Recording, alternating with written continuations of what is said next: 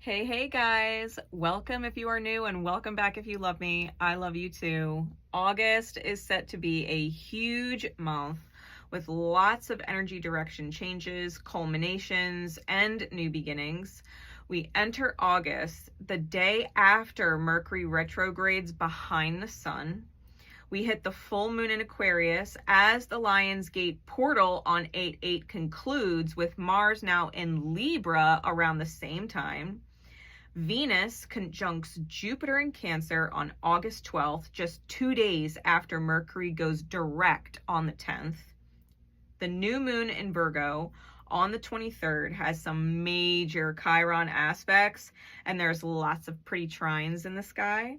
And then 2 days later, Venus enters Leo on the 25th. And as of midnight, September 1st, Central Daylight Time, Saturn is exactly at 0 degrees, 0 minutes Aries, ready to kick off September with Saturn in Pisces. Big culminations and huge chances are lining up to create spiritual miracles in your life. August is going to come in like a siren, wailing last call. So for these readings, I'm using the deck of many things, my hand-drawn cards, and my Divine Conversations deck, as well as the Tarot of Sexual Magic. It does have sensors on all the cards, and I do have traditional Rider-Waite if I feel I need further clarity with everything. With that, we're going to get right into the messages. Hey Aries, let's see what is going on in your energy for August.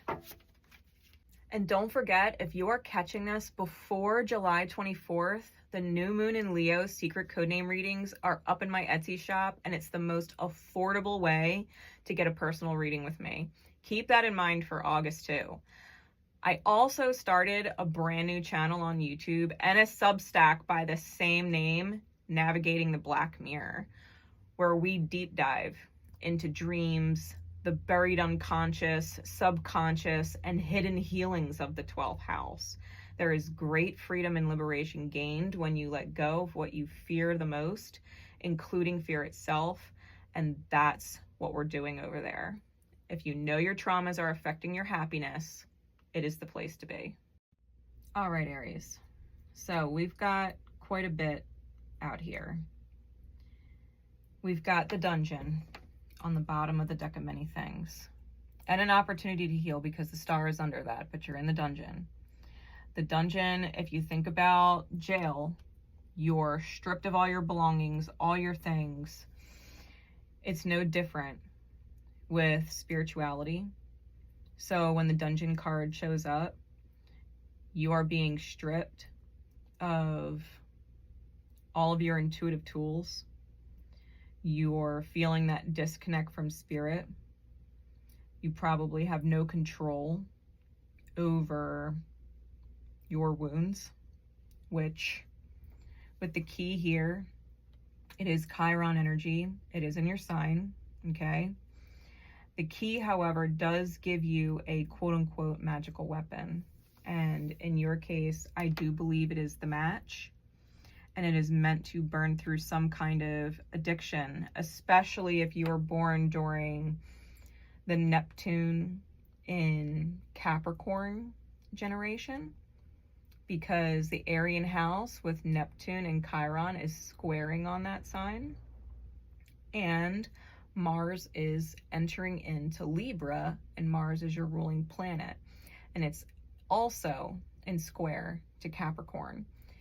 When we have Mars and Neptune squares, the more exact it is, the more prominent the addiction is. Whatever your addiction is, it is being brought to the forefront, and you are kind of being divinely forced to face it. With the black swan in the reverse, the black swan is the mesmerizing energy, right? It is that spiritual energy that walks into a room and everybody is mesmerized by that energy. Everybody wants a piece of that energy. Everybody wants to watch that energy, hear that energy. They're completely entranced with the high vibration. It's inspirational. And you've got it in the reverse, which lets me know that this addiction, whatever it is really off-putting. And with the divine conversation card that we had come out, it's about codependency and manipulation, right? It says codependency and manipulation isn't attractive. It will force highly aligned people out of your reality every time. Every time. So, if you are addicted to substances, if you are addicted to control, if you are addicted to the pain of your wounds and your trauma, if you are addicted to trying to make things right, trying to save people, trying to convince them to change, if you are addicted to being obstinate, selfish, this is who I am, I will never change, right? Different things like that. What is the addiction? Is it an addiction to stuff? Is it addiction to shopping? Is it addiction to the victim mindset? Is it addiction to the hero mindset, right? What is it that you just can't seem to break away from to save yourself? So you're in the dungeon. You do have a match, and that is the only magical weapon you have. It's like a match that never goes out. You just got to figure out what it is, right? Using that match to navigate through your darkness. We have the King of Pentacles on top with the Five of Pentacles on bottom. For a lot of you, it may truly be an addiction to control that is rooted in lack mindset, a fear of not being enough or not having enough. And so you're trying to control other people, manipulate other people, possibly even having them think it is all their fault, not taking responsibility for your own choices and actions, right? Not taking responsibility for your own behavior or your own mirror. With the Fool and the Seven of Pentacles, in this deck, it is clear that the snake is in fact biting the Fool's leg.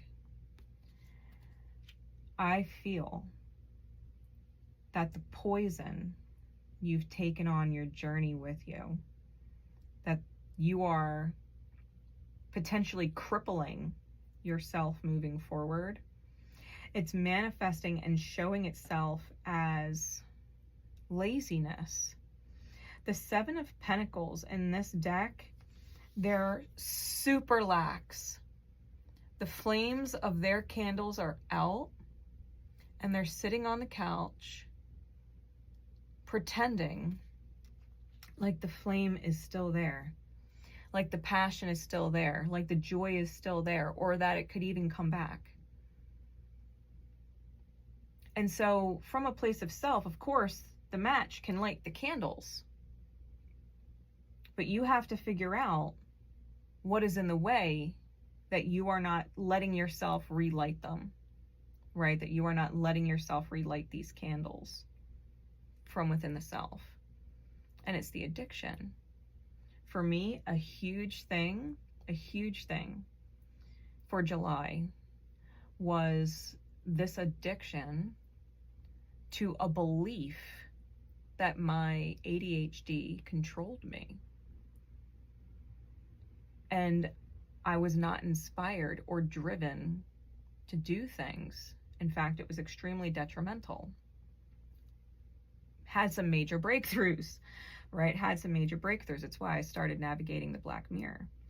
So you've gotten lax and uninspired, and it has a lot to do with this addiction to whatever your poison is and thinking you can take it with you forward. The Two of Swords with the Emperor. This is a crossroads in the mind where a part of you wants to be in your high masculine energy, wants to be in the Emperor energy, that's your card, and then the other part of you wants other people to accept you as you are in your poisoned or wounded state.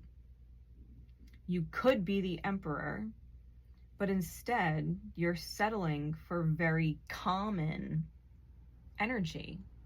It's not special. Everybody has wounds. Only yours are making you wildly unattractive this month. Not just to other people, but probably to yourself. Okay, you gotta watch that you don't dip into self-loathing in the month of August. The 9 of Pentacles with the Queen of Chalices.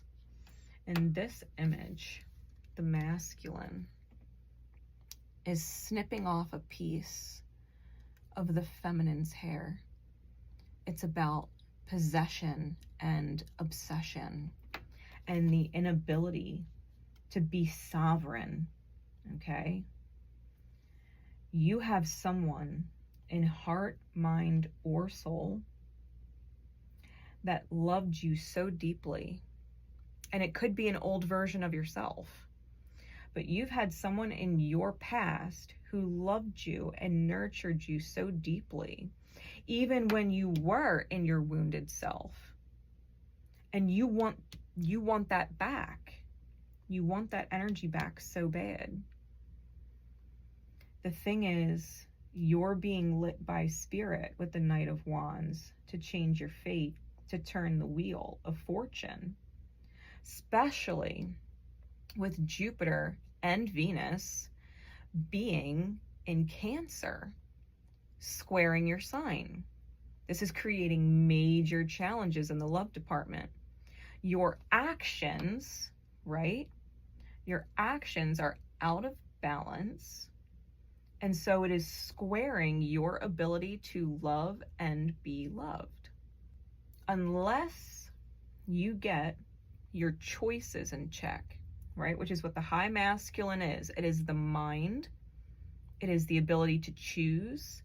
It is where you direct your energy. It is the actions you take. Unless you get that in check, the emotional suffering is real. And it's not just what you're receiving, it's what you're rippling out as well into the mirror of everybody else around you. It's reflecting back to you your wounded state where you don't feel loved or lovable. And it is because you are not in your high masculine energy. This is what we're working on. It stems from this lack mindset. Like you can't have what you really want. Like it's a fantasy, right? We have this kind of Romeo and Juliet scene where the lovers are kissing on the balcony. You want this song, you want to resurrect it with the Judgment card under that, and you might not be able to. It might be something that is long lost, and yet it's haunting you and creating a major burden on your spirit with the 10 of Wands. And it's probably taken you a very long time to embrace feeling loved by spirit, because an opportunity in the past where you had that kind of Romeo and Juliet energy is gone. And it's not retrievable, right? It's not retrievable. The candles can't be relit with the match if you don't actually take the steps to make that possible. And it really does involve you healing yourself. At some point, you will have to let the past go and let it serve to empower you instead, to heal the pain where losing this energy maybe caused or magnified the addiction, and you're chasing it now. You're chasing that feeling, but you can't actually receive it. You can't regain it in a new situation or with new people or with yourself if you don't actually heal the addiction that was triggered by losing it in the first place. It stems from a place of not being worthy or not being enough. So, big focus for August. Big focus for August. I'm also being kind of pulled to the story of Icarus and Daedalus, his father.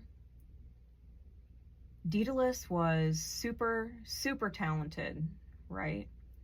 And Icarus, being his son, was in his shadow. If you look at the myth behind Icarus, right, where Daedalus crafted the wings so that they could escape, and for the first time, Icarus felt freedom, where he wasn't in his father's shadow. And his father told him not to fly too close to the sun and not to fly too low, right? But he did anyway. He flew as close to the sun as he could get, and his wings melted, and he fell to his demise, right? His life was forfeit. What they don't often mention in the myth is that as Icarus fell, he was laughing almost maniacally because it was his choice. He wasn't in the shadow of his father. His father couldn't control his choice. His father couldn't save him if he tried. And Icarus was free. He was free.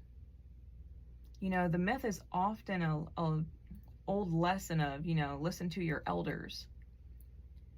But maybe it's your father's shadow, so to speak, right? Masculine energy, the emperor. In a sense, maybe it's your father's shadow that you're in. And this is your moment, truly, of defiance, where you can let the old version of you, the wounded or unworthy version, the I am not good enough version, Spirit must not love me because I can't have what I desire version. It is time to let that version of yourself go for good and bring in your true emperor energy, your high masculine energy, to make better, highly aligned choices, to see yourself differently, that you are not and were not ever truly in your father's shadow, and you didn't have to plummet to your death and defiance. You could have simply chose to fly in any other direction. You didn't have to follow. You didn't have to do as you were told or as you were taught. You can be truly authentic. You don't have to be the addict. You don't have to be not good enough. You don't have to go out in a blaze of glory, falling, trying to reach something you feel is unattainable. Freedom. Freedom to receive the life you truly want, the way you want it, with people who mirror that energy back to you. Definitely something to take a look at. I'm going to spin the wheel and see what other sign you most definitely need to watch. It will represent the house that it rules for you. If it does just so happen to be Ophiuchus, Ophiuchus is going to be spiritual guidance. And it will be a reminder, a divine reminder to you as you go through this process. All right, so let's see. Wheel spin for Aries.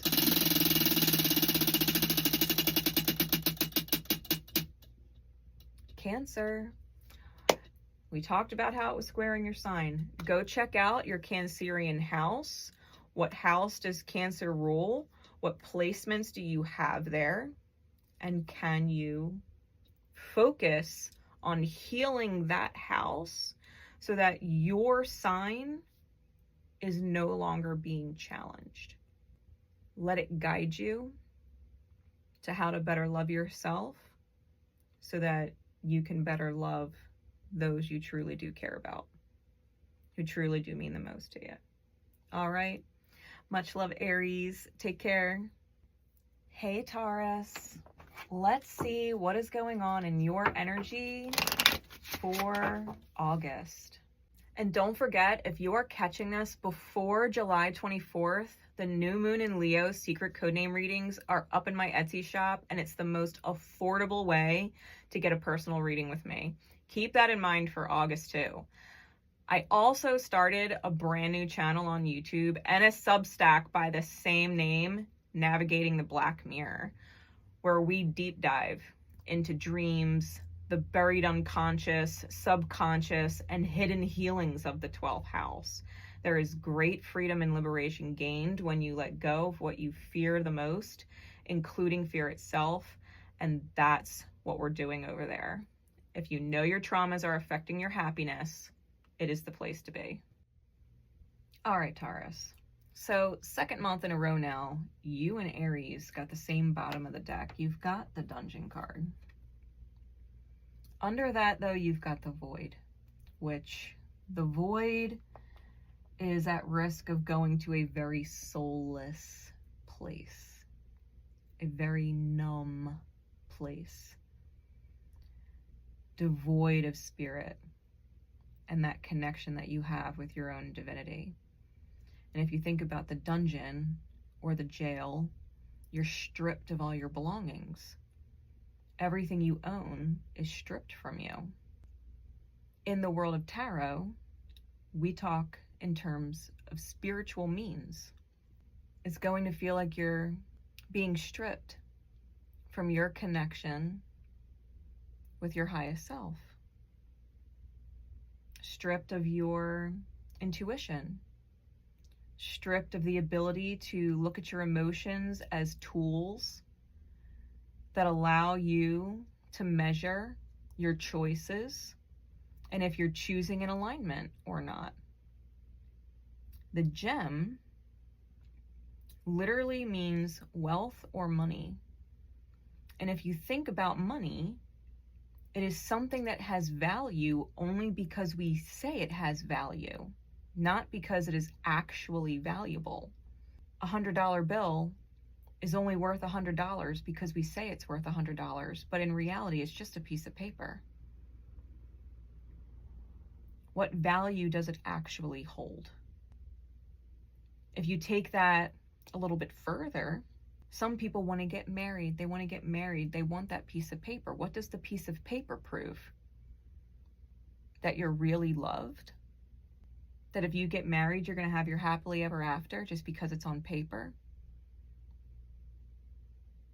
Right? Think about it. Things that hold value only because you've decided that it's valuable. But is it really valuable to you, truly, on a spiritual level, where you're at and where you're going? With the Wall on the bottom of the hand-drawn cards, you do feel like you're being locked out of paradise. Like you can't have your happily ever after, your rainbow after the storm, right? This feeling of all that you've been through, and you can't just have your dream. We've got the Sun card and the Foundation card. With you are somewhere you don't belong. It's not the future you're trying to make it be. Let it go. Dispel your pride. You didn't fail.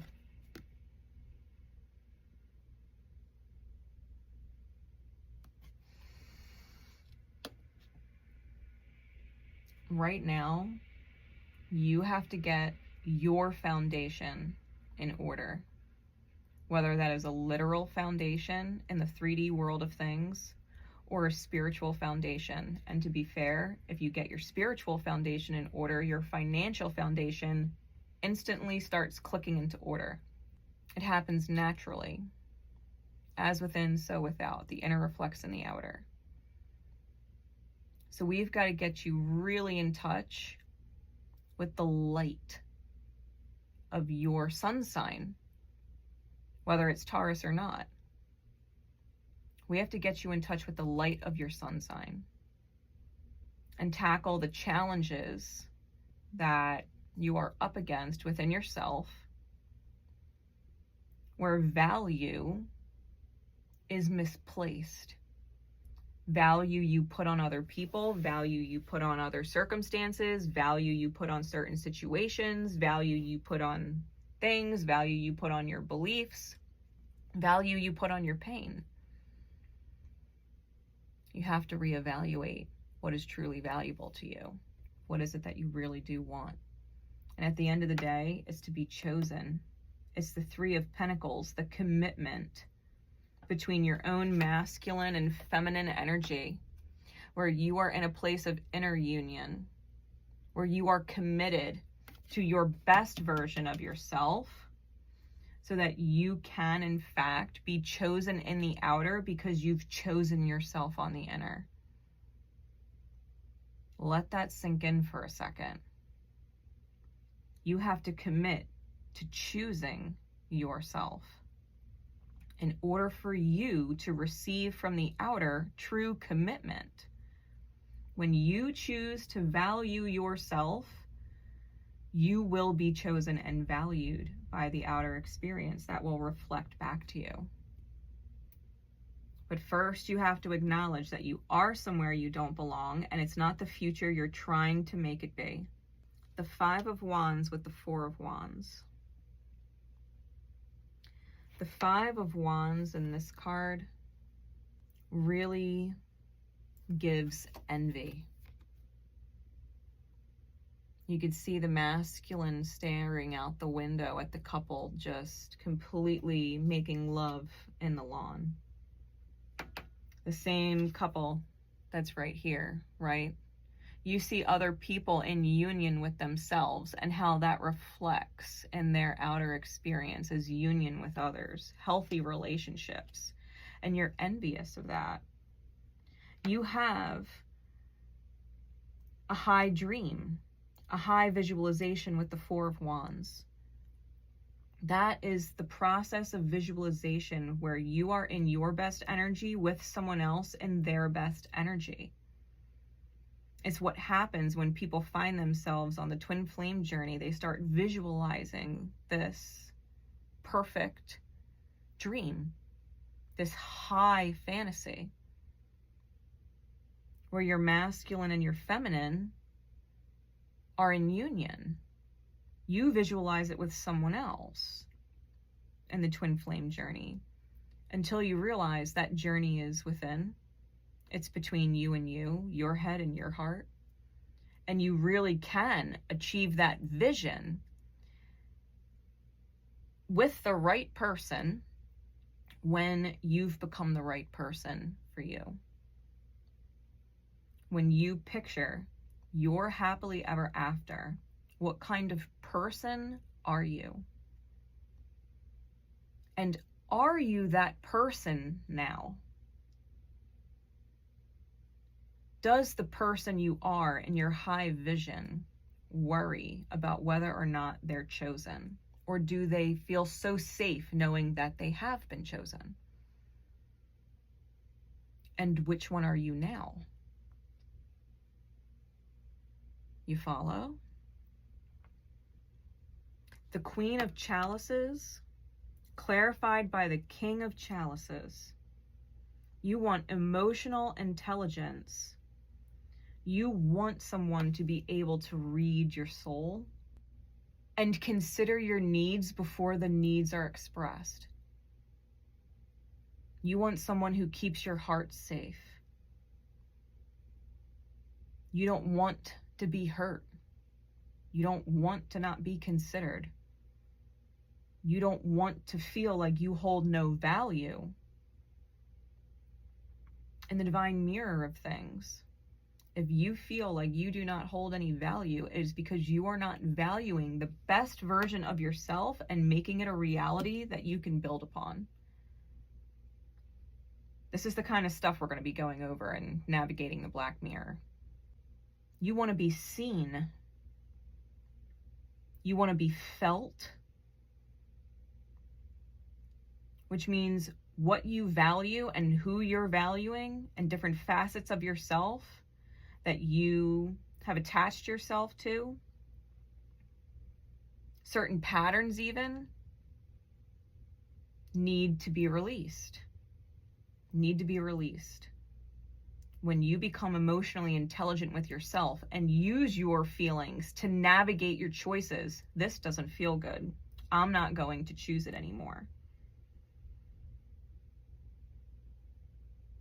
Being with this person, choosing this job doesn't feel good. I'm not going to choose it anymore. Being with this person brings out the worst of me. I don't like the way I feel. I don't like the person that I've become.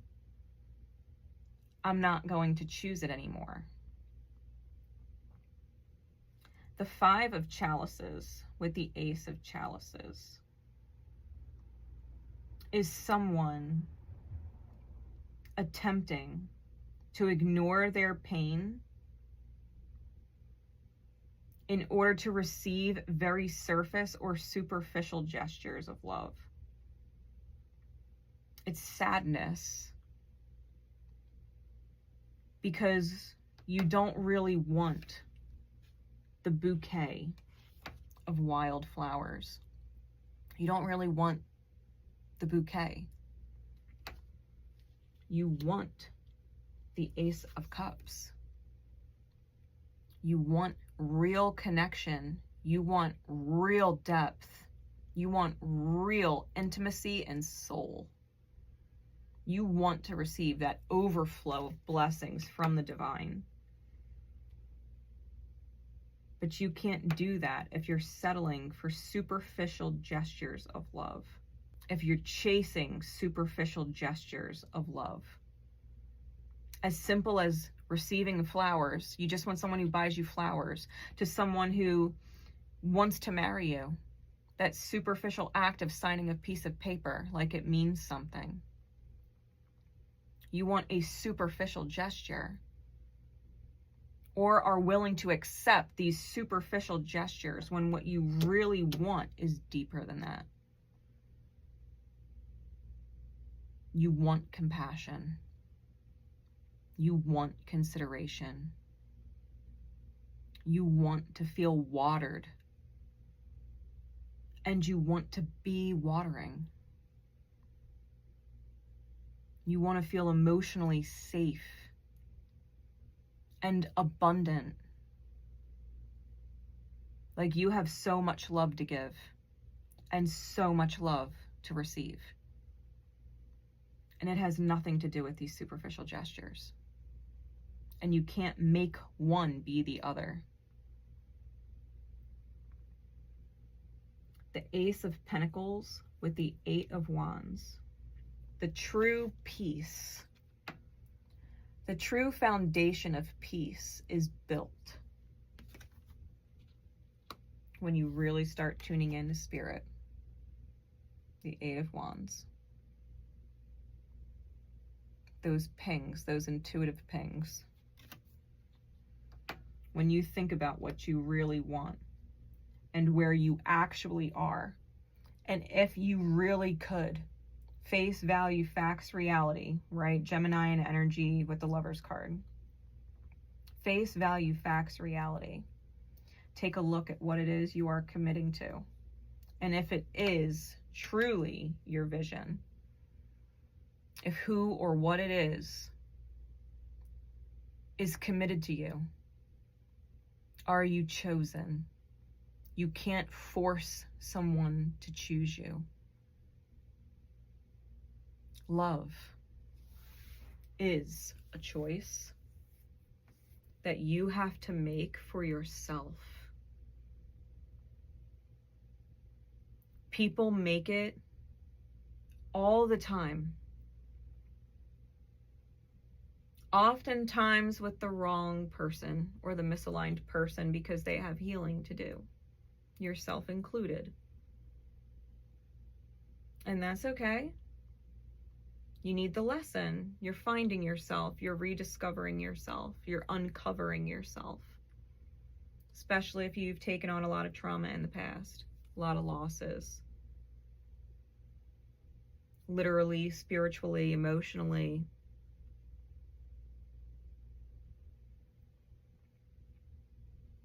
You've got to be able to trust that if you can choose to love someone even in their worst energy, and someone is not choosing to love you in your best energy,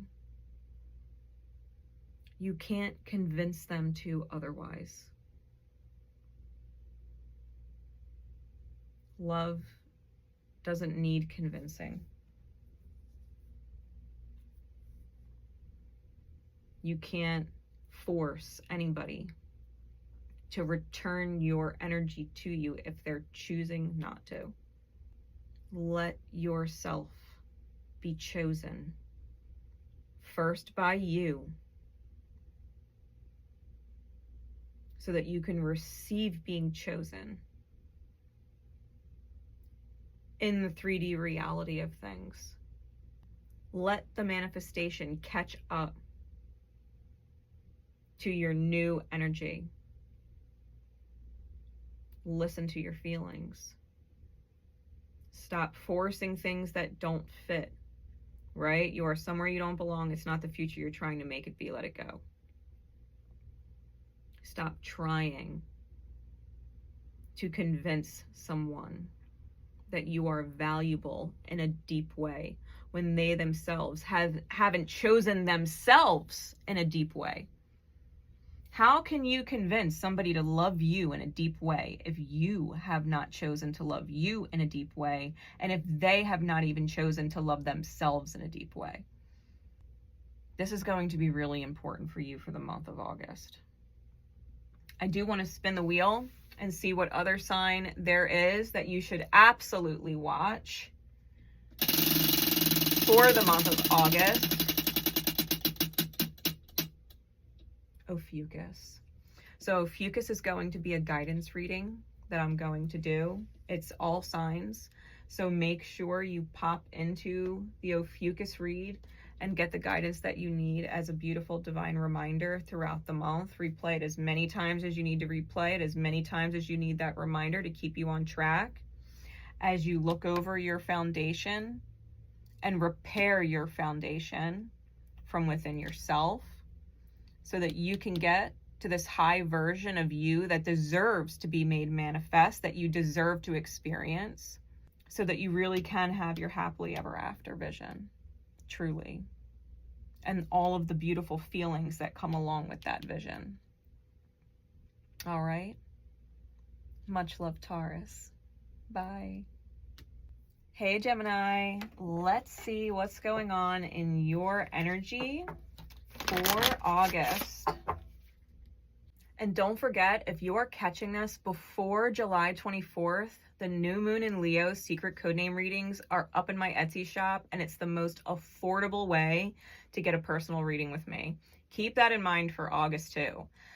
I also started a brand new channel on YouTube and a Substack by the same name, Navigating the Black Mirror, where we deep dive into dreams, the buried unconscious, subconscious, and hidden healings of the 12th house.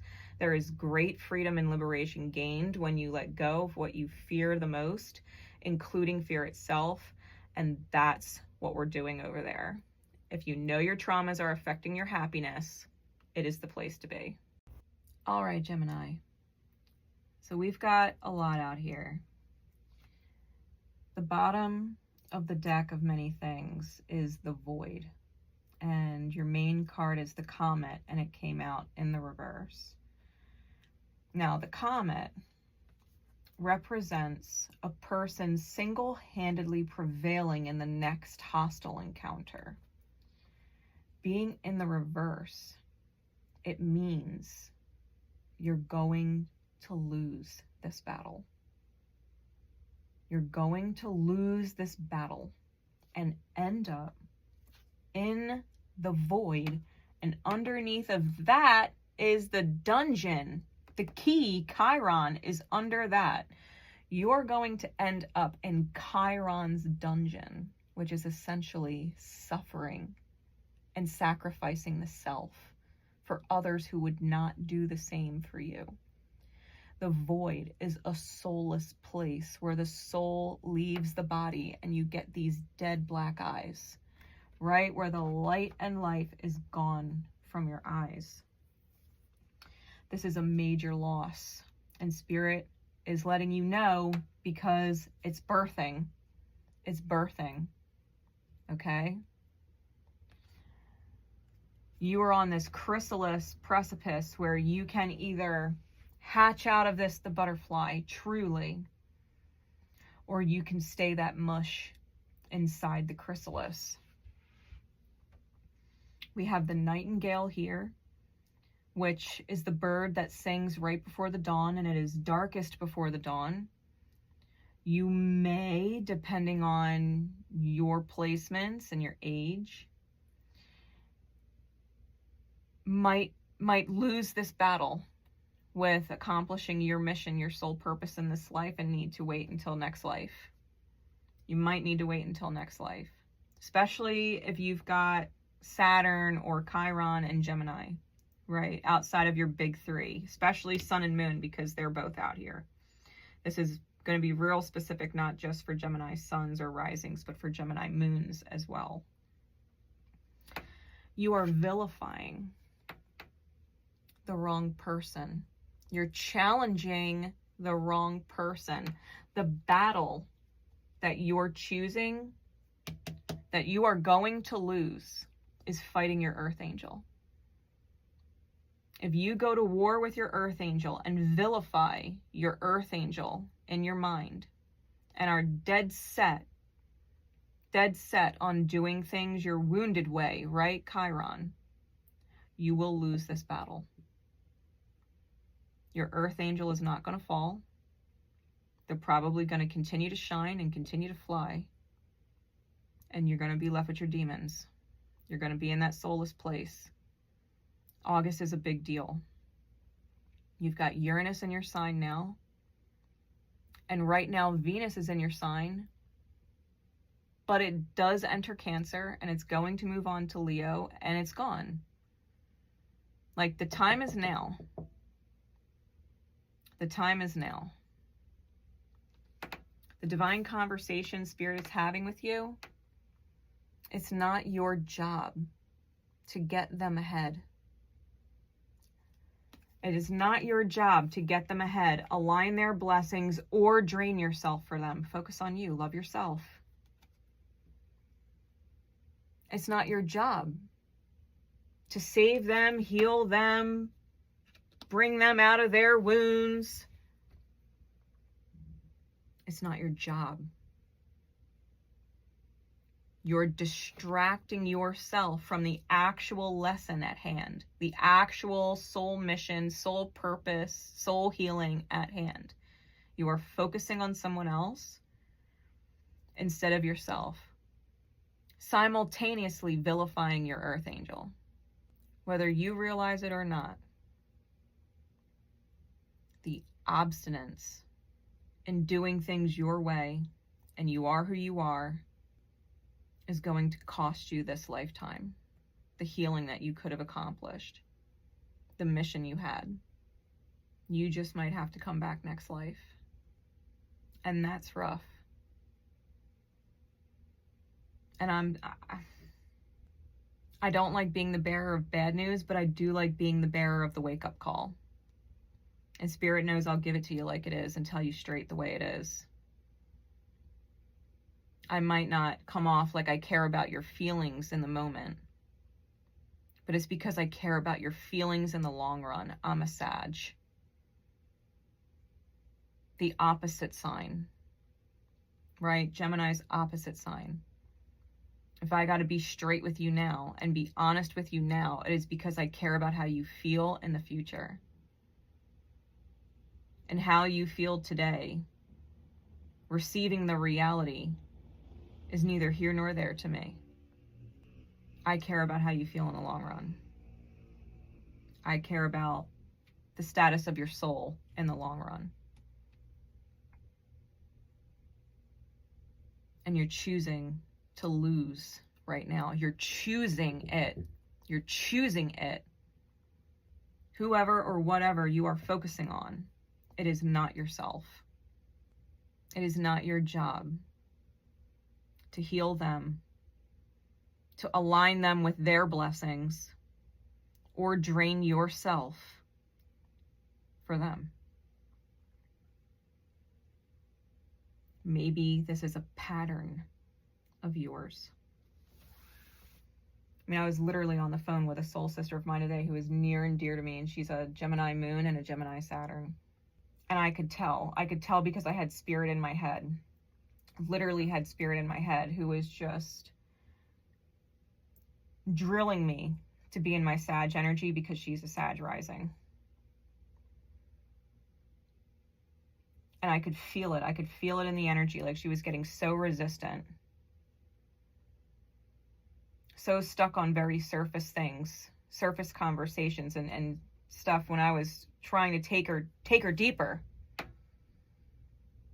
She kept saying, well, I'm stuck on this. I can't believe it, you know, this, and I'm stuck on this. And I'm like, listen to what you're saying. You're saying I'm stuck. I'm giving you insight, deeper insight to why it is the way it is in your mirror. And you're still coming back 20 minutes later, I'm stuck on this. And it's right back on the surface. No looking in the mirror, not wanting to accept it. And I might have ended up the bad guy at the end of that conversation because I wasn't saying what I think she wanted me to say. I was saying what she needed me to say. Because I love her.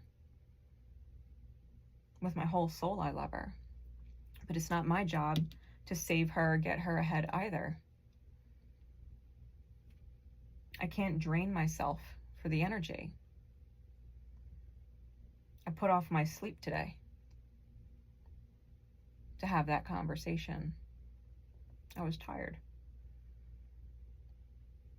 But she's one of those people that gets grace, truly. Someone who would drop everything to help her. And even I'm being reminded doing this reading that I can't do that. Not if this is the energy she's choosing. Not if this is where she's going to end up. You cannot choose to cripple yourself with a capital S. You cannot choose to cripple yourself trying to save other people who don't want to be saved, and ignore the people in your experience who would literally, if they could, save you. You cannot save people outside of yourself. You can only save yourself. No one else.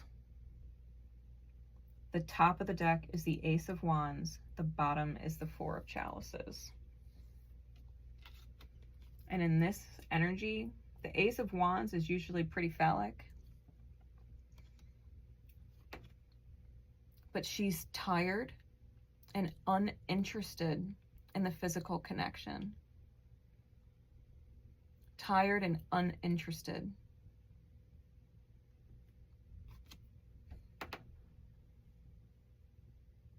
And she has her arm in and around his. Like, I'm here. I'm here. But I'm pretending to sleep. I'm too tired. I want to go to sleep. I don't want to be intimate with you. And you could take that on a physical level, but you could take that on a spiritual level. Like, I'm here, but I don't want to be intimate with you. I don't want to go deep and connect. The feminine energy has her eyes closed. I'm not seeing how I'm feeling. I'm not choosing to think about it. Masculine energy.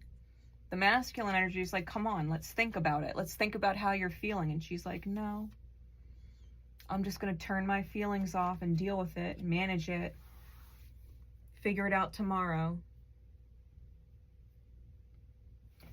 The Four of Chalices is missing that opportunity for the Ace of Cups, focusing on karmic energy. It's the Four of Cups. The Ten of Wands is under that, carrying the crosses of other people, the spiritual wounds. It's heavy. It's heavy when you're carrying the crosses of other people. It's a reflection of this card right here. It's not your job to get them ahead or align their blessings or to drain yourself for them. Let me carry their crosses for them. Let me carry their wounds and make them mine so that I don't have to focus on my own wounds. I'm too busy carrying theirs. And it's toxic as hell. It's toxic as hell to do that to yourself. To deny yourself the Ace of Cups.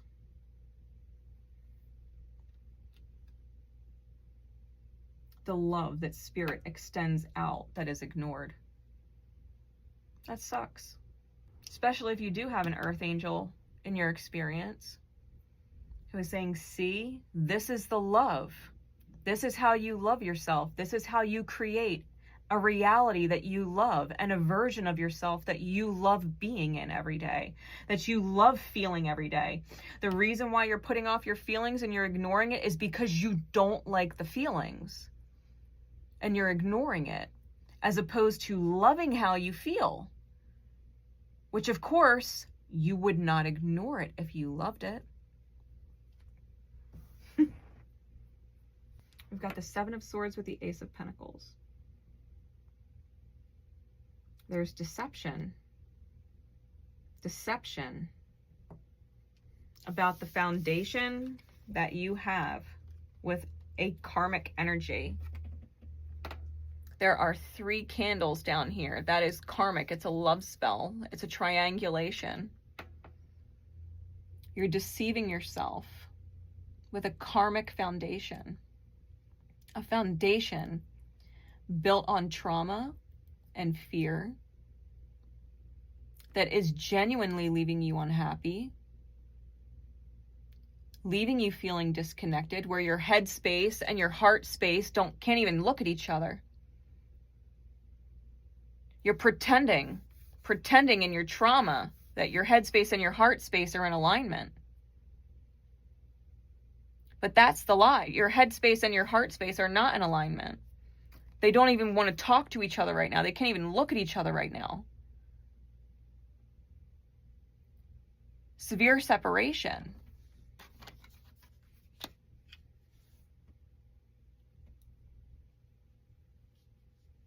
We have the Knight of Swords in the reverse with the Moon.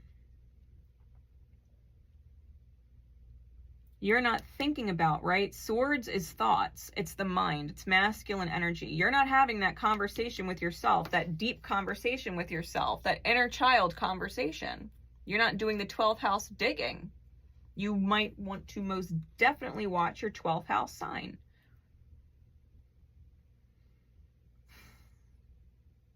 What is going on in there? What's been repressed in there? This Knight of Swords in the upright is all about dominance and submission. In the reverse, you don't want to be controlled. You don't want to feel like you are out of control. You want to believe in your thoughts, that you can come out on top and dominate somebody else, but it's not your job. That's the illusion. You're not dominating over anybody. It's not even possible. You can't change them. You can't fix them. You can't save them. You're not going to convince them to submit. People heal when they want to heal. And if they want to be obstinate, if they want to be stubborn, if they want to do it their way, if they want to come back next life, so be it. So be it. We've got the Hermit with the Sun.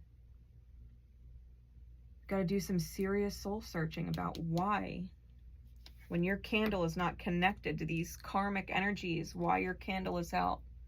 Why other people can be in union and be happy and your candle's out. You've got to focus on your own light.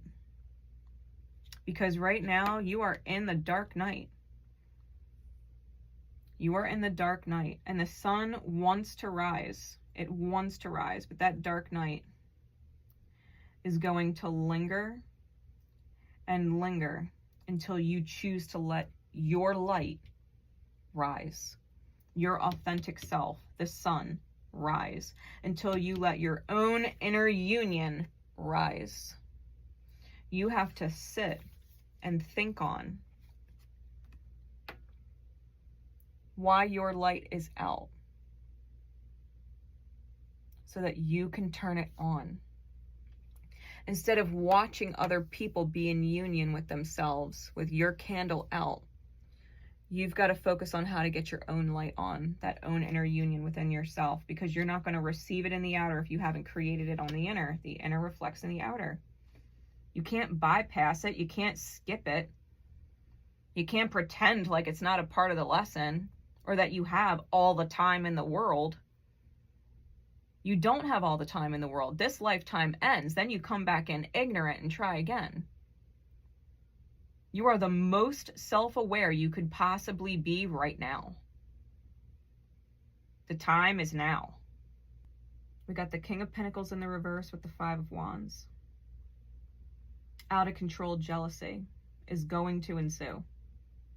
The King of Pentacles in the reverse is completely out of control. It is major losses. 3D world manifestation, major losses. Yeah, you could lose things financially. You could also lose people. This might cost you your earth angel. And you will be destined to be envious with the Five of Wands. That inner conflict that you can't resolve. Just watching other people be in union. Watching other people be in union.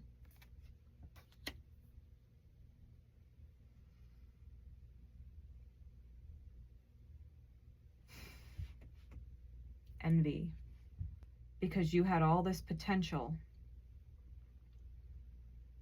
and squandered your time here to unlock it, being stuck on someone else's potential that just isn't frickin' choosing it.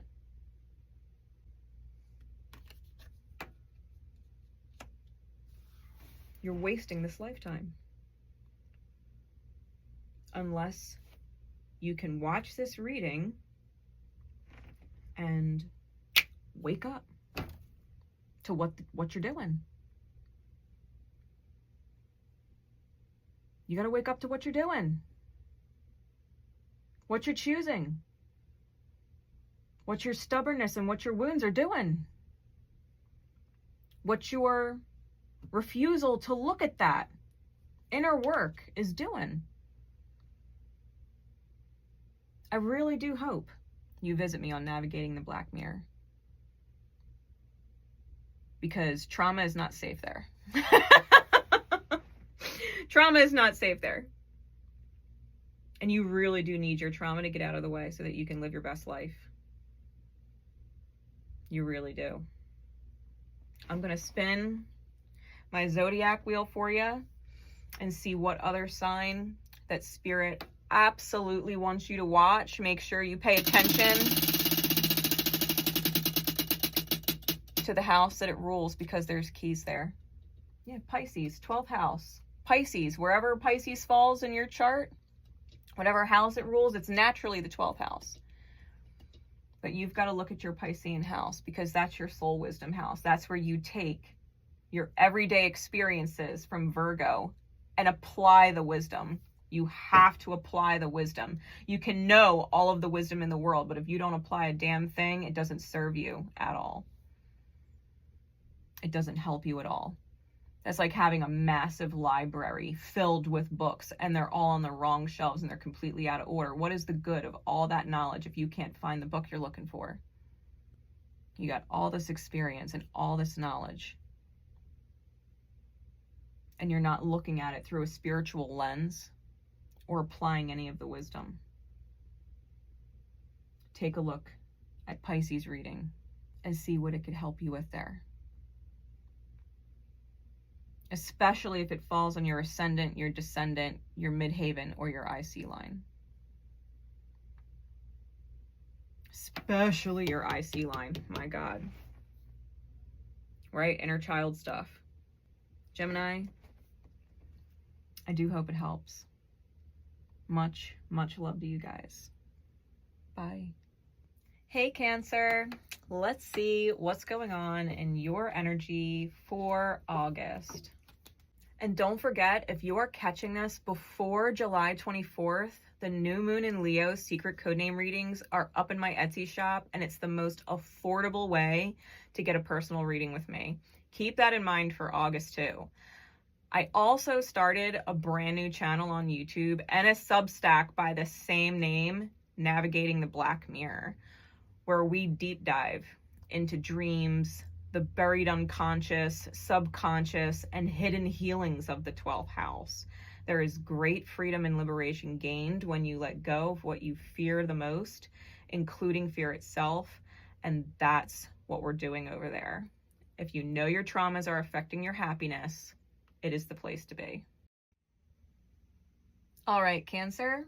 So we actually have such a beautiful reading here. We start out with your main card as the key. It is Chiron symbolically, and it represents gaining a quote-unquote major magic weapon, which is gaining the ability to reconnect with spirit in a huge way. With the Star card here on the bottom, and the throne under that, you're going through a major healing, becoming the leader of your life in your high masculine energy and what your high masculine energy decides it's going to receive.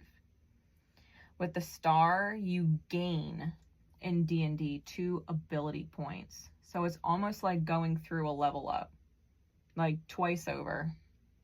You're gaining the ability to lead in your life with the healing of a major Chiron issue that is now your superpower. What was pain evolved into your superpower.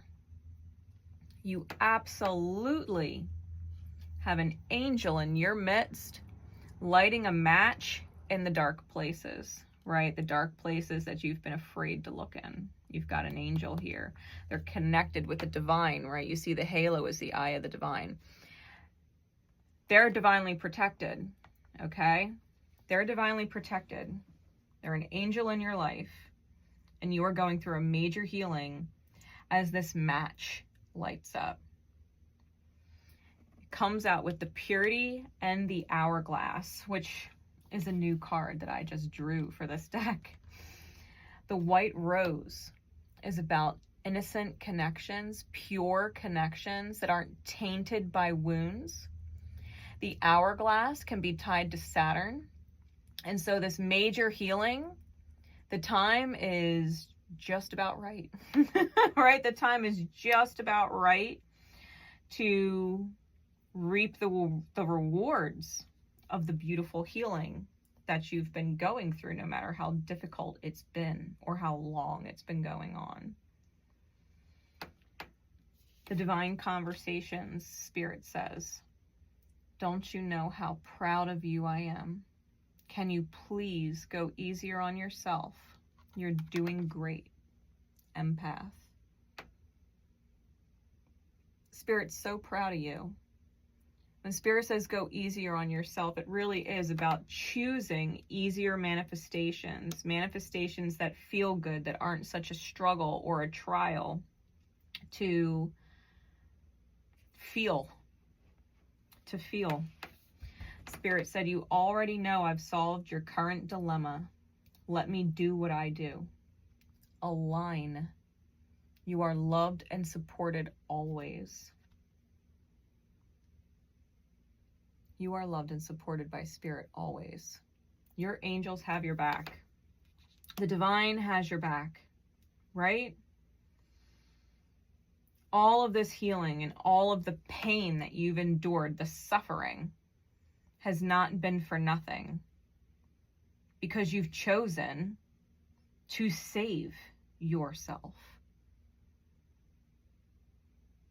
At the very least, you're being given that opportunity to in August. The bottom of the deck, we have the Ten of Swords, and on the top we have the King of Pentacles. The King of Pentacles, the masculine is in their power and the feminine is shy. Doesn't really know how to act. The heart space is shy, right? It doesn't know if it wants to be seen. It's a little nervous, right? When the masculine energy within the self shows up in a really big, bold presence, the heart space doesn't necessarily know how to feel. And that's okay, because you probably haven't been in this healed energy before. The time is now, right? That this is all finally culminating, which means you probably haven't felt it. It's new, right? It's new. The Ten of Swords with the Four of Swords under that. These two cards. The Ten of Swords, she's sitting there crying as other people are in union outside the window and she's locked in her room, right? She's trapped in there and it's a mess. Her love cup is spilled, right? It's that self-betraying energy. Her candle is out, right? No flame, no fire. And she's rejecting intimacy, right? Rejecting intimacy hard. And someone is trying to pry it out of them. And she's like, no, I don't want to be intimate. And yet, a part of her is completely vulnerable and undressed. And it's like, it's almost like you've wanted to be intimate with yourself the whole time. And now that it's like crunch time, you're like, I don't know if I can do it, but you can. But you can. We've got the Ace of Pentacles under that. We've got the Ace of Chalices under that. It's just a matter of making the choice, right? Ace of Swords is under that. To surrender to the truth. To surrender to the truth, right? To make that choice. To kind of face the music, you know? I think you know and you're well aware that if this pain that you've gone through doesn't evolve and transcend into power, that you're going to end up pretty sad and sabotaging yourself, right? And feeling locked out of being spiritually intimate, soulfully intimate with not just yourself, but other people, right? It's, I'm hearing that, like, Locked Out of Heaven by Bruno Mars. And you don't want to feel that. We've got the Two of Wands here with the Six of Swords. And it's cool because this card, the Two of Wands, the way their hands are, it almost, and it's a crossroad, right? It's a choice point with the two. It doesn't, you don't really quite know if they're about to hold hands or if they are going to arm wrestle. They're playing footsie underneath the table, or at least the heart space is, right? Playing footsie with the masculine. The mind. Your heart space is like flirting with your mind. Like, are you going to hold my hand? Are you going to embrace me and hold my hand? Or are you going to try and fight me on it? Are we going to arm wrestle? Like, the heart space doesn't want to fight. That's what this gesture, the playing footsie is underneath the table is. The heart space is like, I don't actually want to fight with you. I don't want to arm wrestle with you. I want to hold hands with you, right? This reassurance from the heart space that it doesn't want to fight with the mind. And when we get into the Six of Swords, the masculine and the feminine are there, and she's got a chain around her neck, and it is broken. It is broken. And the chain around the neck reminds me of the Devil card. Right? Where the chain is around the neck and you can easily take it off, but the attachment to the pain and the suffering keeps it on. The chain around the neck is broken, but it is still present. It is still present. So there is a part of you that has moved on or wants to move on in August from the devil energy, right? This restrictive, confining hellscape of an energy.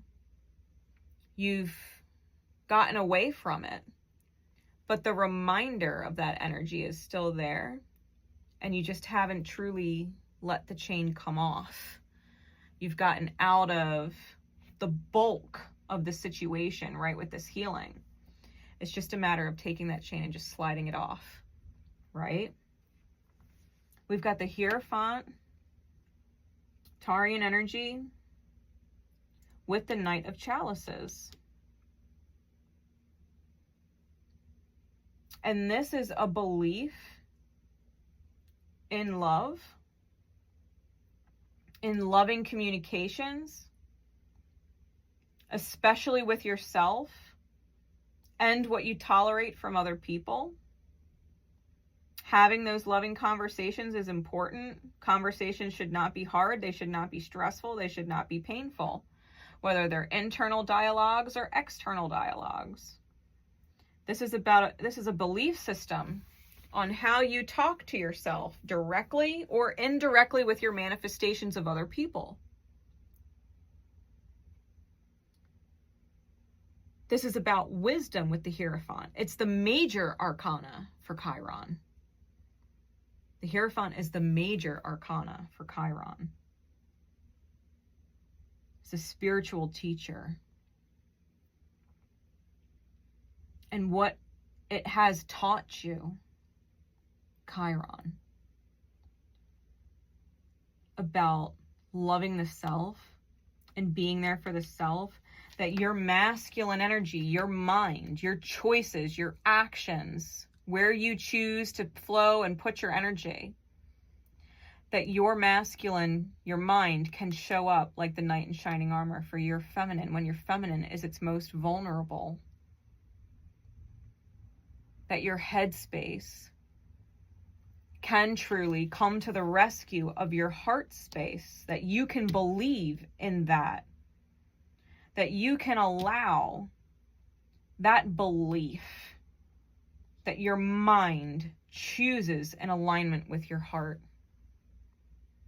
and will not betray your heart, that your mind can rescue your heart from pain by choosing better, right? Choosing to go easier on yourself.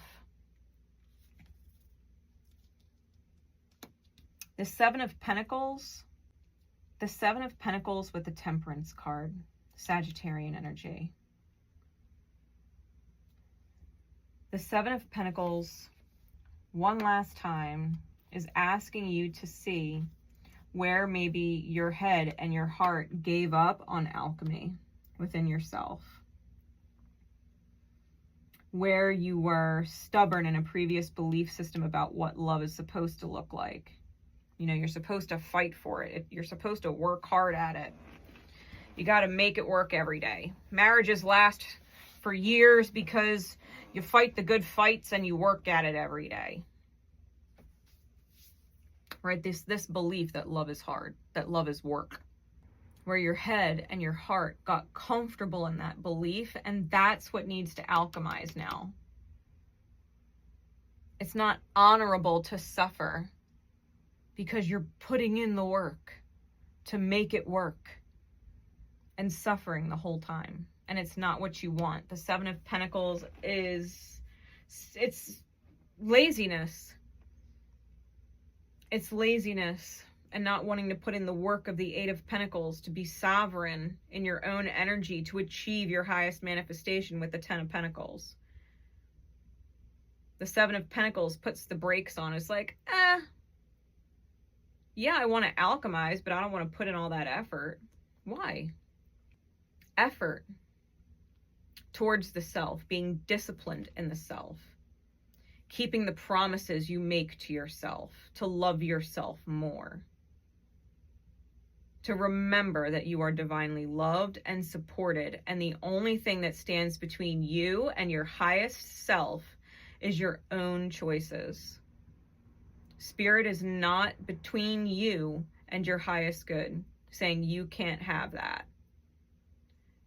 You do that, right? That's the choices that we make as humans in our pain that we haven't healed yet. The Three of Wands with the Five of Swords. We want to feel passion again. That Three of Wands, that's passion. Passion for the journey. Excitement for the journey, right? This young love type energy with the self.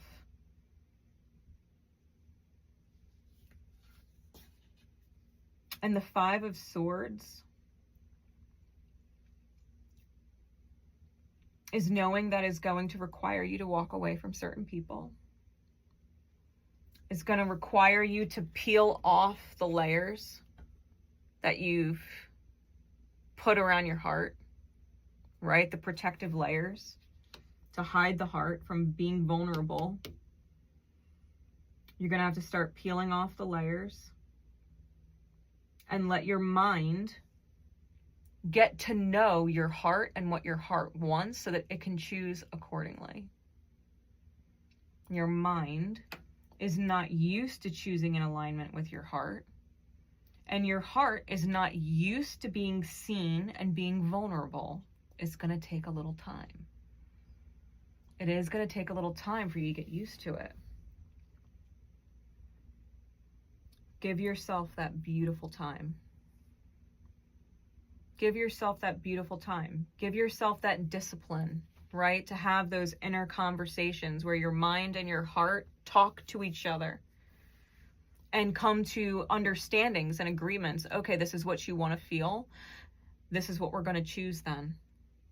And your heart can be nervous. Your heart can be nervous, but that's okay, because if you don't allow the mind to choose in the heart's favor, you will end up with this Ten of Swords and this Four of Swords.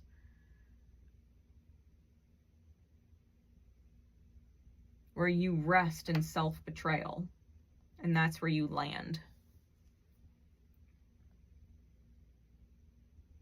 I think you're very well aware of it, which is why the effort for the self is so important. Let yourself get used to choosing in alignment with your heart space and seeing where it takes you as you show up consistently every day and keep that promise to yourself, because you are worth that effort. Remember, you do have an angel in your midst. The time to heal is now. It comes with what is essentially divine superpowers. Divine superpowers, spiritual superpowers, and wonderful, wondrous healing. Where you feel pure again in soul. Now is the time to make this beautiful choice to love yourself and remove any remnants of pain and attachment that you've held on to. Allow yourself to believe in love and start with yourself. Show yourself how you want to be loved and show up for yourself with that love every day. Choose to love yourself every day.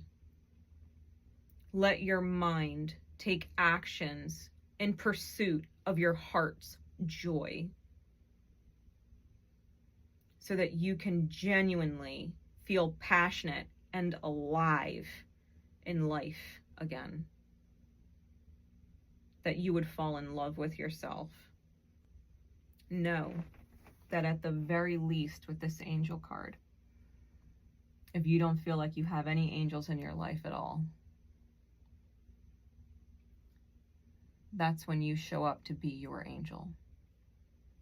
If you were your guardian angel who loves you and protects you, if you were your guardian angel, what would you do to be of highest service and protection of you? What if you were your own guardian angel? What would you do? If you were your own guardian angel, what would you do for you to protect and serve you in the highest? Act from that place. Act from that place. All right, Cancer. We're going to spin the wheel, and this is to give you another zodiac sign that you absolutely need to watch. All right.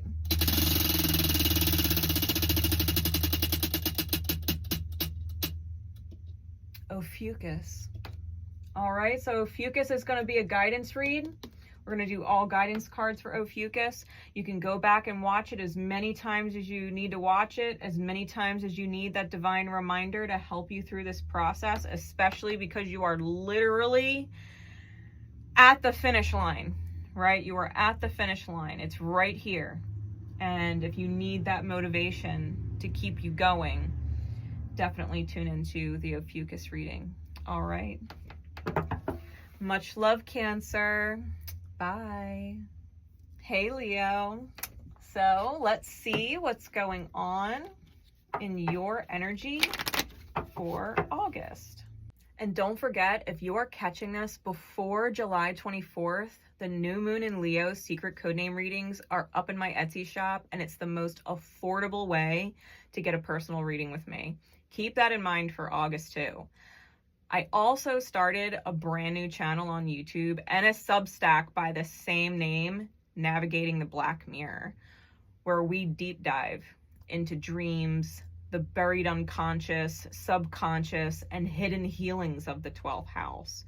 There is great freedom and liberation gained when you let go of what you fear the most, including fear itself, and that's what we're doing over there. If you know your traumas are affecting your happiness, it is the place to be. All right, Leo, so we have a very serious conversation on our hands. Your main card was Skull, and the bottom of the deck was Jester. Now, Jester, you can either take the experience of the card or draw 2 more cards. And I thought, dealing with Skull means that you need to defeat death or be forever destroyed, right? The world of D&D. Defeat death or be forever destroyed. So you are up against a major ego death, right? And this has been an ongoing theme in your readings. So I was like, okay, maybe taking the experience for the challenge of death. Maybe the experience is not enough. Maybe there is more. So I opted to draw the 2 additional cards. And we got the Vizier and the Dungeon.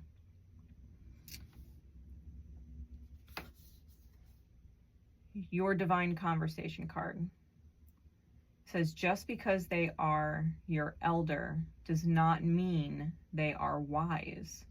They are experienced in life, but not in soul. Flawed guide, right? The Vizier is a guide. The Vizier, at any time you choose, within 1 year of drawing the card, you can know the answer to a dilemma.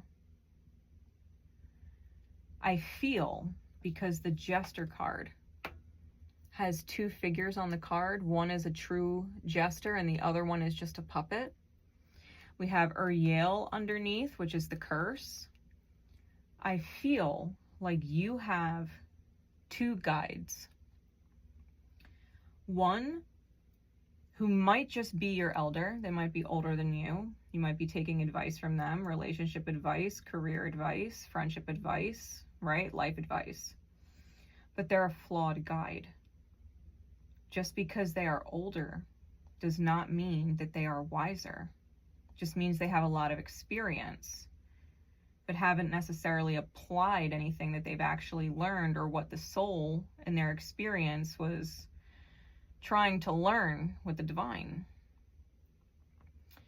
The vizier is a true guide, though. A true person who shows you the way out of the dungeon. The dungeon is imprisonment, where you are stripped of all your things, right? If you think about going to jail, like they strip you of all your belongings, your clothes, everything. If you haven't checked out Navigating the Black Mirror, you really should, because I had a guide out of the labyrinth of life that I was in, that I was lost in. In one of the posts, I was talking about my ex, Javi, and he was possibly the only person that genuinely loved me and considered me, even when I was at my most wounded. And I wasn't ready for him at the time. But he showed me that there was another way, that I was lovable, and that I did deserve to be loved and considered always. And even though my time with Javi in this life has passed, he was still that reminder to me that there is something different, something better to experience than all of the different toxic relationships that I was used to. All of the different wounded relationships that I was familiar with. He showed me there was another kind of relationship. There are healthy people out there, healthy partners, healthy friends, healthy lovers, healthy work environments, healthy relationships to life, that I didn't have to be afraid and put myself back into the arms of toxicity, back into chaos, in a world of villains and victims, narcissists and empaths, toxic relationships. He showed me there was such a thing as healthy, and I tuned into it. I tuned into it and had a major breakthrough recently. If at any time you fall to the skull card and death defeats you, you are not, quote unquote, forever destroyed, because you can tune into your guide, who that person was in your life at any time, and be reminded that there is a better way to relate to people and life. That there truly is healthy out there. On the bottom of the hand-drawn deck, we got the bullseye. It's Taurian energy. It squares your sign. So I would pay really close attention to the house that Taurus rules for you. It's also Venusian ruled, right? Taurus is Venusian ruled, as is Libra. But Venus is going to enter your sign. And so if you have felt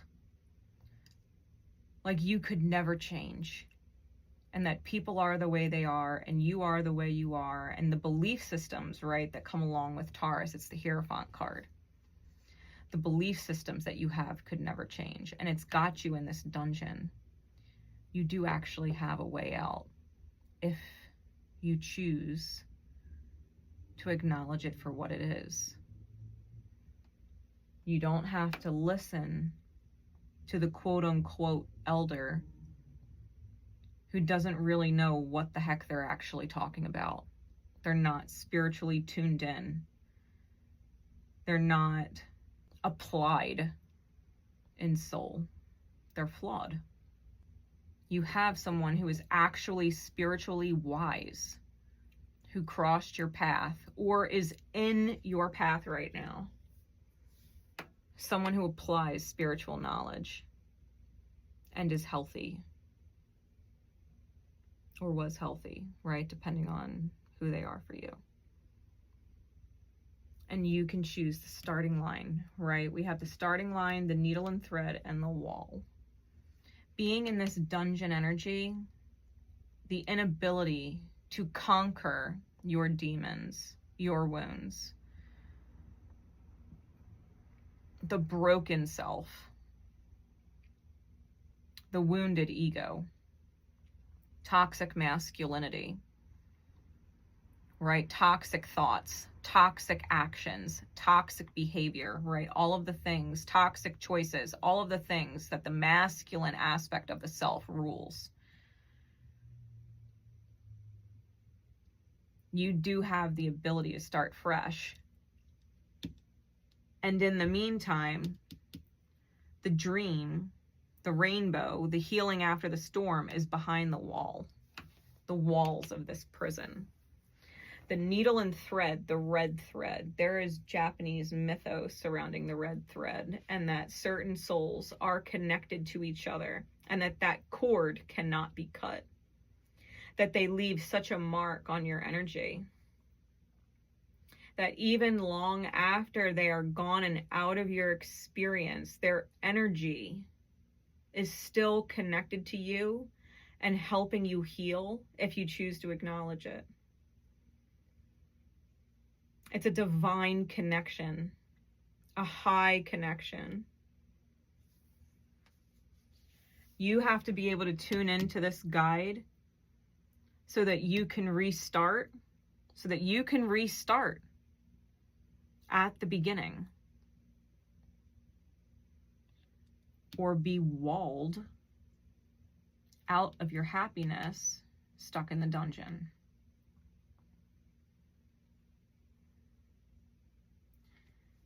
The bottom of the deck and the top of the deck, we have the 10 of Pentacles on top and we have the 10 of Swords on bottom.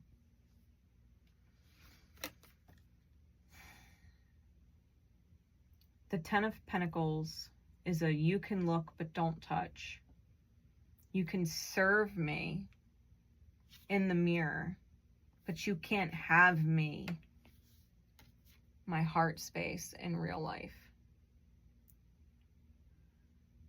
There's a mirror on the ceiling, right? And if you think about like mirrors on the ceilings and stuff like that, like that's not uncommon in like hotel rooms for lovers and stuff, or like people who pay for rooms to sleep with each other, and certain female services, the selling of the self, right? And the betrayal of it. Where you put a price on the heart space, where love is earned and not chosen. Right now, you could be in a situation where you are trying to earn love, earn intimacy, being seen in soul, and not being able to truly be intimate or have it. That it's not genuine and it's not real. It's a mirror, right?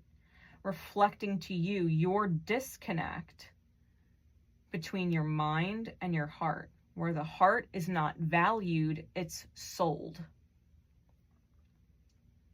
And it's self-betraying. Even the heart space on this card, who's sad and broken, there's a mirror sitting next to her on her bed. Her cup of love is spilled on the floor and her flame, her candle, is out. The Judgment card's under that. And if you look at this Judgment card, look at that. There's red threads tied all over between the masculine, the feminine, and the inner child, where they're all in union. Your head space and your heart space and the inner child are all connected. the High Priestess underneath of that. Like, you might need to tune into your 12th house with the High Priestess card. Because you're choosing things, believing in things that are self-sabotaging, self-betraying, excruciatingly painful. Because other people in the mirror choose to not acknowledge you, and they choose to betray you, to betray your heart space, to hurt your feelings. We have the Tower and the World. So there is something that is completely collapsing to an end, a very permanent end. Something is completely falling apart and ending. The Tower with the World. And I do feel it's because of that toxic masculinity, where your higher self or your healed masculine energy, right, is so angry at you for being in that toxic masculine vibration. Your higher self, your highest masculine self, is putting an axe in the back of the toxic masculine. The emotionless, checked out mind that has control over your beautifully light, highly aligned feminine energy, where you are giving what you want to receive, but you are not receiving what you are giving in return. That is ending. That's ending. The toxic masculinity cannot continue, right? The shadow masculine, the wounded masculine cannot continue. It's the wounded ego, right? The fragile or broken ego that needs to get taken out. What's being taken out? You committed to carrying someone else's crosses, the Three of Pentacles with the Ten of Wands. You committed to it. That you were going to carry their heart space, you were going to take on all of their wounds as your own, and that you would suffer so that they didn't have to. You cannot carry the crosses of other people. You were super clear about it when you chose it. The Seven of Cups in the reverse was like, this is the path. It's the only path. There is no other option. This is the path I'm taking. And you came in like a knight in shining armor.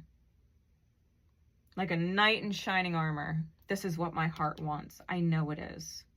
But you had all this armor on. Your heart space was vulnerable. And your mind came in with all of this armor on.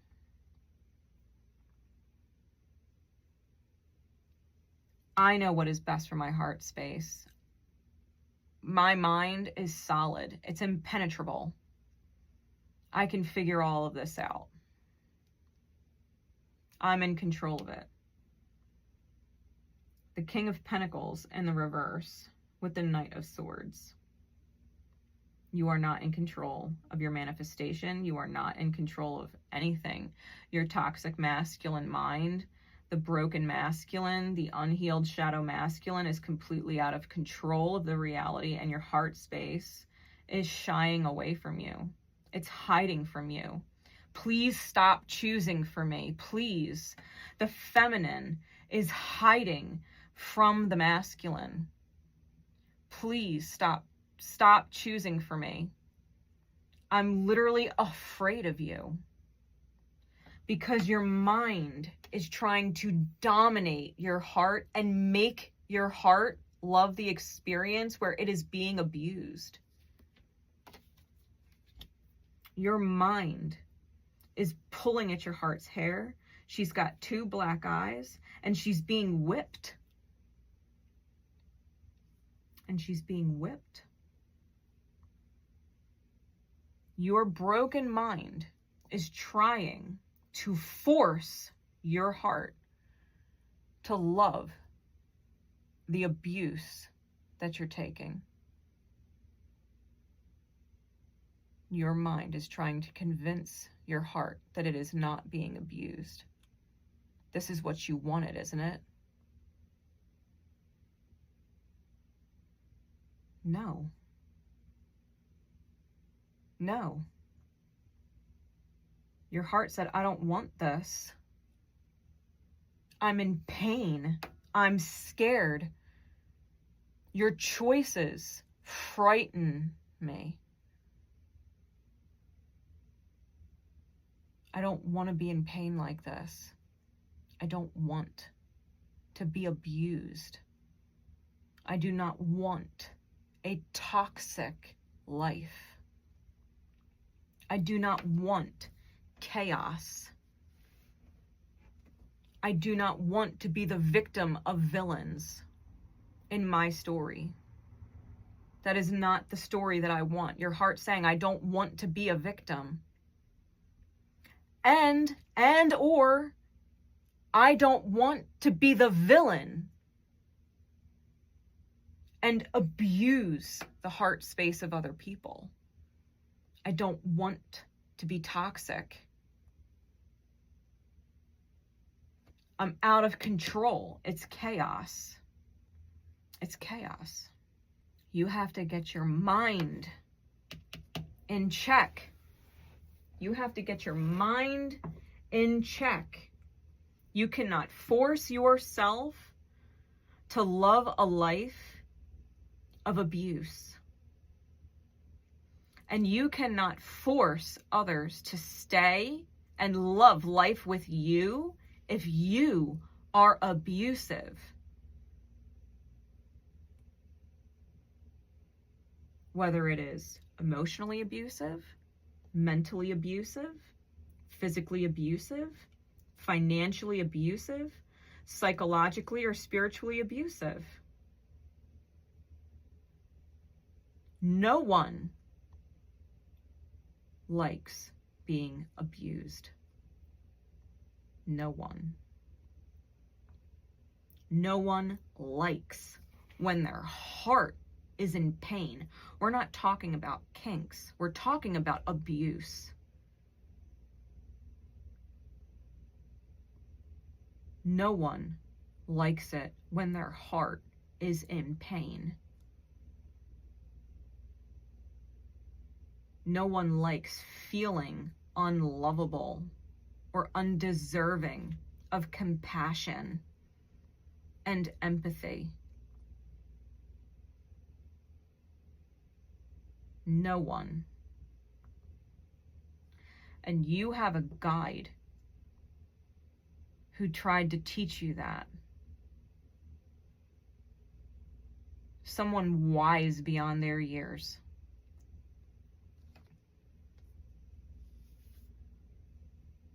Old souls.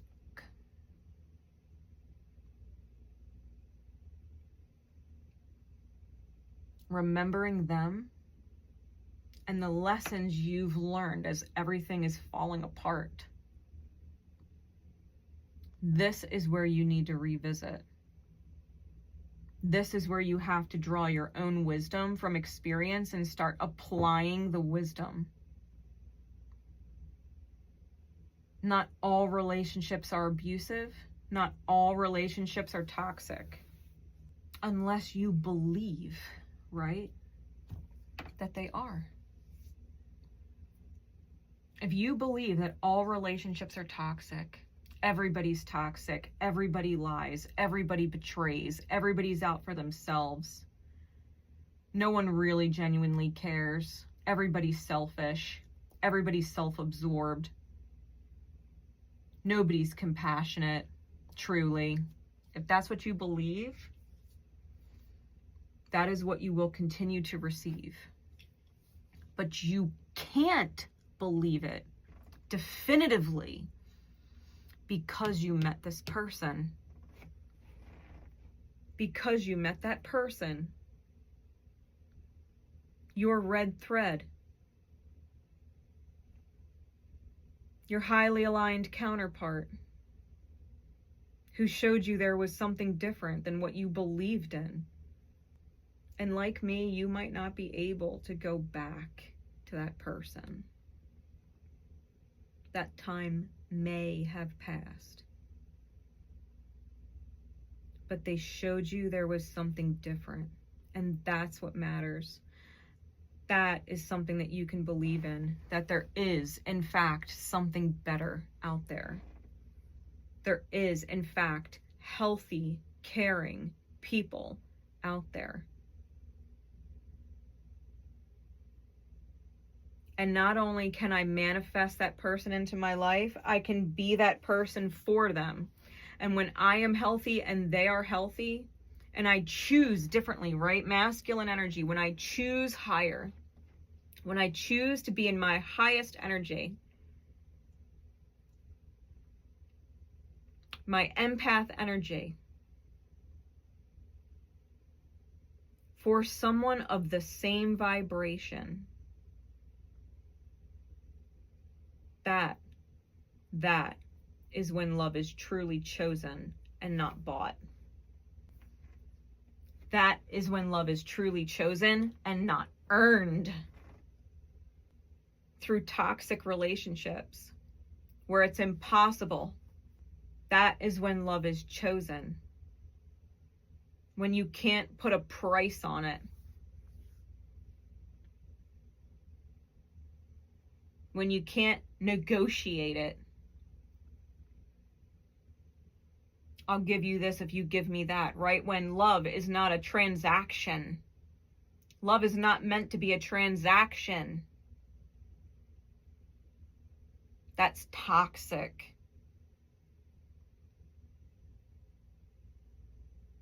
You can't just abuse your heart space by letting other people abuse it, or by shoving love out because you're abusive in some which way, shape, or form.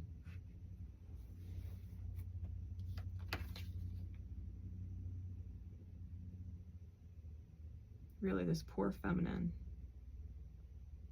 Your poor heart space. Your heart is on its hands and knees, looking out beyond the card, like, please help me. Please. Please stop this. People are watching you, right? Look at the two figures in the doorway. They're watching you take this abuse and be abusive. Your heart space is like, please, please stop looking out beyond the card.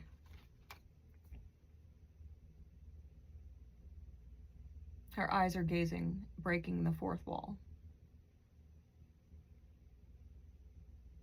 Please stop.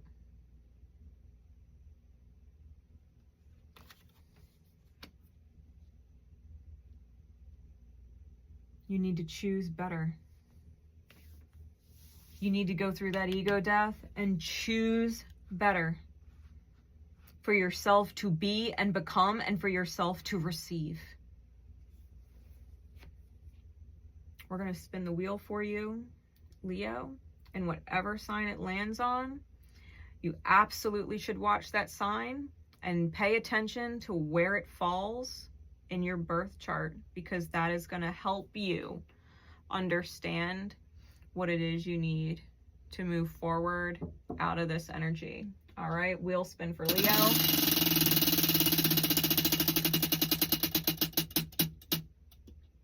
Sagittarius.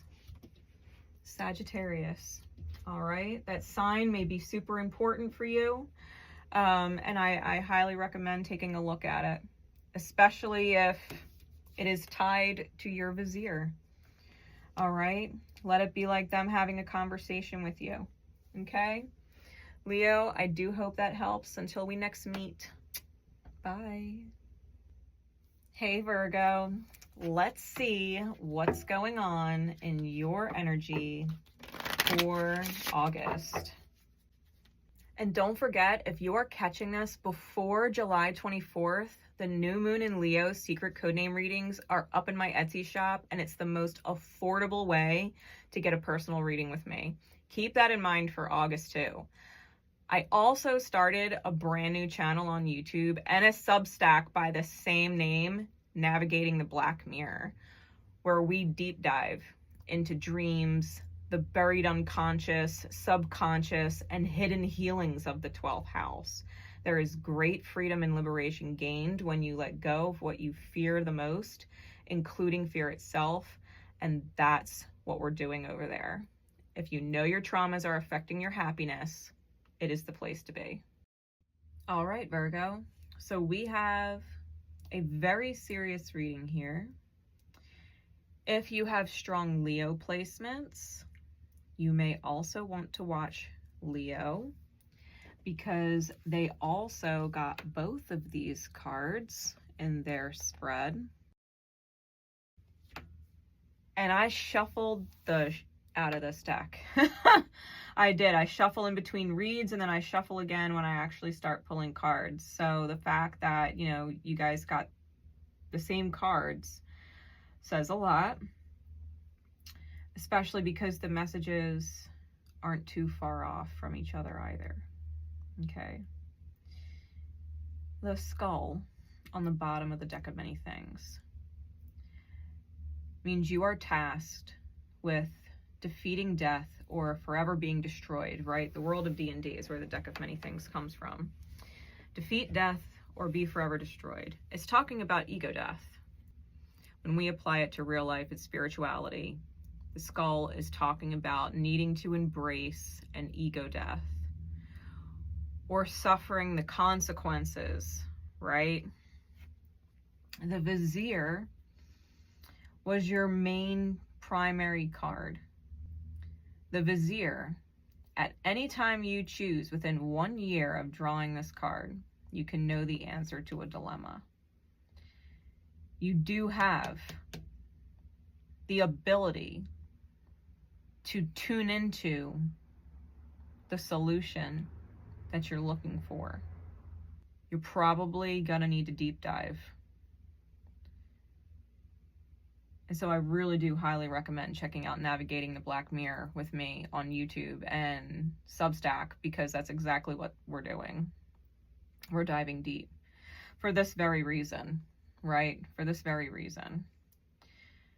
You have the hourglass on the bottom of the hand-drawn deck, and then we've got the sun in its eclipsed version, the baggage, the dark night, and the getaway.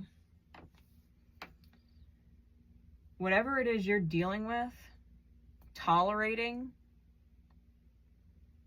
you are eclipsing yourself out, okay? Your authenticity is being eclipsed by your dark feminine, which means you are receiving something painful that you don't want to receive.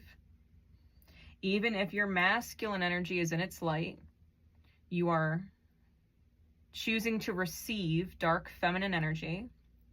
It doesn't feel good, and you don't deserve it, right? Whatever situation you're in, your high masculine energy is being eclipsed out because you're choosing to receive painful experiences.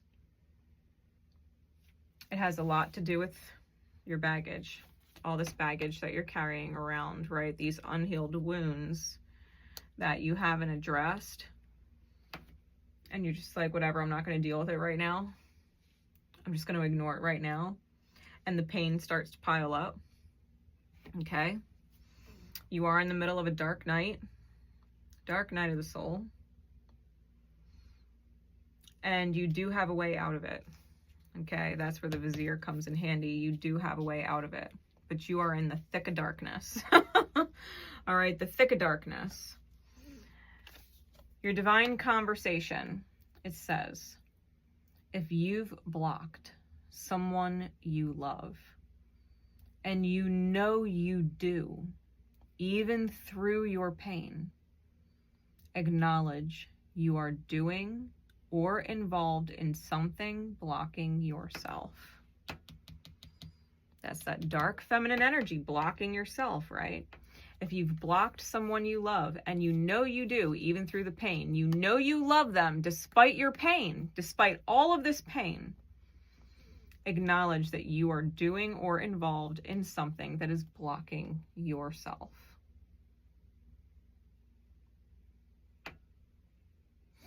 Loosen up. Loosen up. We've got the Justice card on top with the Hermit, your card, on bottom. You may also have significant or strong Libran energy or beyond that cusp. We do also have the Chariot out here, Cancerian energy. We have the Moon out here, Piscean energy. And we have the Empress out here, Venusian energy.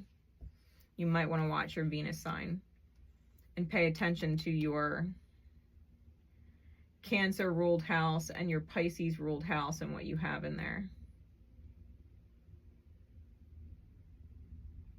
Because justice wants to be had, it requires you, right? Balance requires you to go within and figure out why your candle is out, why your light is being blocked out.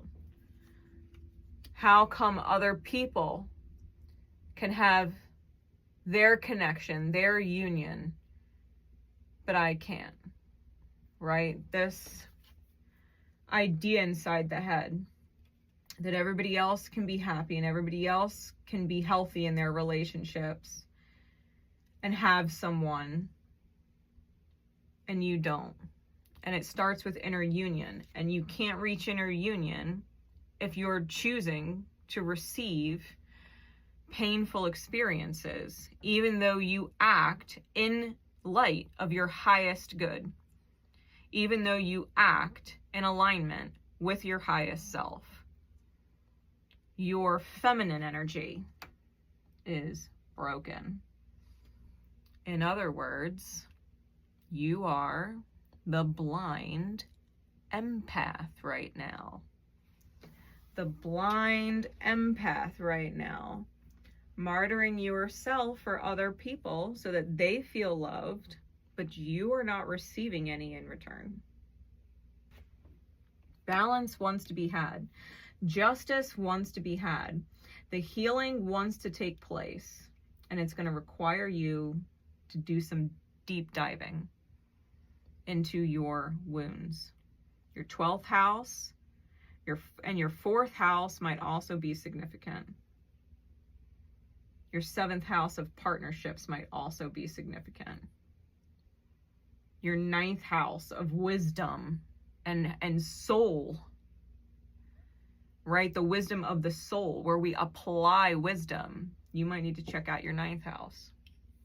This is going to require you to do some inner research,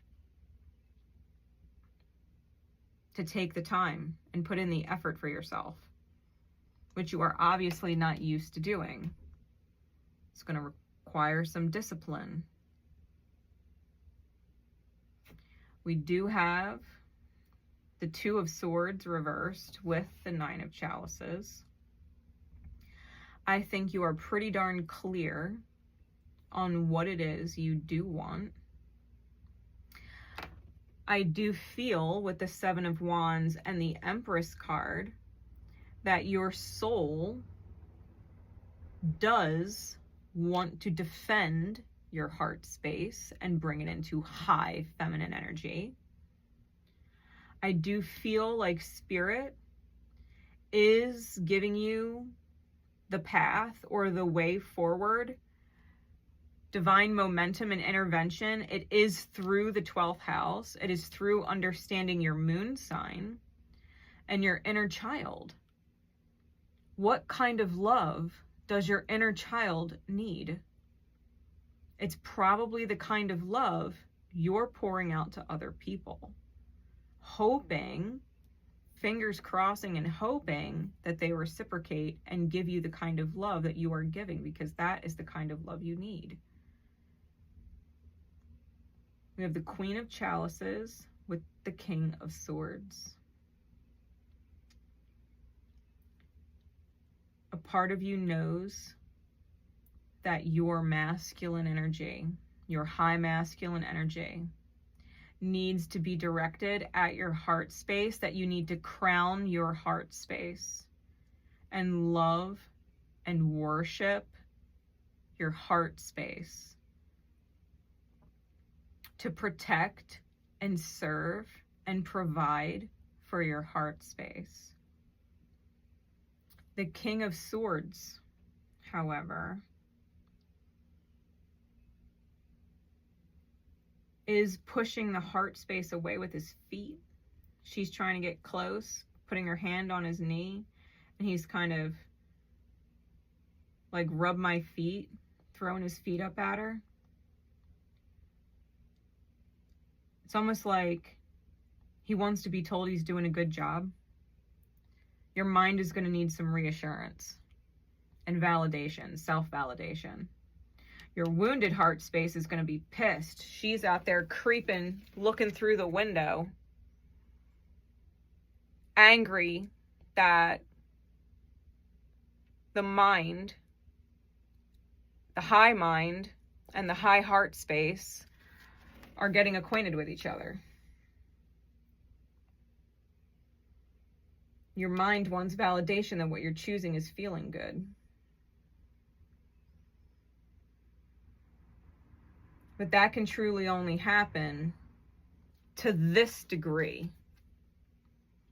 Right? You can see how different this embrace is between the masculine and the feminine aspects of the self versus this energy. Right? The feminine and the masculine are not the same.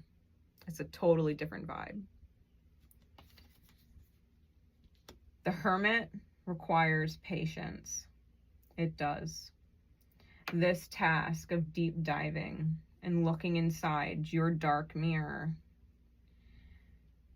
and figuring out what's in there and how to overcome it, what wisdom you are meant to take from it, how to apply it, that all takes time. That all takes time. We have the knowledge and we have the experience. We got to figure out what the wisdom is, and then we have to figure out how to apply the wisdom. So it is going to take a little time. And you've got to be willing to do that. You've got to be willing to do that. You are not a bull that can just be whipped forward. Your heart space requires tenderness. It requires a gentle touch. You might need to handle it with white gloves for a little while. I feel when you do start listening to your heart and allow yourself to stop choosing pain, to recognize that if you've blocked out someone you love and still love despite all of your pain, you do have to acknowledge that the reason why is because you are choosing, being involved in something that is blocking yourself. If you are seeking outer validation, you are blocking yourself because you're not seeking your own validation.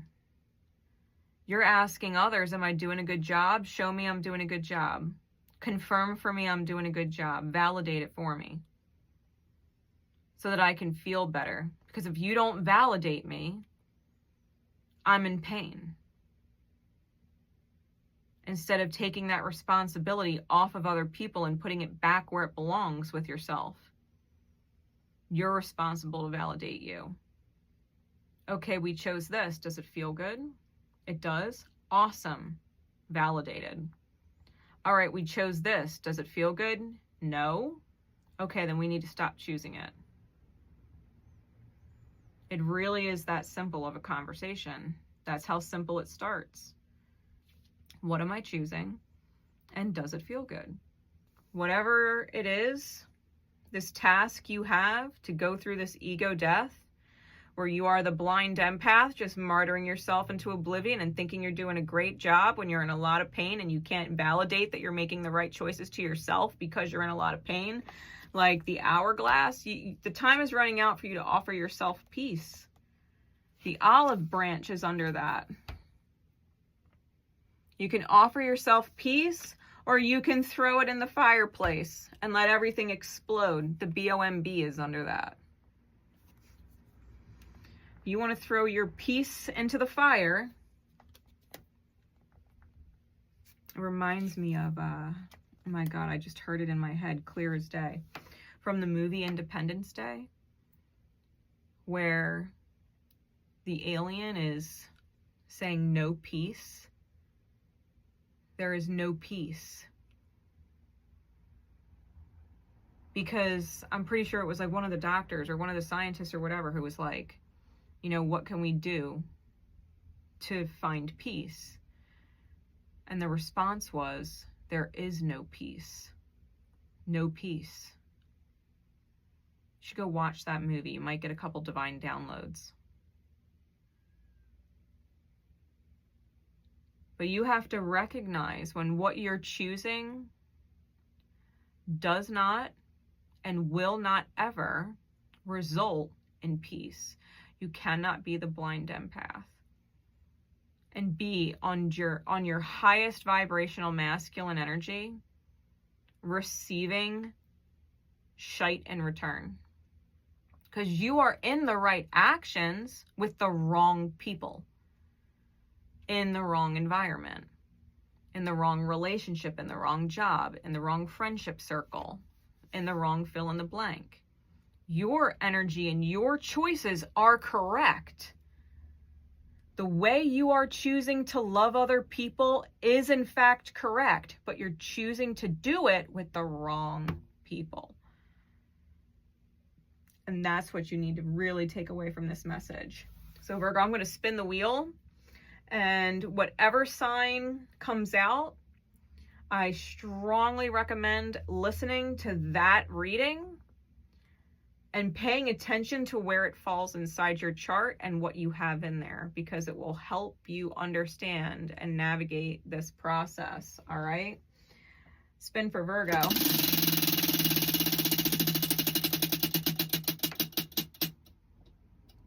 Cancer. Pay attention to your Cancerian house. Jupiter is in Cancer right now.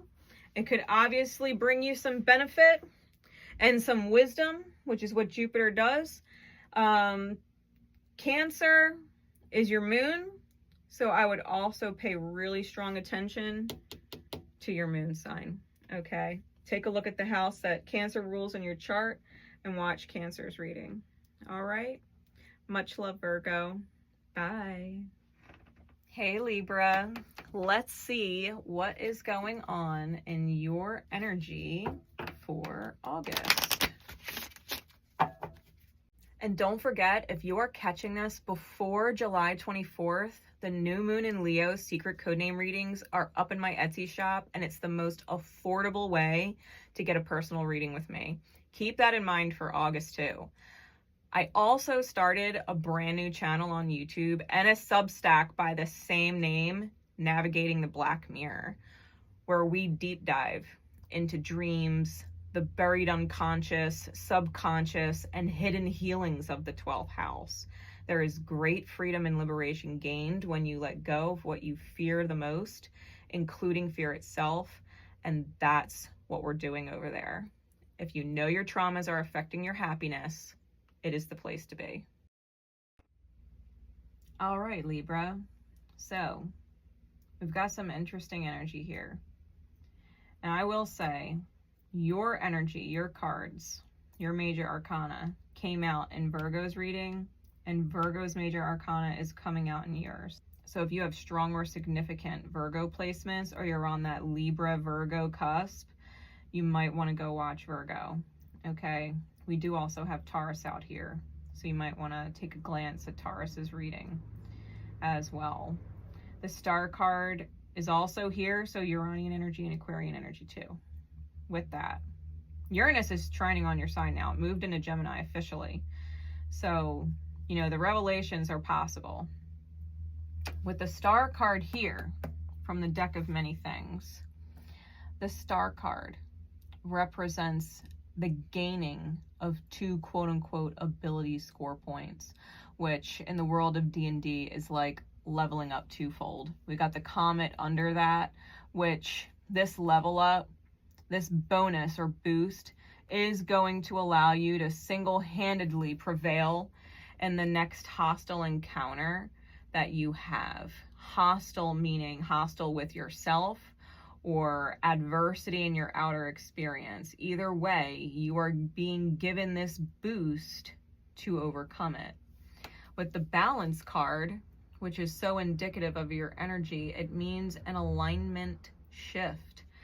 Lawful becomes chaotic, chaotic becomes lawful, good becomes evil, and evil becomes good. The only way that that Balance card does not affect you is if you are truly neutral, which would mean you are in your high masculine and high feminine alignment. So if you are not in your high masculine and high feminine alignment, we are going through some kind of flippity flop with your energy. Or maybe you used to be a very specific toxic way, that is being flipped.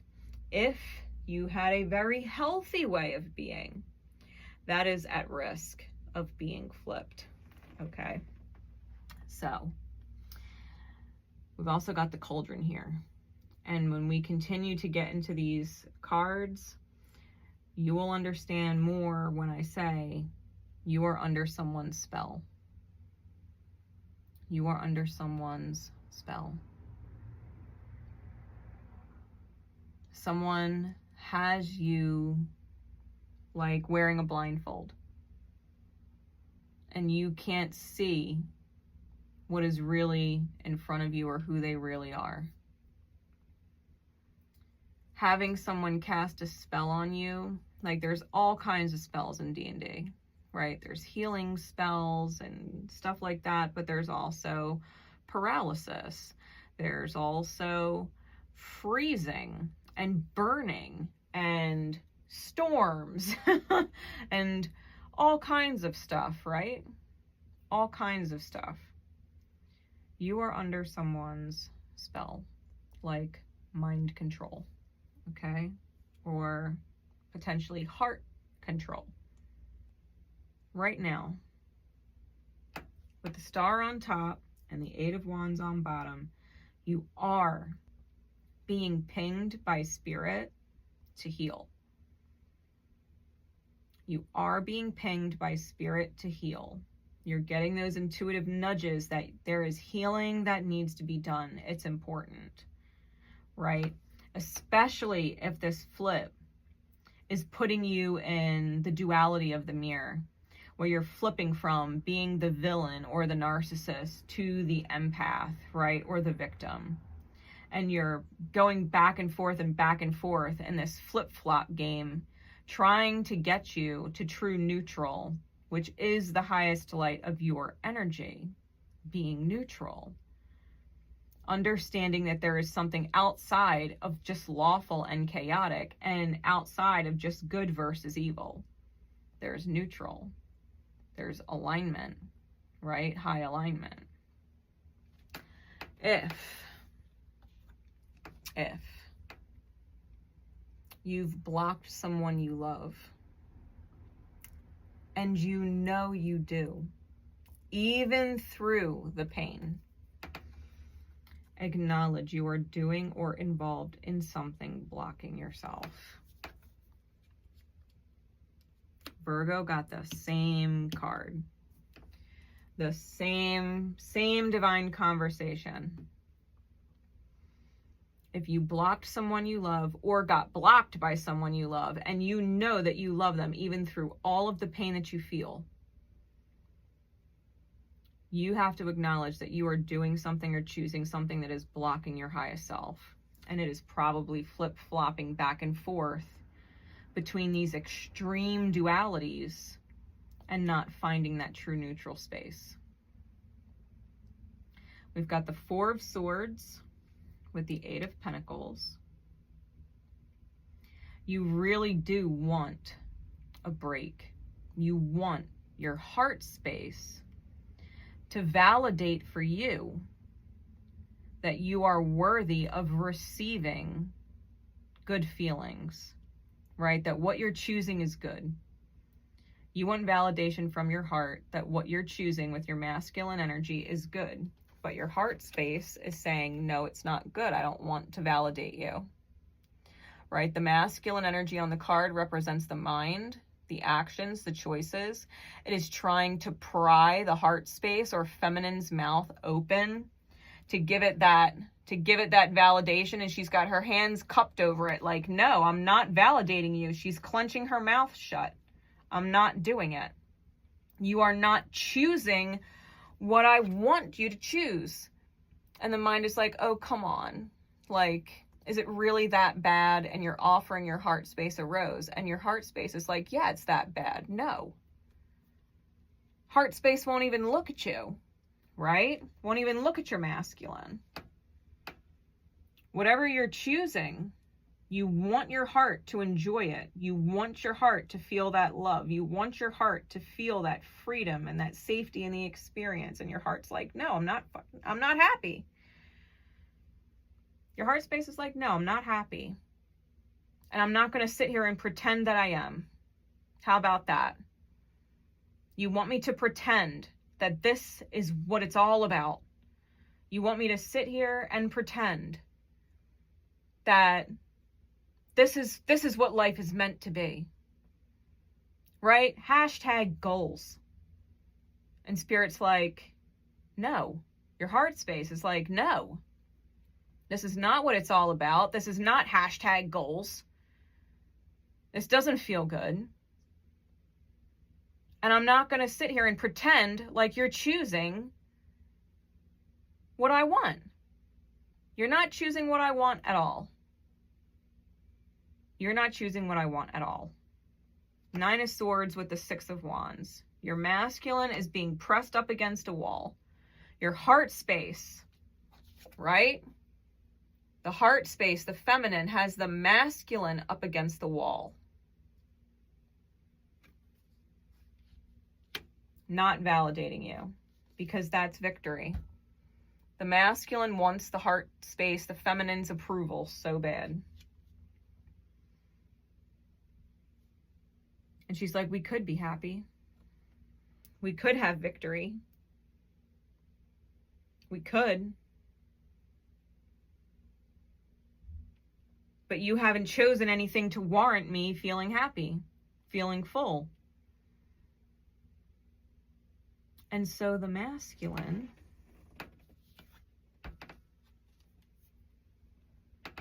is getting the feminine drunk. Look at the energy in that masculine's face. Half hidden. Like his motives are hidden. So he's trying to get the feminine drunk. Aren't you happy now? You drinking it away, Libra? Trying to drink your feelings away? Trying to drink your heart into happiness? Your heart won't pretend, so you have to get drunk? Is that what it is? So that you can forget how trapped you are with the 8 of Swords in the reverse? So that you can pretend that you are not absolutely fucking miserable?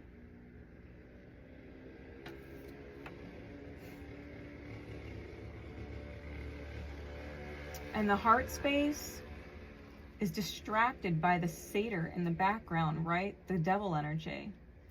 And the masculine is like, no, pay attention to me. I'm right here. Pay attention to me. But the feminine can still hear the masculine in the background with the devil's flute. Right? The satyr's musical instrument there. Even through the alcohol.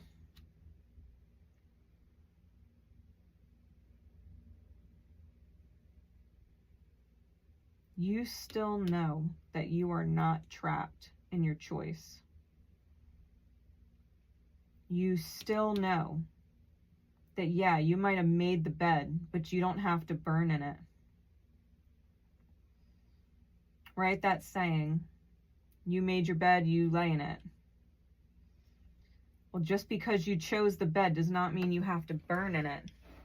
And despite the fact that you are trying to drown it out the way you feel and pretend, right? You're trying to pretend.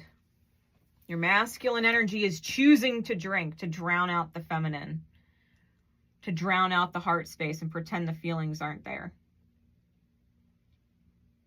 And even through all of that, you know you have a choice and that you are not trapped in this reality. You know you're not. You're under a spell. You're under a spell. But just because someone cast memory loss on you doesn't mean those memories aren't there. It just means you're having a hard time recalling them. Just because someone cast paralysis on you doesn't mean you are truly paralyzed. It just means you feel that way. But you yourself are not actually paralyzed. For real, for real. It's just a spell where you're believing, right? The Hierophant, you're believing that you are alone and in the dark, and you are not allowed to be happy, and you are not allowed to have your candle lit, and you are not allowed to be authentic, and you have to people please and keep the peace for everybody else, and you can't create waves, and you can't shake shit up. You're lying to yourself. The Seven of Swords is deception. Your masculine and your feminine can't even look at each other. You're so ashamed of yourself. That is being so ashamed of yourself. Especially for all the drinking you're doing, right? Your masculine is ashamed of itself for trying to drown out the feelings and pretend, for trying to force the heart to validate the choices being the best choices ever when they're not. They're far from it. Your heart space can't even look at you. Like, how dare you get me drunk like that? How dare you? And pretend that I'm not hurt. How dare you? You have a belief that you are damaged and should be ashamed of yourself. That has to flip. That has to heal. Why do you feel deserving of being ashamed of yourself?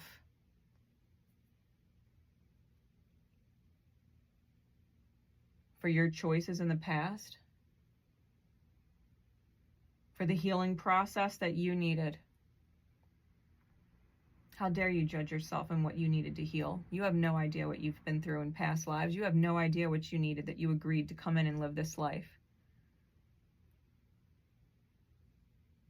All of the experiences were necessary. Right, wrong, indifferent, and in between. You needed the lawful evil and the chaotic good. You needed the chaotic evil and the lawful good. And everything in between. You needed that harsh, intense mirror, flipping and flopping from villain to victim, flipping and flopping from narcissist to empath, flipping and flopping from being a toxic person to a healthy person in toxic situations or healthy situations. That you were toxic with a healthy person and maybe caused damage, or that you were healthy with a toxic person and took on damage, trying to heal them when they didn't want to be saved, when they weren't ready to choose their healing, including where you are now. You needed those extremes because you probably came from one. You were probably born into one of those extremes. And the universe, spirit, had to heal you back to neutral. Had to heal you back to neutral.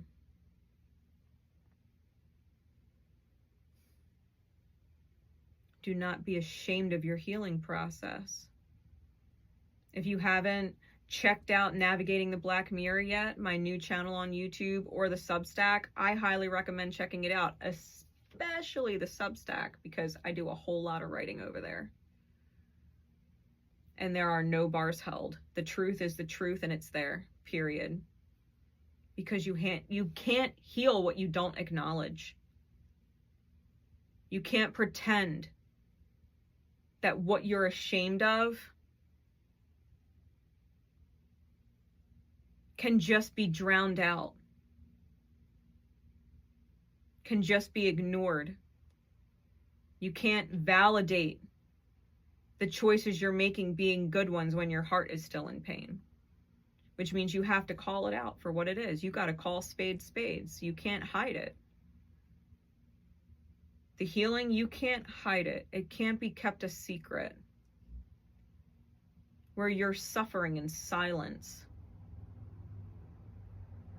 trying to pretend like it doesn't hurt, and choosing to drink to convince yourself you're fine because you can't handle life or yourself or relationships anymore because it's so toxic on both ends of the spectrum, and you haven't realized there is a third option called neutral, where it doesn't have to be toxic at all. You don't have to be the villain, and you don't have to be the victim. You don't have to put other people inside those roles. You can be neutral and attract and create neutral and truly be at peace, not involving yourself in the chaos or the self-righteousness, the rules, or the lack thereof, right? The rules, social niceties, culturally accepted choices, go to college, get a good job, get married, have kids, right? Culturally accepted stuff. What's expected of you according to your social class. This is how you behave. But this is how you identify. The rules, the obligations of the titles and the labels.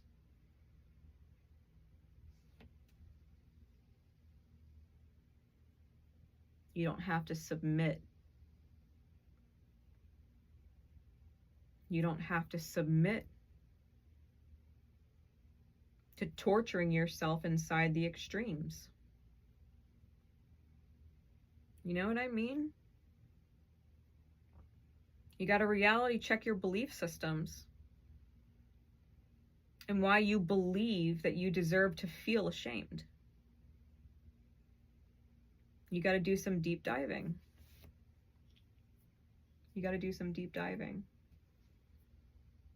I definitely would maybe listen to Aqua, Taurus, and Virgo. And I'm going to spin the wheel for you. Whatever sign the wheel lands on, that sign you should absolutely watch, because it is going to be crucial to helping you understand this.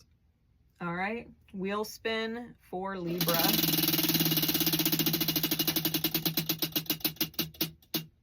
Taurus.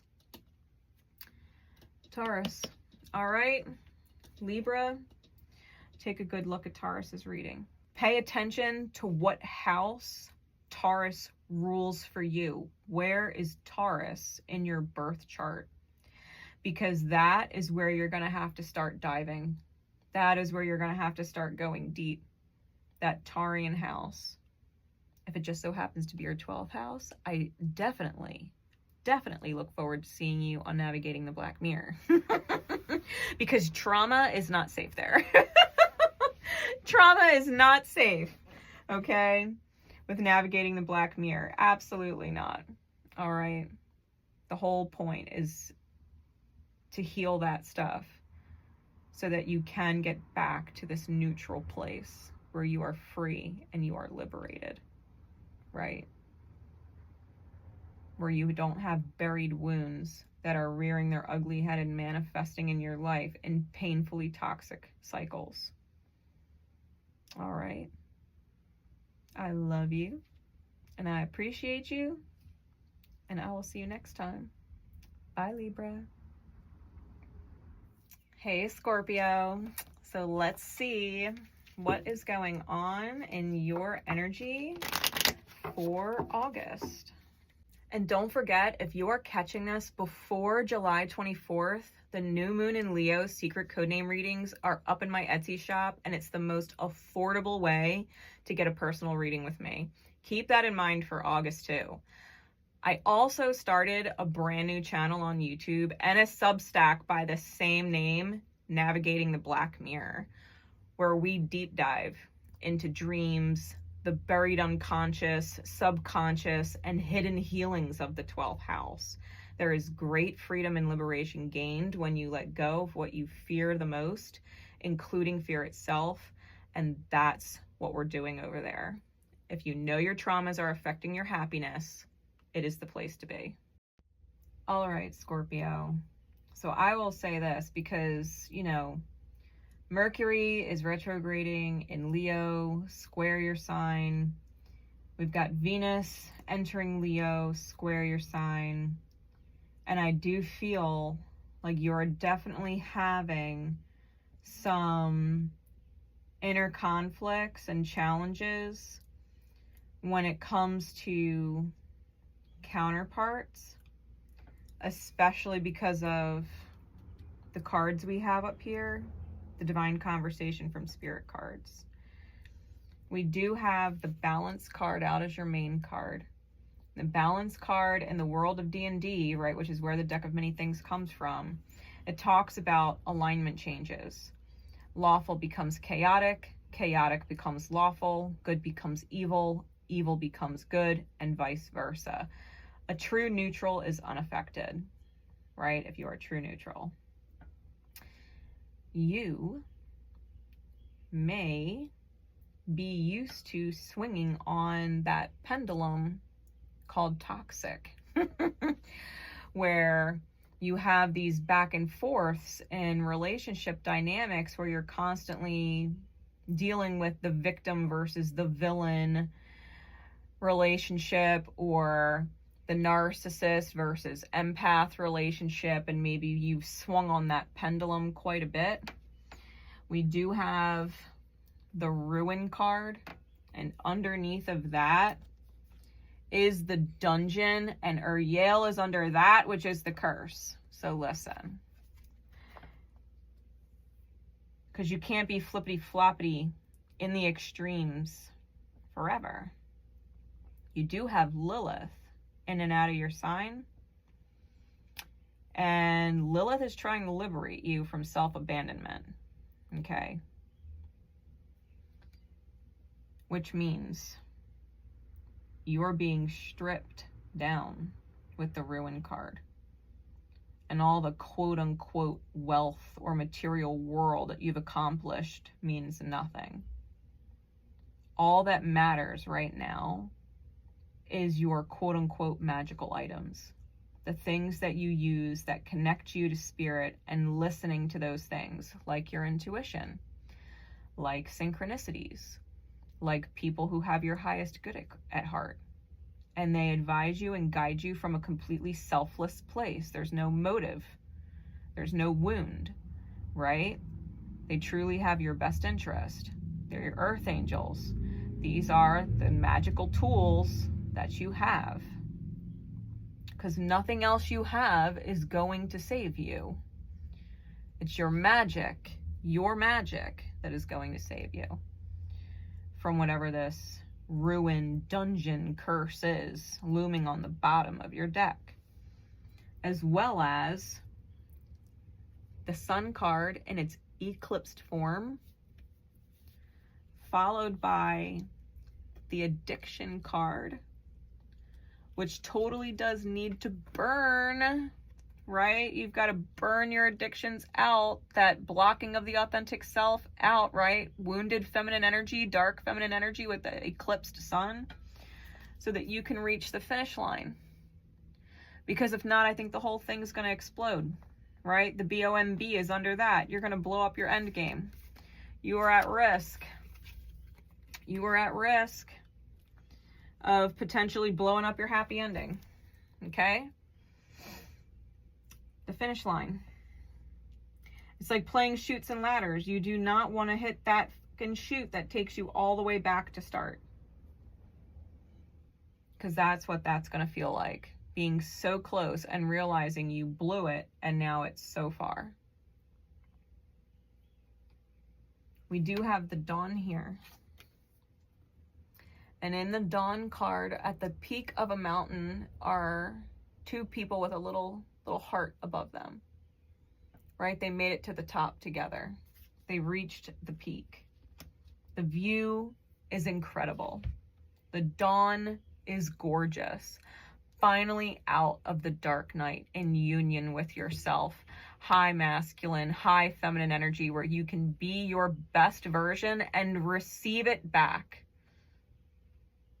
Where you choose things, right? Masculine energy, where you choose things that reflect a healthy relationship with a healthy individual who reflects that healthy state of being back to you.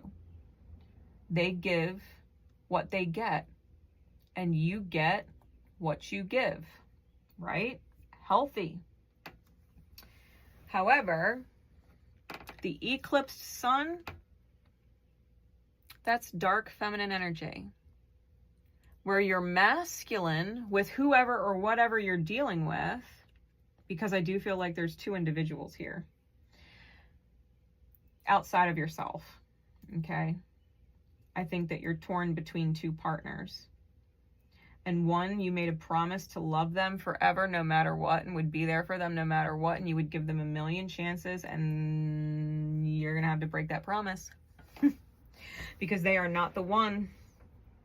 They are not the one, right? It says admittance. What promise did you make that your soul knows it doesn't want to keep? Tell your ego to get out of the rabbit hole. Unconditional love is honest, truthful, and transparent. If you can't be honest, truthful, or transparent with or about a choice you've made or are considering making, then it's not in your highest alignment to choose it. Or the person you can't be unconditional with is karmic. Your soul knows. You're torn potentially between two people or two paths. One, you promised unconditional love to, but you can't actually be honest with the other person about it because you'd hurt them. And you don't actually want to hurt them. And that's the truth right there. You can't make the unconditional choice you're making with someone else because you can't even be honest about it to the other person. You know it would hurt them, or it would hurt you to hurt them, or it would hurt you to take it off the table. You don't actually want to take it off the table, and that's the truth. You got to be honest with yourself. The card, the words hidden in the background in blue is divine counterparts.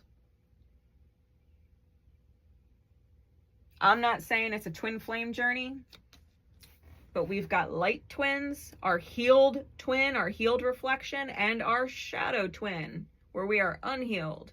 And it's crazy painful and yields lots of regret, right? Makes you feel real freaking dumb.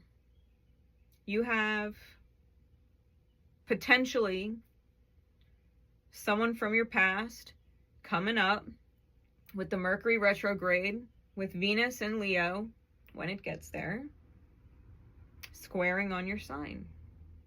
And you are going to be tempted into self-abandonment with Lilith being inside that square. Real tempted to abandon the self. and go back on what the truth is that you know, right? The mind in retrograde and your heart space trying to move forward. Like, what did you not learn yet?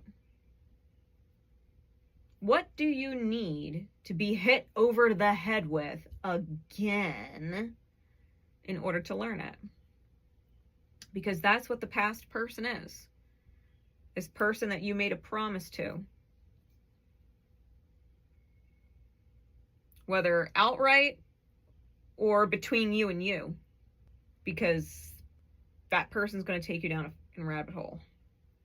Bad. While you literally have your light, quote unquote, counterpart, your light twin, right there. You're so close. You're so close. Do not find yourself in the middle of an addiction to the burning process, where you are in patterns and attachments to your death and rebirth cycle and can't stabilize, which is your opposite sign, Taurus. Taurus wants to be stable and consistent, wants stability, wants consistency, wants people and situations in life that they can rely on. Truth, transparency, honesty. If you can't be honest with the second person about what you're choosing, then you shouldn't be choosing it, because if it was in alignment with you, you would be able to tell everybody. You would be able to freely talk about it with everybody. There's no shame in your game because you chose the right path. You don't feel bad or guilty for hurting somebody, or if someone's hurt by it, because you know you're choosing the right path. But if you're afraid you're going to hurt somebody with your choice, that's a projection. You're afraid you're going to hurt yourself with the choice you're making, and that will prove to be accurate. You will hurt yourself with that choice if you make it. We got the 5 of Swords with the Strength card, Leo energy. Leo energy. You've got to really peel back the layers and find your strength. You've got to really get in touch with your heart space and figure out what it is you really want. Because if you already swore that you were never going to hurt yourself like that again, you've got one option in front of you that will. Whether it involves a person or not, you'll know best, right? With your own circumstance, you've got one option in front of you that's going to hurt to choose. And you've got another option in front of you that is going to leave you feeling absolutely blessed.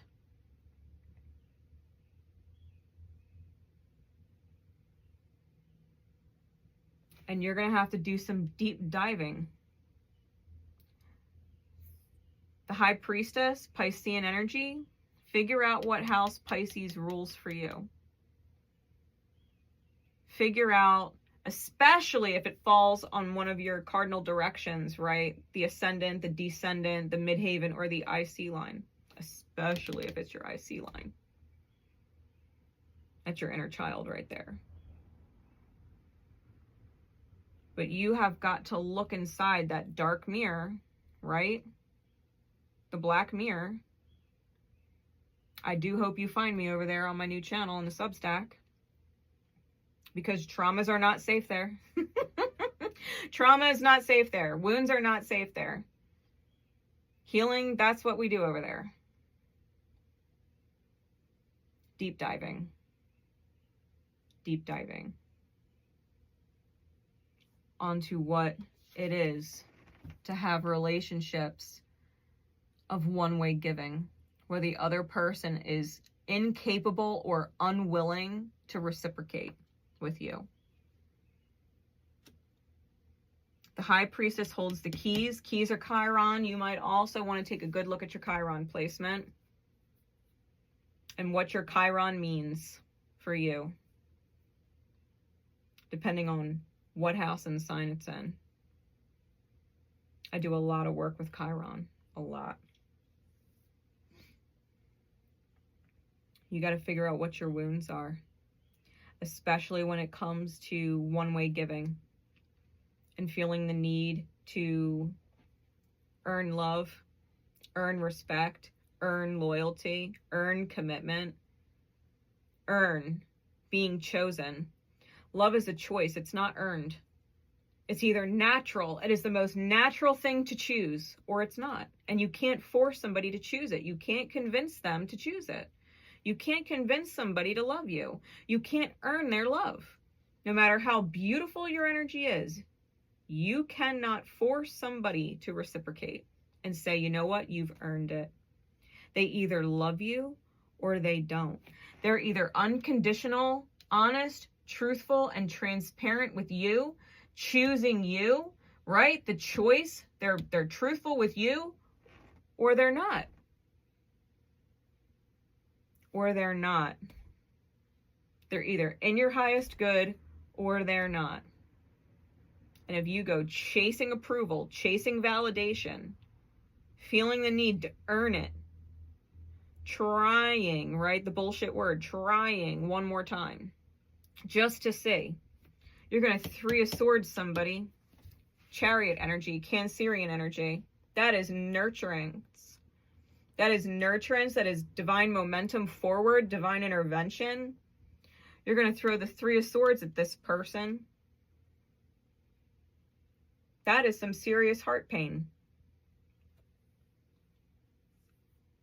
And or you're going to move yourself, right? You're going to move yourself directly in pain's way by choosing the wrong person.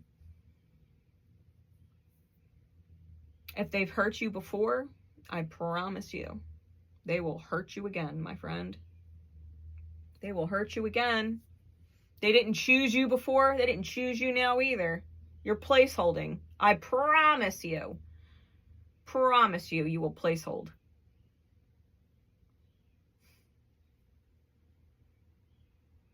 You cannot convince anybody to choose you. Even if they know that you are the best option for them. Even if they know you are the healthiest option for them. It will never stick. Their soul is not meant for yours. It is a season and a reason. It is not forever. They're karmic. Your soul already knows. You already know they're karmic. They've already caused you a great deal of pain. I bet they have already caused you a great deal of pain. They're not your person. Love is a choice that people make from the gate. They either choose you or they don't. And I think a part of you seriously does want to choose whatever this new dawn energy is. And I think whatever the new dawn energy is, genuinely does want to choose you. I think you're already kind of flirting with the idea, beginner's mind, taking a new path. Maybe even fantasizing about it a little bit. What it would be like to be with this new energy, with your masculine and feminine in union, right? Masculine and feminine union, excitement, feeling alive again, Ace of Pentacles, fresh foundation, right? Manifesting from high alignment. The King of Swords is higher thoughts, as above, so below. The Magician is all manifestation. You've got to choose it for yourself. A part of you wants it so bad. Your heart space is literally like, look how tempting it is to have me vulnerable and beautiful and loved. Look how tempting it is to have you choose in my favor, that you would choose your heart to feel safe, to feel nurtured and considered. You're so tempted to choose it. The backhand side of Scorpio is that they slap themselves in the face and sabotage their own selves. We do have your card here with the Death card. It comes with the World and the Four of Swords. You cannot pretend. Your heart will not pretend that you're happy. Your heart will not pretend that you're making the right choice, no matter how much you want to force its validation. Your soul knows, right? Your soul knows, your intuition knows you are making the right or the wrong choice. And your heart is not going to lie to you. And the transformation, the cycle is going to be a long one. The world is here. It's with Saturn. Your card is with Saturn. Saturn runs in 30-year cycles. The hourglass is here. Right? A symbol of Saturn is the hourglass. The scythe, that's Kronos. It's Saturn.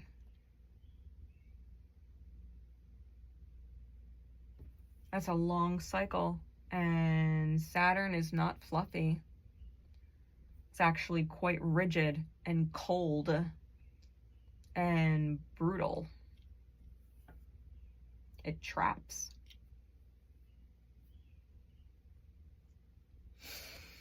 It's a long cycle, Scorp.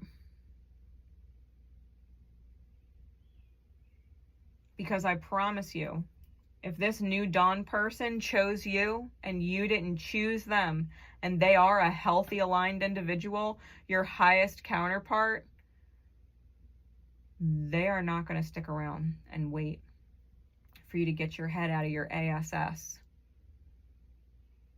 so that you can go get beat over the head one more time by karma. You didn't choose them. You chose karma. You will ruin it. You will ruin it. Scorp, don't you dip into your shadow. Choose something your heart can look forward to. Choose something with the potential that is unconditional, where you are chosen, where they are honest and truthful with you and transparent with you, and you don't have to do the guesswork, and you don't have to earn anything, where you can just be chosen because you're you, and you is awesome, and you don't have to prove anything. You just got to keep being yourself, and they'll do the same thing. You know what I mean? I hope you choose your highest. I really do. It would be a shame for you to hurt that person and lose them. It really would. That's going to send you on a 30-year cycle with that flip-flop mirror, right? Of relationship extremes. You're just going to go right back into chaotic. Flip-flopping between villain and victim.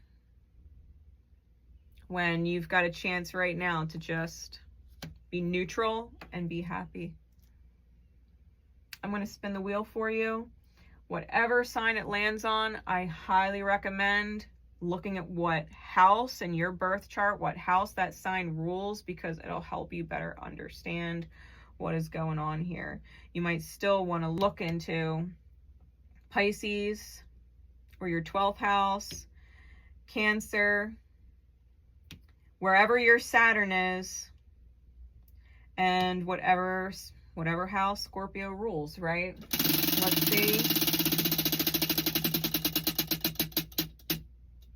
Aquarius. You've got some serious aqua placements. Aquarius is opposite Leo, so obviously you're taking a lot of challenges from Leo, but if you also have strong Aquarius placements and you were already dealing with a challenged chart between Scorpio and Aquarius, being they're both fixed signs, you have a major integration with yourself, and cannot let yourself be the distraction. You have to choose your humanity and be proud of yourself. You have to choose your healthy, high-aligned path and be proud of yourself and get yourself, your ego, your promise, right? You have to get it out of the way. You gotta get out of your own way. You gotta get out of your own way, Scorp.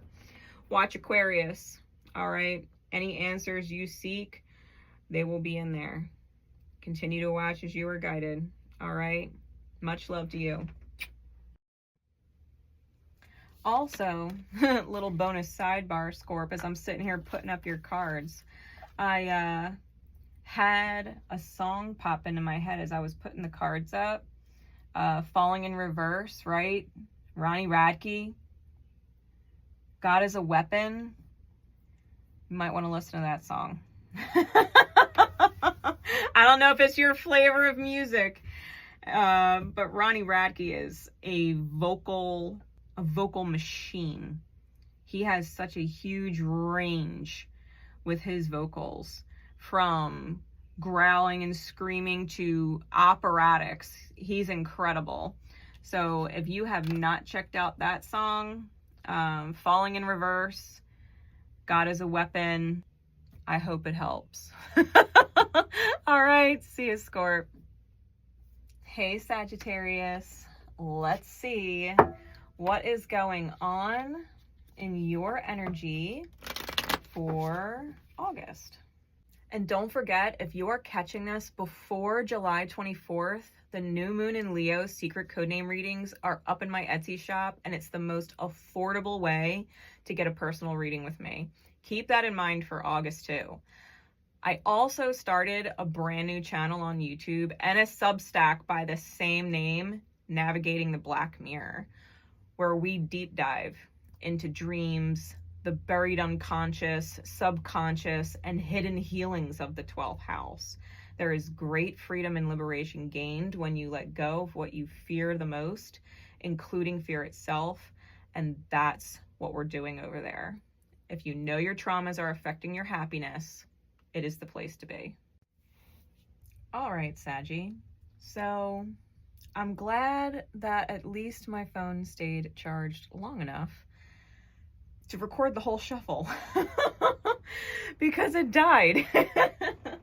It died. I was taking a few minutes to just take it all in, and my phone died, and I was just like, all right. And here we are. So we do have a similar vibe in your read as the Scorpio read. You guys both got the same divine conversation card. That I know I remember. The Three of Wands showed itself. We do have the Judgment card out here. It's Scorpio energy. We've also got the Moon out here. It's Piscean energy or 12th house energy. So I don't know where Scorpio falls in your chart or where Sag falls in your chart, but you might want to take good mental note of it. Also, if you do just so happen to have both Scorpionic and Sagittarian placements dominant in your chart, I was getting this song download while I was putting up the Scorpio cards from Falling in Reverse, God is a Weapon. The song, I was pinged to it and I was like, Scorpio, you gotta listen. And of course, while my phone was charging, I was re-listening back to that song on my laptop because my phone's dead and I couldn't get it out of my head. And I'm watching the video. And if you notice in the video, there's two different feminine energies, right? Which Scorpio's reading was big about. There was two different soulmates in the card. And one was a potential nightmare. And the other one was the highest good path, right? It's like having their light twin and their dark twin in their reality at the same time and needing to make the right choice. And watching the video back, in the very beginning of the video, there's a feminine who's completely masked, like full bodysuit, black patent leather. And as soon as she is in the video, she's also gone. She's got blue eyes. She shows herself in the mirror, looking back at you. She snaps and she claps and she's gone. And then the light feminine takes over and is the big feature in the video. And she's got lightning coming out of her hands and she's completely naked. But that's the vulnerable feminine, right? The honest and transparent feminine, that heart space and alignment. And there, she's got brown eyes. So it was clearly two different women. It's not like one took off the mask. It was clearly two different feminine energies. And the light feminine worked worked it out, right? And I felt like, you know, if God is a woman, God is a weapon, is the lyrics. If God is a woman, then God is a weapon. And I thought about it. If the dark feminine is the weapon wielded against you for your healing, right? The pain that pushes you inward to find yourself, then the best way to combat the dark feminine who wants to receive pain is by empowering and connecting with the light feminine. The light feminine who empowers you, period, without the pain. It's just empowerment, period. And I think that's significant, obviously, for your reading, because Spirit literally interrupted my recording to go have me watch it a few times. I was taking in so much information with the different symbolism in the video, because Ronnie Radke, who is the lead singer of Falling in Reverse, he's a Sag, but he's also a 12th house Sag. So his sun is in his 12th house, and he's got wild, like, Scorpio placements and stuff like that. He's a real intense chart. He's got Lilith and Aqua. Like, I am kind of fascinated by Ronnie Radke after going into like a huge deep dive, because he really does. He has his moon on his IC line in Aries. And so all of that inner child rage trines on his 12th house, stellium in Sag, and rockets into essentially his 10th house. And it's all interesting Scorpio stuff.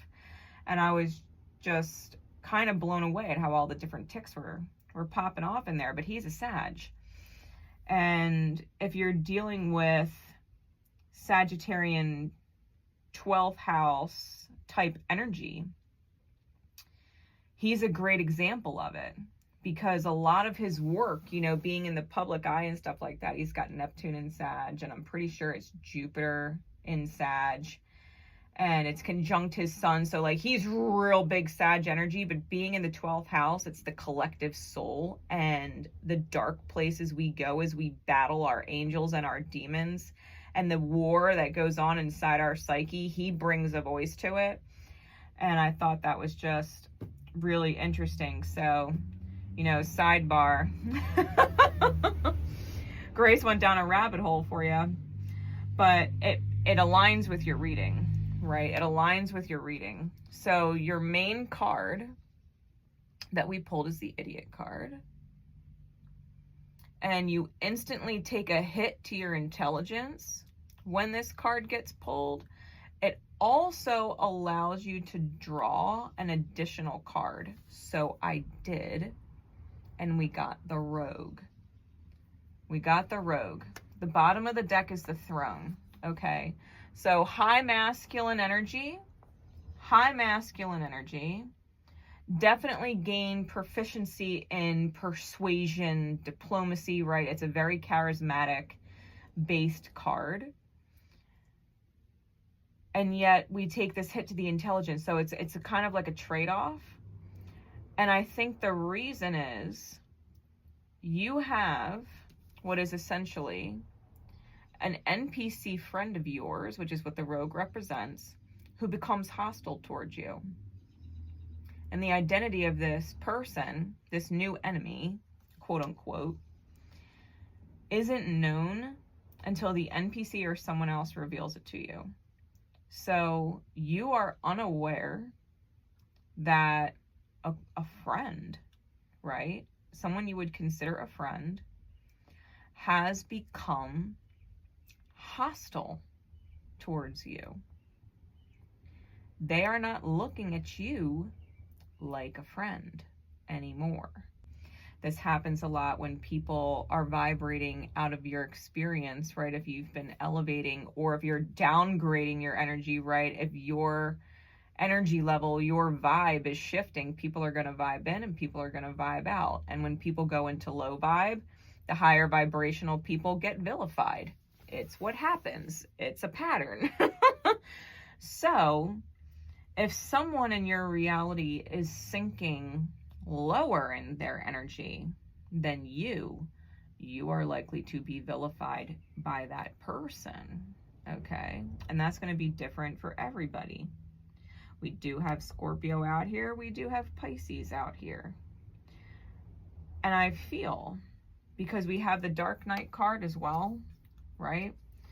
You feel like you're tripping. The mushroom under that, like the Dark Knight might have even taken you by surprise, like a flash of night to help you heal with the star under that. Might take you by surprise, and you cannot believe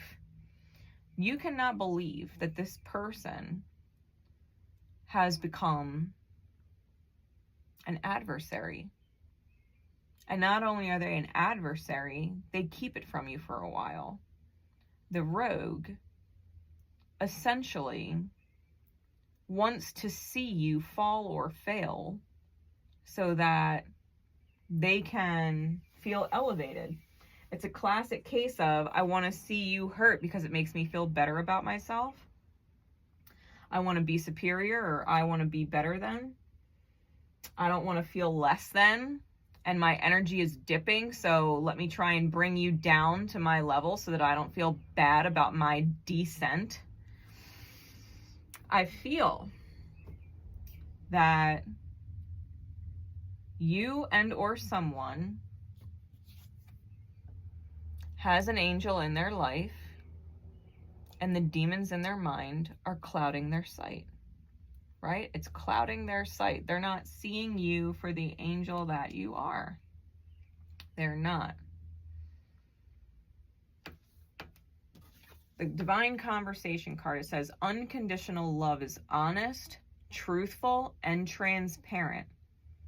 If you can't be honest, truthful, or transparent with or about a choice you've made or are considering making, then it's not in your highest alignment to choose it, or the person you can't be unconditional with is karmic. Your soul knows. Because it's either one of two things, right? And in the blue writing in the background of the card, it says divine counterparts. If someone can be honest and truthful and transparent with you, no problem. That's alignment. Truth and unconditional love go hand in hand. They're on the same wavelength, the same vibration. So if you can't be honest about something to someone, either what you're choosing is in misalignment, or that person that you can't be unconditionally honest with is karmic. One or the other. Either you're choosing a karmic choice in misalignment, or you feel like you can't tell this person because they're going to react a certain way or say whatever, and they themselves are karmic. Okay? And I think whoever this rogue is was trying to figure it out. Maybe they wanted to be honest with you or were honest with you, and then realized maybe they shouldn't have been honest with you because they didn't like your response. They didn't like your response. And so now they've deemed you karmic instead of unconditional, especially if you were being honest, right? Your soul knows. Your soul knows. It ain't lying to you. You know, you feel things. You see things. You're fucking Sag. You see things down the road that most people don't. Foresight is your gift. It's your gift. The ability to see other people hate that they can't see the way you do sometimes. And it's not because they can't, it's because they choose not to. They have demons in their mind that fog or screw up their ability to see clearly. It's not that they can't see what you see. It's that they're incapable of it because they haven't healed certain things yet. Okay? On the top of the deck, we have the King of Chalices, unconditionally loving energy, high emotional intelligence, okay? Feminine and masculine. The masculine is in his high energy. sitting out in the garden with the feminine, and the feminine is super relaxed. They're both enjoying being out there. And the feminine has this I'm taking care of energy, right? He's stroking her hair and her eyes are closed, right? And she's in this kind of, it's about the intimacy. She does feel considered and safe with what the masculine is choosing. The Three of Wands on the bottom is all about the journey and wanting to love life again. The passion, the excitement, and the connection of the masculine and feminine energy. The embrace. This I don't ever want to leave your arms type energy, right? That's the goal. So right now, Sag, you do have your emotional ducks in a row. There's maturity there. You're considering your heart space here.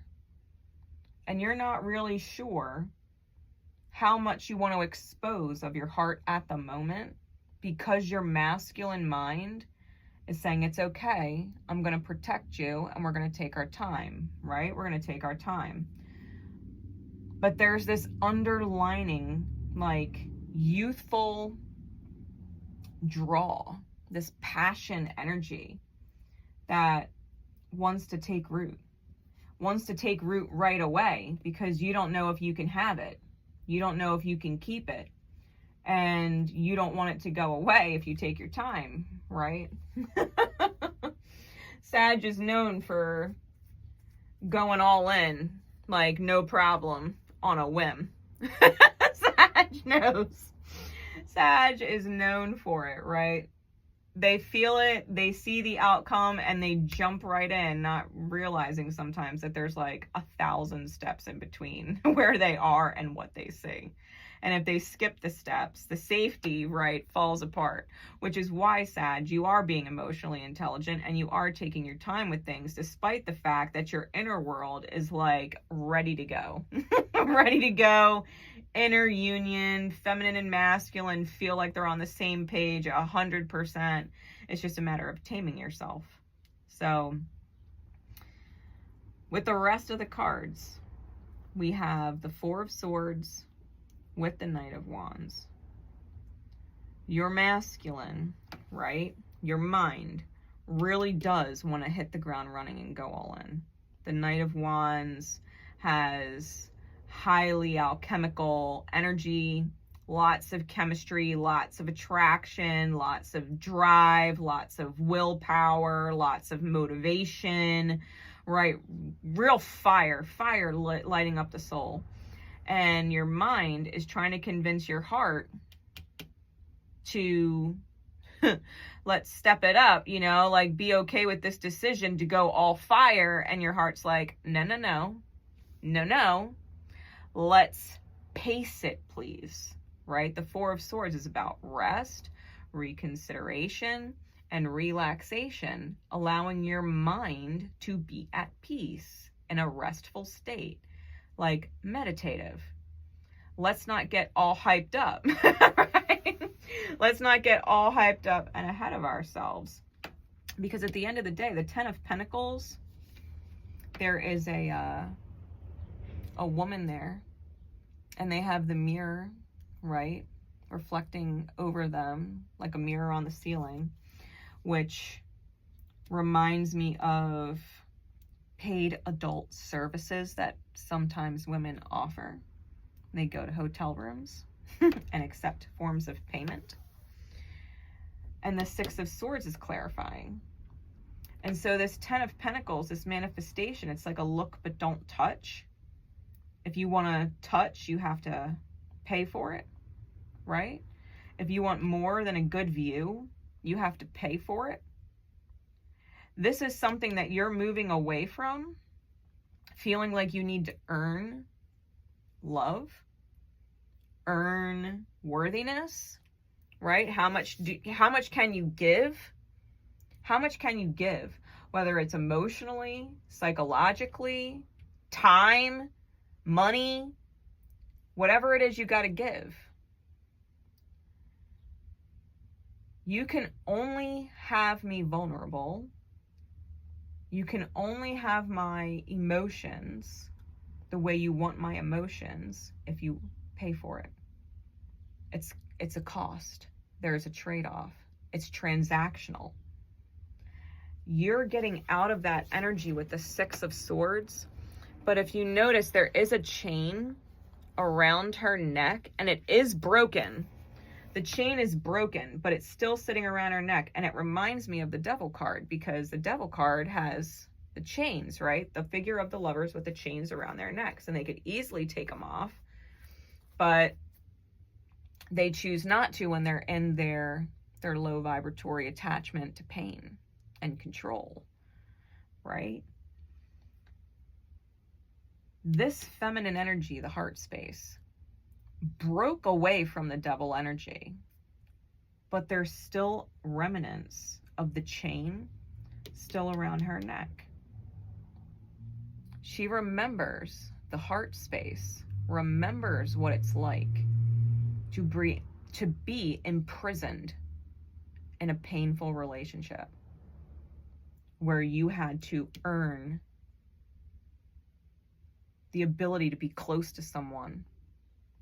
And it was probably never enough, because as soon as it's enough, the feminine energy has to give you what you want and you stop paying for it.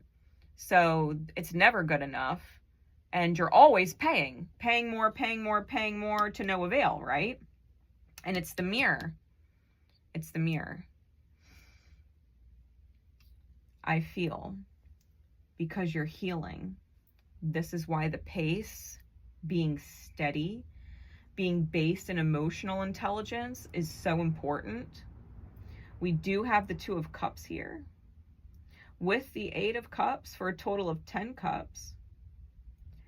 And I do feel like, as far as both people go, as far as your head and your heart go, however it resonates for you, the colors on this card are all dulled and bleak, right? It's like winter. There's no leaves on the trees or anything like that.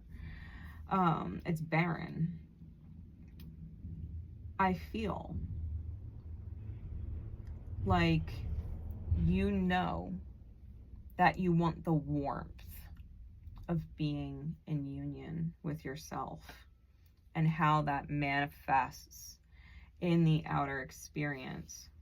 But there is something about this Eight of Cups energy where the feminine is pushing the masculine off the more he pursues. The more the mind pursues the thought, the heart space gets further and further away from it. Like, no, I don't want to validate this choice. It's almost like you have to be comfortable with remaining alone while holding faith that when the right connections show up in your outer experience, you can take it to whatever level you want to elevate it to, right? The Judgment card with the Moon, you have to make a final call first with what is potentially a red thread connection. Red threads in Japanese myth, it's like an unbreakable, uncuttable cord. It's that other soul in the world that you have like a quantum entanglement with. And they are your opposite, your nemesis, your weakness, your downfall. And in reflection, the pain can be your greatest power, right? It can release you and free you from your prisons. But you have to make a judgment call and do some deep diving in your 12th house a little bit more in the month of August, because there's multiple people on these cards. There's two couples, masculine and feminine, and they're mirroring each other. And the one feminine is holding up a mirror and the other one is holding up a glass. the relationships that we have, you need to be certain, at least more certain than you are right now, that what you are choosing moving forward,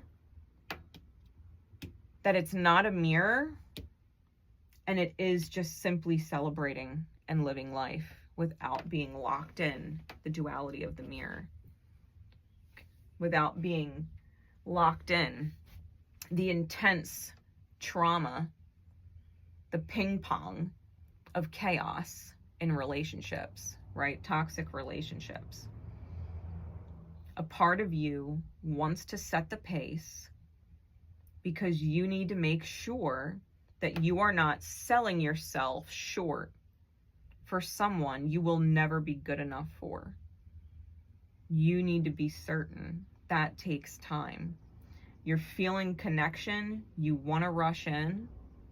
You want to see if the chemistry is there. You want to see if that kind of energy is there, right? Scorpionic energy. You want to see if it's there. However, your heart space is a little more important. It is. Your emotions and your heart is important. And so are the emotions and the heart of the people that you interact with. The people that you bring into your life, want in your life. It's unfair to them for you to go into something and not be certain. To find yourself afraid and not ready and be like, no, I don't know if I want to do this. It's moving too fast, and recoil, and other people's feelings get hurt because you jumped the gun, right? All fire and flash, and it's out as fast as it started. It's out as fast as it started because the groundwork wasn't laid correctly. That's why this King of Cups is here, to remind you to be emotionally intelligent about it. See if who you are interacting with in life can be unconditional and honest and truthful and transparent, or if they keep things hidden. Can you tell them things, or do you feel the need to keep things hidden? Because if you feel the need to keep things hidden, it is karmic as F. If you feel the need to hide things and you don't want them to know because you're afraid that they might judge you, or you're afraid that they might not like you, or you're afraid XYZ, you have more healing to do then. You have more healing to do then. You shouldn't be afraid of showing yourself to an aligned person. That means you are in karmic energy and you need to realign yourself. Or force yourself into transparency and honesty and truthfulness anyway, despite your fear, because if they are an aligned person, they will help you through it and you won't have the pressure of what you're hiding anymore. It'll take a lot of this pressure you're putting on yourself off, especially this push-pull where you want to pace things and you also want to rush in and potentially burn it up and sabotage it. You have certain things you need to heal through, because otherwise you're going to choose sabotage, including toxic karmic partners, including your rogue.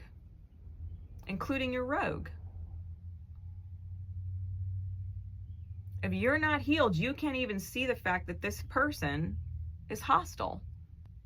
Dark counterparts, twin flames, I'll tell you something, because I got a whole lot of Scorpio in my chart, and I understand from the Scorpio reading what I could potentially be up against, given I've gone to great lengths to completely just block all of that contact out, all of the potential out, because I'm so disinterested, right? But point being, when things come to close, we have these connections with people, these red thread connections where we feel so drawn to them, like they're our other half, because in essence they are the other half, the dualistic nature, right, of the soul. But just because they feel like our other half doesn't always mean that they're not your quote unquote enemy or your nemesis either. whenever my red thread person pops up in my life, it is always when I am the most happy. When I've chosen something highly aligned for myself. And in the past, every single time I gave this individual another chance and reinvested myself, trying to be worth it, right? Trying to be worthy. How much do I gotta pay in energy to show you that I am worthy of actually having you and not having this transactional relationship, but like a real one? I didn't want a transactional relationship. I wanted a real one. He was a person of transactions.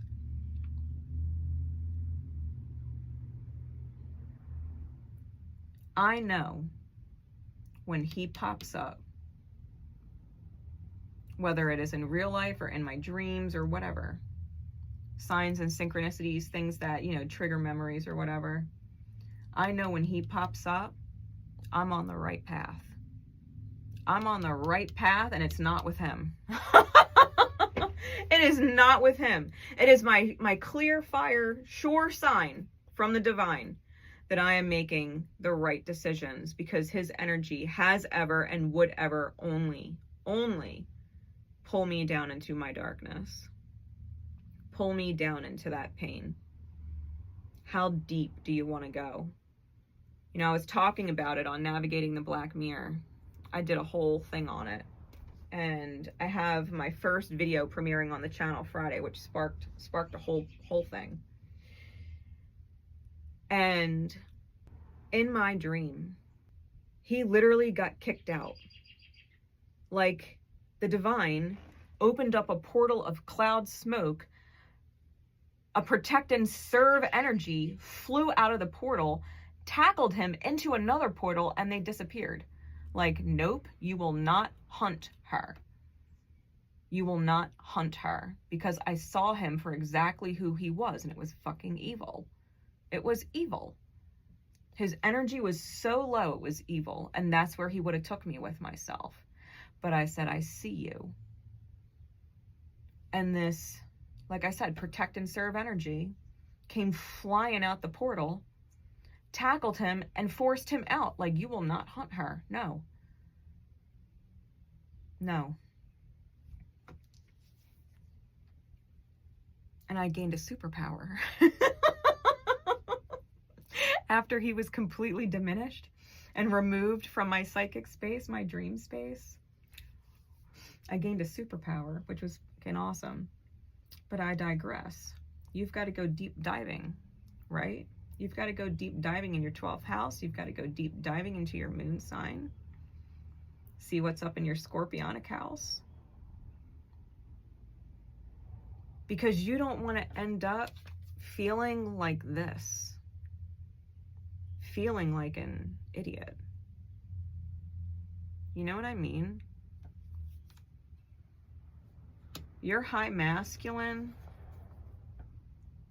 is done with these quote-unquote twin flames. The dark ones in particular. The dark ones. The flames, this represents the devil of devils. The flames card represents the devil of devils. It's a powerful devil who is your enemy. And it doesn't stop. The devil doesn't stop hunting you or haunting you until either you or them cease, metaphorically or literally, usually psychically. Once you get your devil under control and diminish it from your psyche, that's when the sun comes out. That's the huge blessings. That's the light counterpart. The quote-unquote knight in shining armor. The friend who is a fucking gem. They're a gem. High value. High value. And you don't want to ruin that. You don't want to lose that. The high value people. The high value connections and soul. Which means you really do need this pace to be slow and steady wins the race. to make sure that this energy, this selling the self, this transactional love relationship mindset, well, I did this, so I earned that from you. Like, that has to stop. You can't treat people like that. That's not healthy. Well, I make all the money, so if I want to come home and be sexual with you, well, I want you to be sexual with me, or I'm not going to help you with money the way that I've been. It's transactional. Well, I wanted your time and you didn't give it to me. So now I'm going to go do things that you don't like me doing, because if you just spent time with me, I wouldn't have done those things that you hated. Transactional. You give me what I want and I'll give you what you want. And if you don't do what I want, then I'm going to do what you don't want. I'm going to do what you don't like. It's so toxic. So you got to make sure that that kind of a mindset between you and whoever it is that you want to bring into your fold are on the same wavelength. Otherwise, you will end up in another dark mirror. Like I said, that's not fair to you or anybody. So, Sag, we're going to spin the Wheel of Fortune, and whatever sign it lands on, that is the universe letting you know you should definitely watch that sign, because it will help you understand this energy and get through it much better. So, Wheel of Fortune spin for Saggy.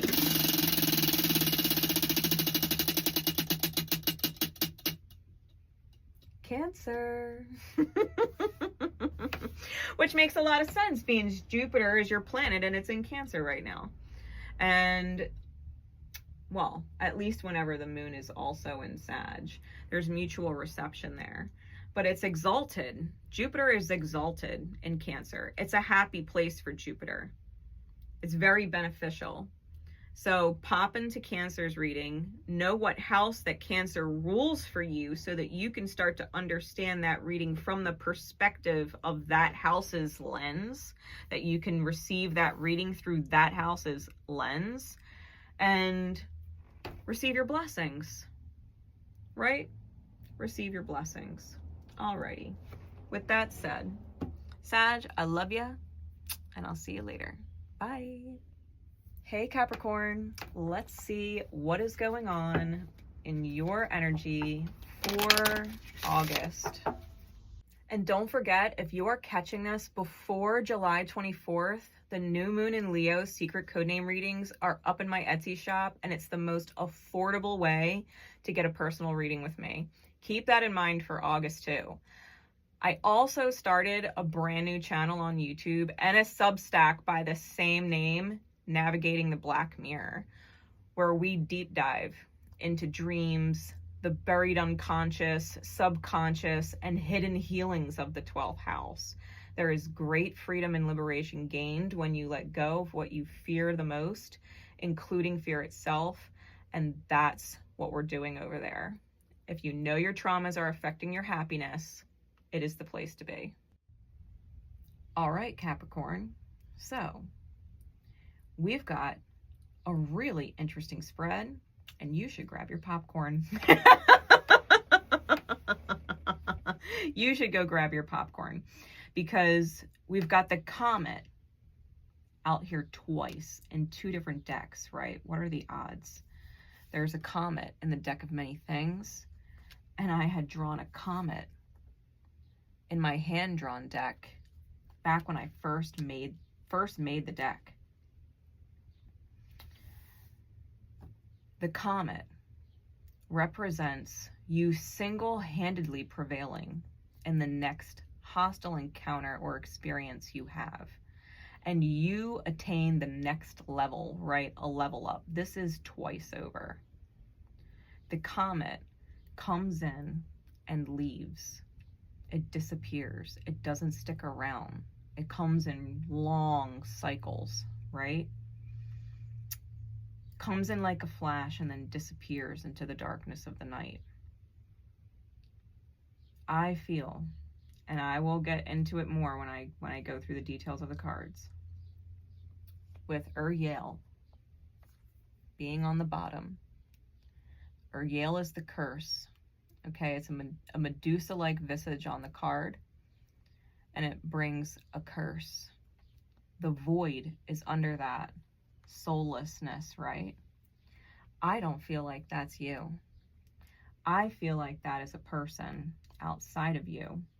Someone who was like a comet that you already prevailed over and are going to prevail over again. This is a cursed individual. The curse, in quotes, right, is because they choose to believe that they are cursed. They choose to believe it, and therefore they are. You've already prevailed over that energy, and you're doing it again because they're invading your psychic space. Okay, and we're going to get into that. They're trying to anyway. So we got 4 divine conversation cards. I was going to just take the one and I put the other 3 back on top of the deck, and it didn't feel right, and Spirit stopped me, and I had to pull all 3 cards back off that top. So they say, if you've blocked someone you love, and you know you do even through your pain, acknowledge you are doing or involved in something blocking yourself.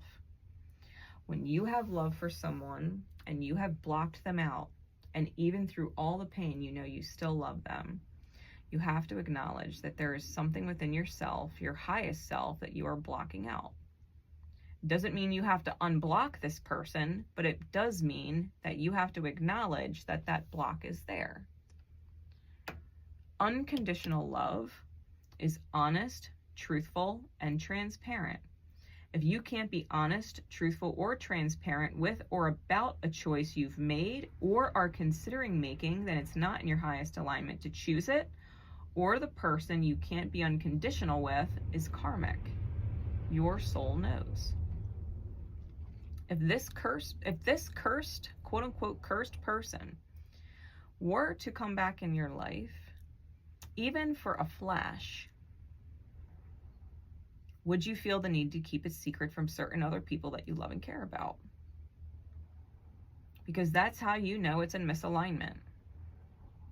To talk to them or continue with them or whatever, if you feel the need to keep it secret. The best way to override that is to just be transparent and honest with the people that you love. To just spit it out and let them know what is going on and what you're dealing with so that they can help you through it. It takes the karma and the karmic repercussions off of you. Once you start keeping secrets, you're dealing with buried stuff in the 12th house. That's what the 12th house rules over. Self-undoing, secrets. Also faith and spirit, sign of the soul, but, you know, details. You have to be able to keep your own trauma in check by choosing things like honesty and transparency and being truthful so that your demons don't come back. So that if your trauma has been healed, it doesn't reoccur because you kept secrets from people you loved. Secrets always end up getting revealed. You know they are thinking of you too. So whatever the differences are between you and them in psyche, at the very least, can be worked out. It says you know they are thinking of you too. Whatever differences there are can be worked out. If you're thinking of them, it's because they're thinking of you. And it says you are too close to quit now. You're too close to quit. Feel grateful and blessed for all you see and all you don't see, know and don't know. Eternal gratitude is humbling. Gratis aeternum.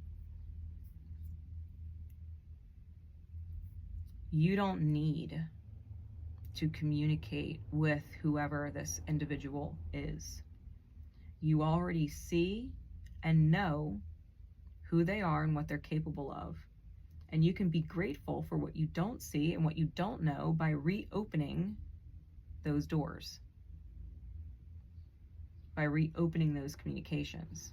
And I think you already know this. I feel like you already know this. This individual coming out with the Hermit energy, right? Virgo energy, is wondering why their candle is not lit. And if you do have a divine counterpart connection with them in some which way, shape, or form, they're seeking your light to relight their candle, right? Because one candle can light another candle and lose nothing. The problem is, if your candle gets too close to their candle specifically, it can snuff your candle out. It can snuff it out. The Five of Swords is on the bottom, with the Three of Swords under that. This person is pain, and they are at war inside their own mind with the fact that you are not there. The fact that you are not around. And that they can't do this head-to-head, tete-a-tete with you. That you will not humor them and their energy. That you are not going to put your energy out there and host a party for them to feast off of. The High Priestess is right here, highly intuitive. She's holding Chiron's keys with the Knight of Wands. Your intuition knows that you've moved forward. You have moved forward with passion and purpose. Your intuition knows they're attempting to do the same thing. You know they're thinking of you because they're popping into your head. So you know that you're on their mind. And you can probably feel and sense their energy wanting to come towards you. The thing is, it comes up with the Knight of Swords. And the Knight of Swords in this deck is extremely abusive to the heart space. The mind dominates and controls the feminine energy. He's got her by the hair. Both of her eyes are black and blue. She's got black eyes. And he's got a whip in his hands. This is where the mind is controlling the heart and saying, you will take the abuse, you will take the beating because I said so. And it's the Lover's card in the reverse. This is someone you already decided and chose against because it was abusive. It was abusive, and or they were abusive in some which way, shape, or form. Physically abusive, mentally abusive, emotionally abusive, financially abusive, psychologically or spiritually abusive. Your heart space was on its hands and knees. This feminine on the card, her eyes gaze out and break the fourth wall. She's looking right at you like, please stop. I don't want to be abused. I'm pretty sure Leo had this same card come out. If you got strong or significant Leo in your chart. God knows Mercury is retrograding in it right now, right? Your heart space doesn't want to beg on its hands and knees for the abuse to stop. That the masculine mind is choosing what it's choosing despite all begging and pleading from your heart space to stop the pain. You already overcame this person. You know exactly who this is because they made your heart hurt so bad. You were probably praying to God to please make it stop, only to realize you were the person you were praying to, and you single-handedly prevailed over the encounter that was hostile against you. The Six of Chalices, this is a past life person. You've had multiple lifetimes with them. And because you're so soulfully connected,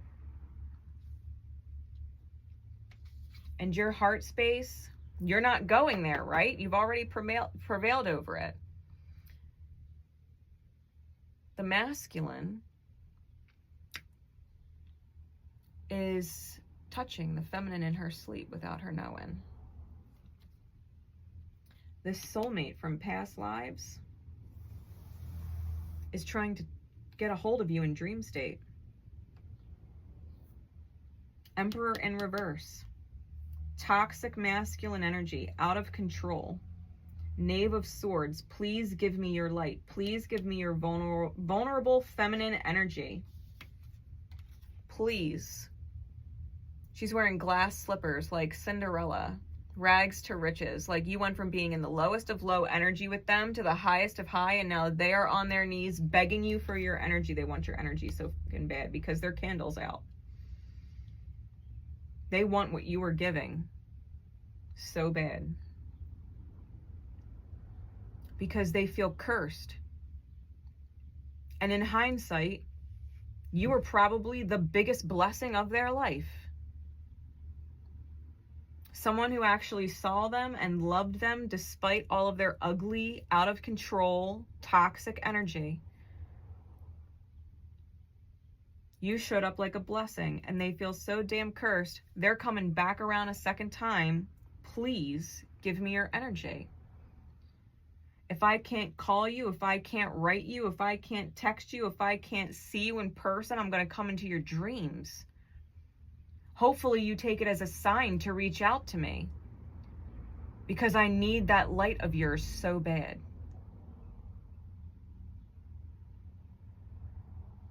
Avoid it like the plague.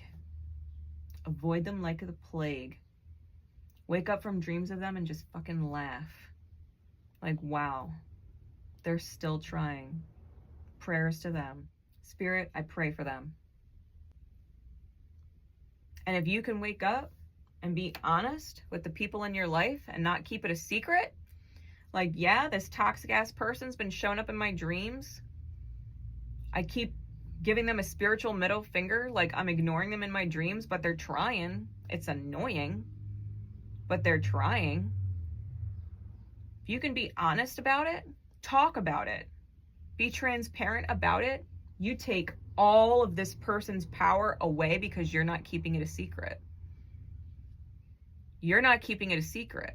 Because if you keep it a secret from people who love you unconditionally, who you choose to love unconditionally, and you fight that battle alone, it is going to create stress. It is going to affect your life, even if it's a slow trickle at first. It's going to affect your day. It's going to affect your mood because you're keeping a secret, and it doesn't feel good to keep secrets from people you love. It don't. And you're not fighting the battle alone. So if you do have someone invading your space psychically, don't keep it a secret. Talk to the people you love about it. This is what I'm dealing with right now. They're invading my psychic space. They're trying to get at me in dreams. This is what I'm dealing with right now. I'm a little tired. Maybe I didn't get the best sleep because maybe the dream was disturbing. Maybe it was a nightmare. Maybe it would have been a beautiful dream with anybody else but them. They made it a nightmare. Don't you remember the love we had? Don't you remember the connection we had? Don't you remember the good times?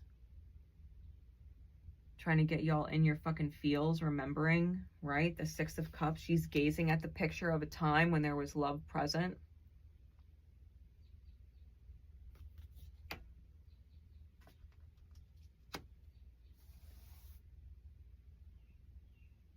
Sending you dreams.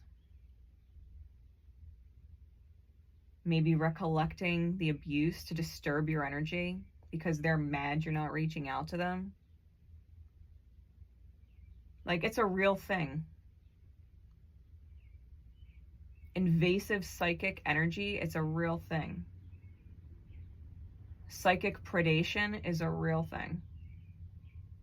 And they might not even be aware consciously that they're doing it, but they have the capability of it and they're doing it. Regardless, they're suffering and they don't want to suffer. Especially if you're not suffering. Especially if you have prevailed. So if you got over it once, you're going to get over it twice. Just remember that. Whoever this is, don't give them any energy. talk about things openly, because what stays in the subconscious and what stays in the psyche, that is where you give them the energy. You're not giving them your energy by bringing them up in conversation and being honest about it. You're actually taking their power away because they're not a secret. You give them power when they live rent-free inside your head, when they are a secret, where your wheels are spinning, trying to figure out what it all means. I'm telling you right now, it means this person is a douche, and they don't know how to get there together, and they want you to fix it and make it all better, and then leave you broken again. That's all it is. Just be super aware of it, Cat, for the month of August. Okay? With that, I am going to spin our Wheel of Fortune. Whatever sign comes out, just make sure that you watch that sign and know what house that sign rules in your chart, because it'll give you some interesting insights to all of this. All right, so Wheel of Fortune spin for Cat.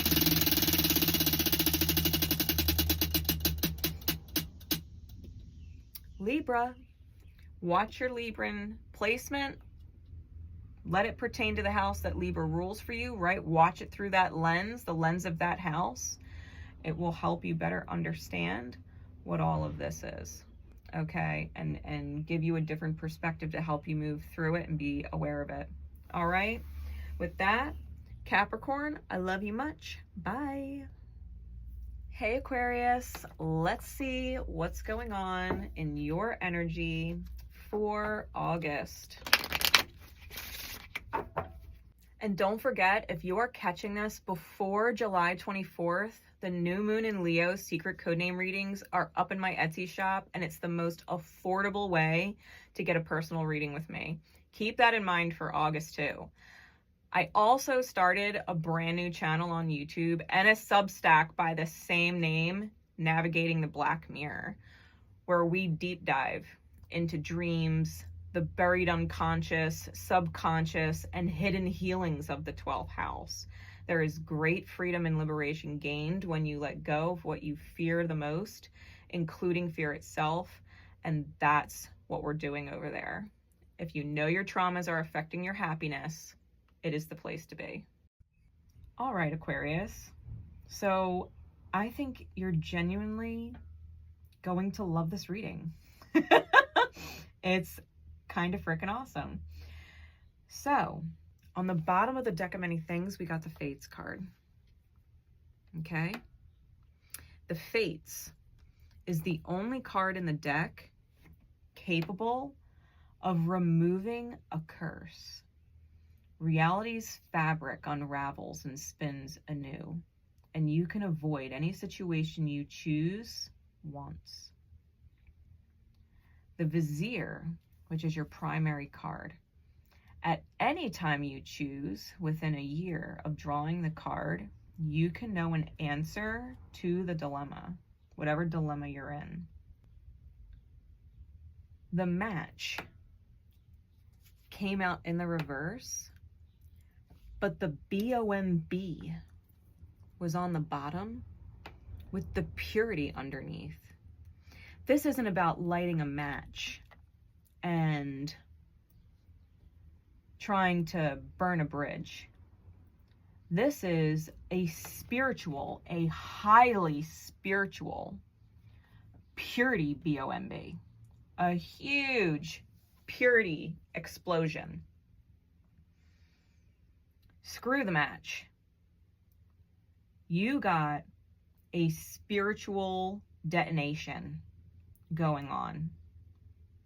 And whatever plagued you or cursed you or hurt you before, whoever or whatever is in your life right now is blowing up light, like all over the place, like light everywhere, super, super bright. Your demons cannot stick around. They are blinded and running for their life because the light is so bright. The spiritual explosion going off, this purity. Your advice cards, the divine conversation Spirit's having. What's meant for you is meant for you, Okay? So stop thinking you screwed it all up or could. Life, relationships, love, finances, you didn't screw anything up. You created opportunities to learn, and now you must seize alignment to grow. Whatever is meant for you is meant for you. If something in the past was not meant for you and it didn't work out, it's because it wasn't meant for you. That's why it didn't work out. You didn't screw anything up. You created opportunities for yourself to learn and grow. And now that you have learned, and now that you have grown, it is just simply time to seize the alignment, right? Seize the alignment. It says sometimes self-love includes full consideration of those who love you. And by sometimes, I mean all the time. Invest. Commit to not being abandoned. Commit to not being abandoned. When people show you love, which is honesty, transparency, gratitude, interest, all of those things, consideration, compassion, empathy, when their soul meets your soul and says, I will keep you safe, you will not be hurt with me. When you give love back to those souls, the souls that should genuinely love you are in high alignment. That is sometimes the best way to love yourself, because the people that choose to love you, that choose it every day, who aren't making you question yourself or your worthiness or your value. When you give back to those people continue to give to you. They continue to pour. They just want to pour more. Sometimes the best way to love yourself is to love the people who love you and reciprocate. That is a healthy relationship dynamic. If you have dealt with ping pong relationships on the spectrum, right? The villain versus victim dynamics, the narcissist versus empath dynamics, right? The toxic dynamics, shadow masculine, shadow feminine flip-flops. You have an opportunity to literally bust out of all of that and find yourself in a truly neutral place that is meant for you, that feels wonderful. It's stable. It's not ping-ponging. High, low, high, low. It's not a roller coaster.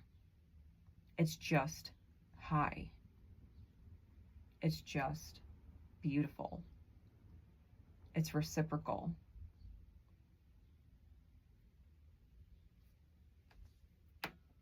The top of the deck is the Ace of Pentacles. The bottom of the deck is the Emperor. This whole energy really does rely upon you staying in your high masculine energy, choosing in your highest good, choosing things like that, committing to not being abandoned. Because when you don't abandon the people who love you, they don't get hurt and leave, because you abandoned them for your lower vibrations, right? You being in your high Emperor energy is creating a solid new foundation where you can literally talk until the sun comes up. That kind of vibe. They literally laid in bed talking all night until the sun came up. All the candles are lit. And there are 3 of them. So when you are in the midst of this purity explosion, there is a karmic connection or a third connection, a lower vibratory connection that senses it and feels your happiness and will attempt to disrupt it, which is why the match is insufficient. You need the BOMB. You can't just burn a bridge with whoever this third energy is. It needs a spiritual detonation of light going off. You know, in Scorpio's reading, at the very end, right, I had said goodbye and then I was putting up Scorpio's cards and was getting this channeled song by Falling in Reverse. interesting play on words with the read, right? Falling in reverse is rising. And it was God as a weapon. It started playing in my head. And in the middle of Sag's reading, my phone died. And so after the shuffle, I had to go charge my phone. So of course, I'm on my laptop listening to the song and watching the video on repeat because I couldn't get it out of my head. And I'm watching the video. And in the beginning of the video, there is a dark feminine in a complete like bodysuit of black patent leather with the eyes cut out. That's all you could see. She's got these blue eyes. And as fast as she comes in, she's gone. She's looking in a mirror, snaps, claps, gone. She don't make an appearance for the rest of the video. But there's a second feminine energy. And she's not in this black suit. She's a completely different person, and you know because the eyes are a different color. She's got brown eyes. It's not the same person, not the same feminine energy. And she's completely naked, completely. And she's light, and she's got this electricity, this lightning flowing through her. And she is like a BOMB going off and in high alignment with Ronnie Radke. It's like choosing high feminine energy with your high masculine energy. And it just completely obliterates and makes the original masked feminine completely obsolete. She don't even matter once this highlight feminine steps into the video. It becomes all about the high connection. I feel there is a part of you. There is a part of you. And Sag did get similar cards. If you have strong Sagittarius in your chart, it's in your big three, or you got a major placement in there, I would watch Sag's reading from that lens, whatever house it rules for you, whatever placements you have in there, right? In Sag. You have this masculine energy, your mind, who has this feminine heart space, who feels brand new. Like it was never tainted to begin with, right? That beautiful feminine energy that has never been tainted. Pure, right? Pure form. Leaning on this sword of truth. They lean on the truth. And you want to choose it all the time, right? The mind, your masculine energy, your mind is on its knees, like, please let me be around this beautiful energy as often as I can. I want my heart to feel good all the time, because whenever you're around this person, whoever they are for you, it just feels so good to be in connection with them, to talk to them, whatever. The King of Swords is getting comfortable with that feminine energy, right? The high masculine energy with the feminine. They're getting comfortable. However, there is that third person in the background staring, and they don't like it. They don't like that you are close to this new feminine energy. They can feel it. They can sense it in the psyche. They want you back in this lack mindset, this unworthy King of Five of Pentacles mindset. The lack, the feeling abandoned. They miss your energy. They miss it so much because you're lighting up, and they can sense it in the psychic field, right? Soul to soul, being connected. They can sense that you're rising and that you probably met a purity explosion of a person. You have past life history with whoever this more toxic individual is, and they miss your light. They do. They miss your light. Not because they want to return it to you now, but just because they miss the way you made them feel when you were in your wounds, right? When they were benefiting from your wounds. They're sad. Ten of Swords. They want their Queen of Cups. They want Aquarius to pour their heart out. They want you to pour your heart out. They miss it. Their love cup is empty. They've got the mirror sitting next to them. They just got hurt. They just got hurt. They want their aqua. And you are not even you're not even connecting to that energy at all. I think you're well aware of the fact that whoever this is took your best energy and betrayed you. They betrayed your heart. Your heart was really freaking sad over this person. You might have genuinely loved them and cared about them and invested in them. Someone who wasn't returning love to you, right? That's why you're taking this advice now.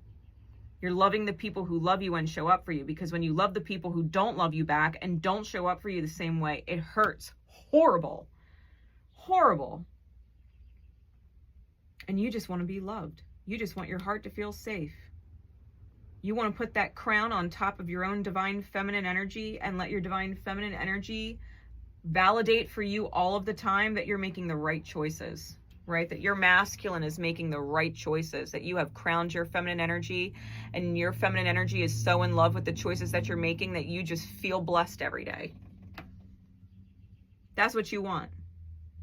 That's all you wanted with whoever that toxic person was. You just wanted to know that the choices you were making were the right ones and have life feel amazing. And they wouldn't give it to you. They didn't choose you. They didn't choose to love you.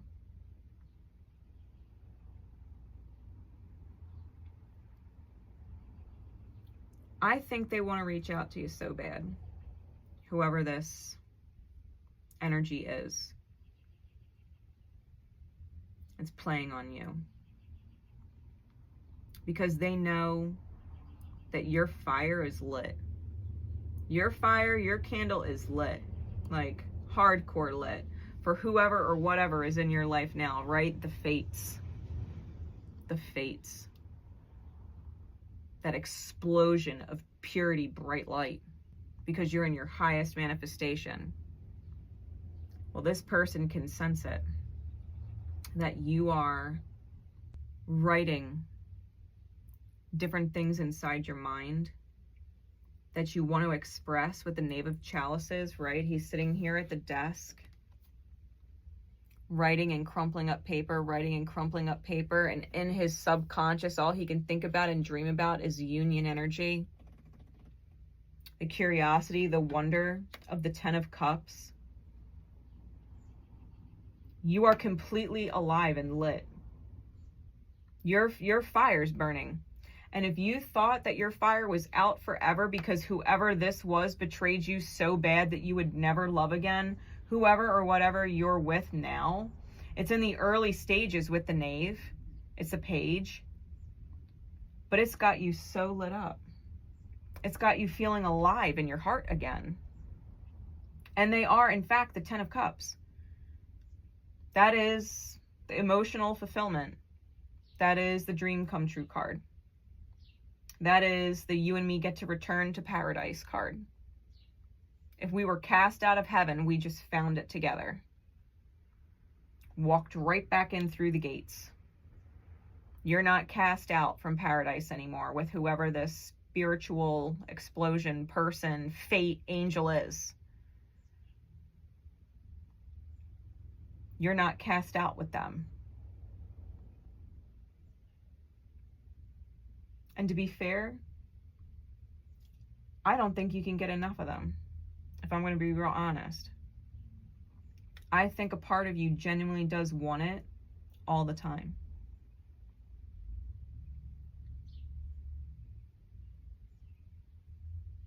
And they probably want the same thing.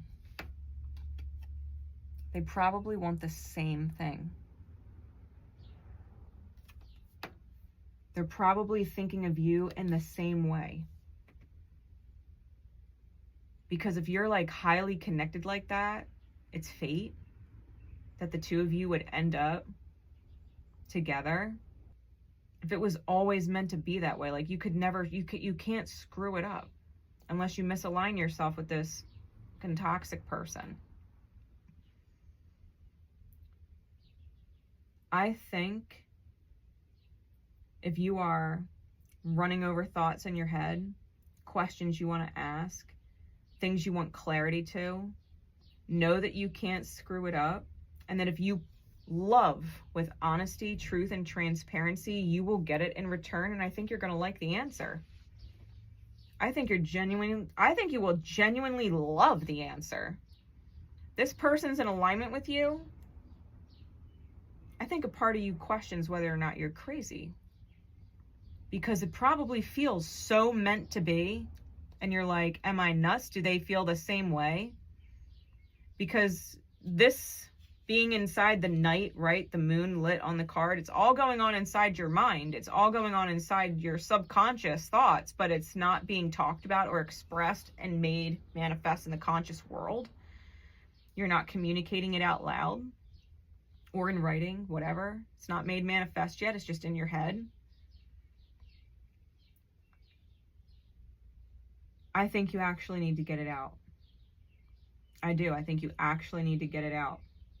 Whatever the thoughts are or the questions are, like, just straight up genuinely ask it. Because I think that is you seizing the opportunity to grow, seizing the alignment. I think it's seizing the alignment because you've come so far from where you were, feeling unworthy, feeling abandoned, feeling betrayed, feeling left to your sadness, to heal yourself after investing so much in a soulmate that never chose you. I think you are in the midst of a dynamic where you and another person are genuinely choosing each other. And you have 10 of Cups potential. Being in your high masculine energy. Getting acquainted with this new heart space that is being crowned and valued.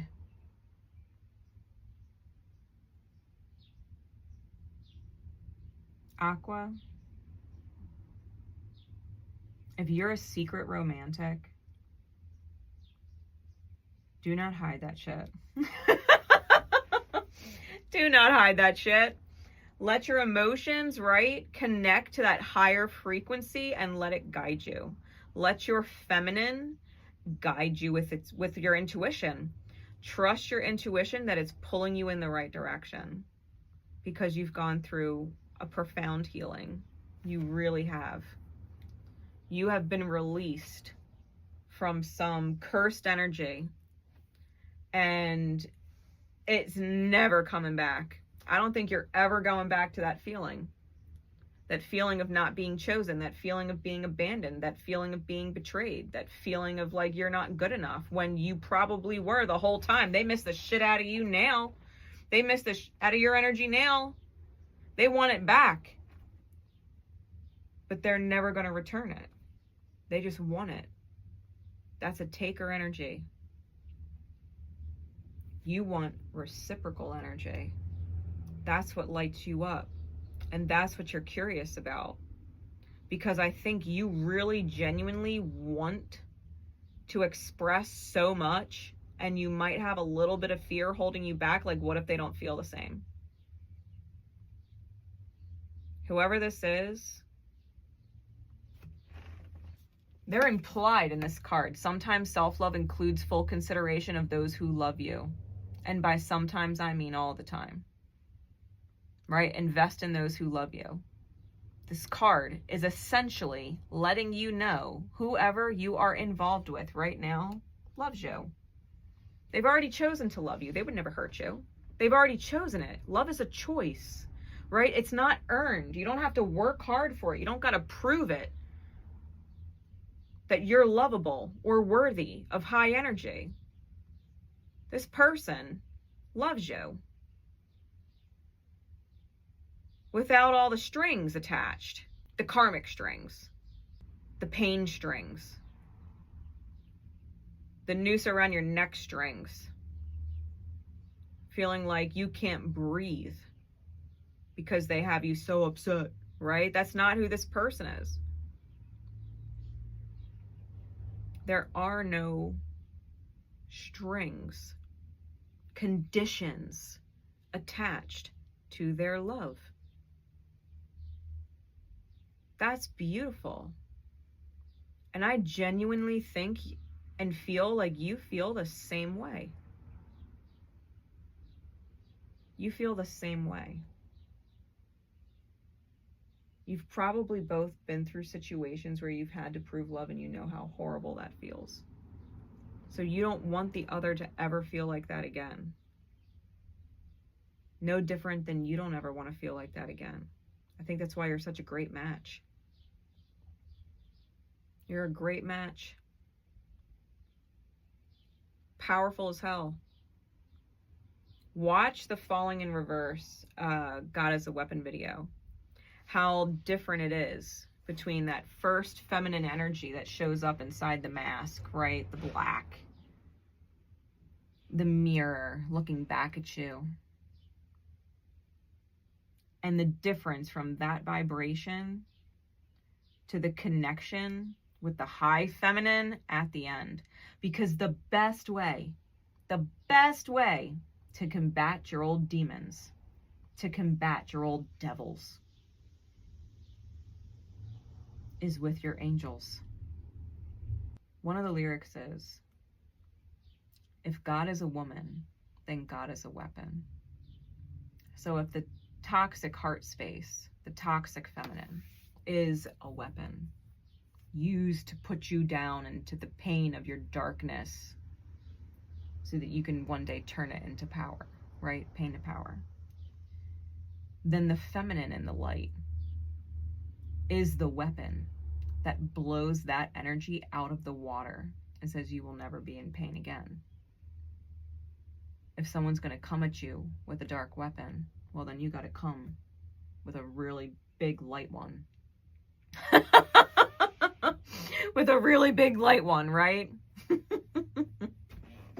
You don't have to battle that alone. You were never meant to. You were never meant to. All right? So, Aqua, I'm going to spin our Wheel of Fortune for you. Whatever sign the wheel falls on, know what house that sign rules in your birth chart. Watch it through that lens, right? The lens of that house. And it will help you understand how all of this is connecting. Why all of this makes sense, right? The different things that you've probably healed through. All right, Wheel of Fortune spin for Aqua.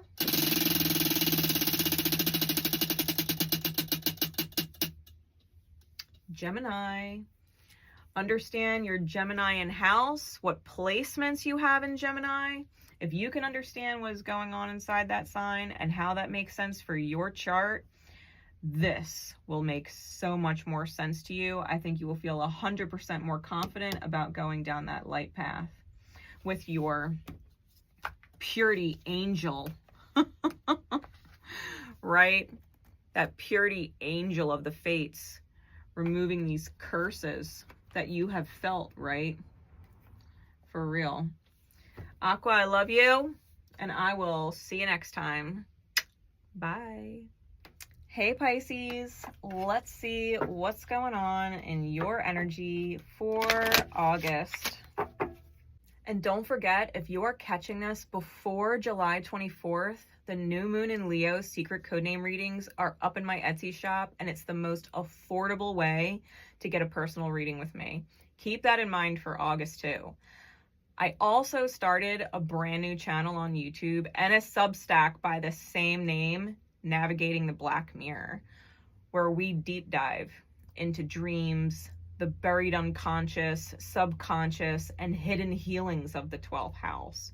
There is great freedom and liberation gained when you let go of what you fear the most, including fear itself, and that's what we're doing over there. If you know your traumas are affecting your happiness, it is the place to be. All right, Pisces. So we've got a serious conversation. And, you know, with your Saturn retrograde reading, I understand why these cards are the way they are, and I will explain. You are probably feeling a lot of the pressure of Saturn re-entering your sign. In the month of August, it will be in Aries, but as of September 1st, it's going to click back into Pisces. And so you will be revisited by Saturn. And in the meantime, you are feeling the pressure of Saturn re-entering your energy. All right. Now, your primary card was the Idiot card. It does allow me to draw an additional card. The Idiot and the Jester are the only two cards in the deck of many things that allow you to draw more cards. So I did, and we got the Comet. The Comet does indicate that you can single-handedly prevail over a hostile encounter, okay? Something that is adverse to your energy and doesn't feel good. You can prevail over it. However, with the flames on the bottom, the flames indicates a powerful devil or demon that's become your enemy. And this battle that you have with them will persist until either you or them goes through an ego death, okay? Or a literal one, but for spirituality's sake, we're gonna go with ego death. Whoever this person is that you're dealing with makes you feel really fucking stupid. They make you feel stupid, all right? They do. They're probably not nice to you. They're not kind to you. They don't reciprocate to you. It is a trauma bond, okay, with the flames. It is a trauma bond. And until one of you decides to heal your trauma, y'all are stuck burning in the bed you made with each other, okay? We do have the Angel card here, the Hourglass, and the Sun. And underneath the Flames card is the Sun. So it's right there. What's in between you and your Sun energy, your light energy, is this devil, okay? And the time is ticking. The Hourglass also indicates Saturn. So Saturn is coming back into your sign to really help you out. To really help you out and get you inside your high energy, right? And your high energy, your high service, high protection of self and others type energy. What you're really deciding is whether or not you genuinely deserve to wear the crown, to crown yourself, right? Straighten your crown and move into the new dawn, right? To get out of the dark night energy. That's where we're at. Your divine conversation cards. They say, who are you running from, denying or avoiding if it's not facing yourself? You are better than this. You deserve better. The divine is letting you know you should be putting that crown back on your head. You should be straightening your crown. You are dealing with somebody who is so toxic in this trauma bond. So toxic. You really do deserve better. It says stay in your lane and don't move so fast or be in such a hurry that you miss your exit. Don't let, when it says don't move so fast, stay in your lane, don't let your thoughts and your wheels spin a mile a minute about other people and other people's needs and other people's demands and what's going to happen to them if you choose this or you choose that. Like, stay in your lane and focus on you. It says feel good about your direction. Feel good about the direction you are choosing for you. If you choose to stay in a toxic situation, feel good about that choice. Feel good about the choice to stay in the toxicity. And if you can't, then you have to really feel good about the choice you're making to exit and pay attention to those divine alignments, synchronicities, intuitive pings, whatever, once you have definitively chosen to remove yourself from the toxicity. You got to stay in your lane and not worry about anybody else, especially if they are toxic, because it's just going to stall your progress, and then time's going to run out. Before you know it, Saturn is going to go direct in your sign and out like a flash, and Saturn will not return to help you reevaluate this lesson in soul for another 30 years. So I'm going to ask you, whatever this toxicity is, the way you feel today, could you feel that way for another 30 years? And feel good about choosing it? No regrets? If you went another 30 years suffering under somebody, a trauma bond, right? The top of the deck is the Hierophant, the bottom is the Two of Wands. You are at a choice point with your belief systems. You are at a choice point, a crossroads in soul with the Suit of Wands, with your belief systems. The Wheel of Fortune's under that. You have to decide what you're choosing, fate or destiny. The wheel is going to turn. Good luck or bad luck, right? Good fortune, bad fortune. It depends on what you choose. You're going to choose based off of your belief systems. If your belief systems are broken, if they're not serving you, if they're in low alignment, you will choose to suffer, and that clock will run out. You'll miss the window to heal whatever this is, to be in your angelic light, right? Your high manifestation energy, where you're not suffering. And I don't think you want to miss that window. I really don't. So we get into the rest of your cards. Mind you, if you are dealing with some seriously broken belief systems, you really probably should check out the new channel, Navigating the Black Mirror, especially because you're naturally ruled by the 12th house, and that is what Navigating the Black Mirror is dedicated to. I would check out the Substack. It will help you tremendously. I know it will, as you move through these energies. Okay? Trauma is not safe there. Trauma is not safe there, right? That is exactly why we're here, to get through this stuff so that you can be in your high energy and not deal with these very long and painful, psychically karmic cycles, right? These toxic cycles where we're dealing with devils and angels in ourselves and reflected in other people. If you've got a devil in your outer experience, right, it's a manifestation of your own inner demons and what you haven't healed yet. What you haven't healed yet is coming from your belief system. So you got to figure out, why do you believe that? Why do you believe it? And is it true? Can you change it? Right? So as we get into the rest of your cards, we've got the Three of Wands with the Knave of Wands. And it's interesting because the figures on the cards are in similar like physical positions. You see how they're both in each other's arms, and, you know, the feminine leg is up and all that jazz. We've got the torches on the cards in the background.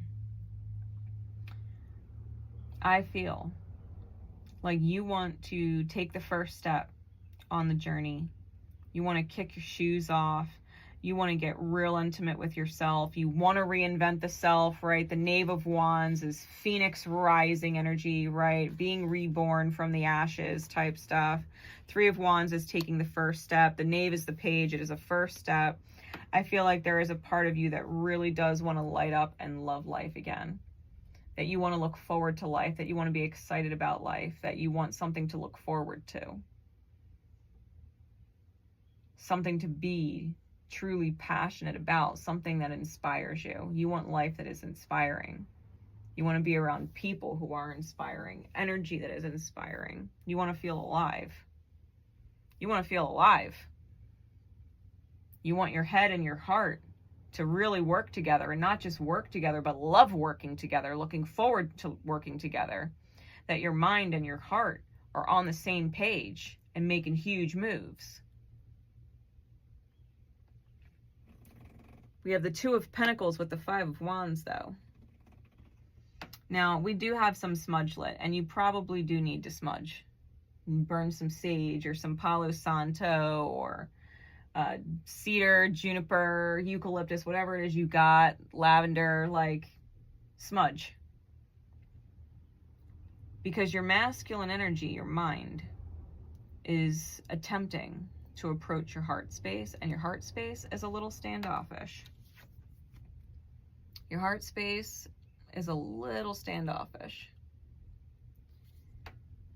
Isn't sure if it wants to hear what your mind has to say, your reasoning, right? The masculine energy, your willpower, your drive, your choice-making facet of the self. Your feminine don't know if they want to hear it. Like, what excuses or what reasons do you have now, right? That's the vibe. Cold shoulder. Your feelings are like, what excuse do you have now to stay inside pain?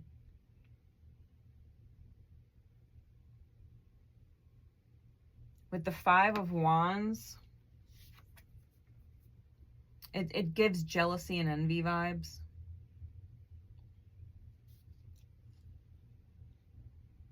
You see other people happy, or other people in healthy relationships with themselves, and you want that. You do. I think you might have a pattern of trying to solve that problem the wrong way. The 6 of Pentacles with the 6 of Wands. Your mind, your masculine energy, really, all these cards, wants your heart space's attention so bad to validate that you're making the right choices, and it just won't do it. It's like you can look, but you can't touch. And when you do feel something, when you do feel alive, it's like fleeting, right? It's like a short little victory. But then they go right back to being in their own world, and the mind is watching the heart as the heart is like disassociated and disconnected, right? It's almost like a numb feeling, like the heart saying, I don't care, choose whatever you want. I don't care at this point. I don't care. You don't care about how I feel. You've never stopped to ask me how I feel. You never stopped to consider how I feel. So whatever, choose what you want. I don't care. Disassociated completely, right? Your heart space. Your masculine, again on this card, 5 different cards reaching up to the feminine on the ground, right? On the ground. Like, I'll put the crown on your head. But she's so stoic. She's almost statuesque. Her heart space is looking in the mirror at the crown, but she feels nothing. There is no emotions expressed at all.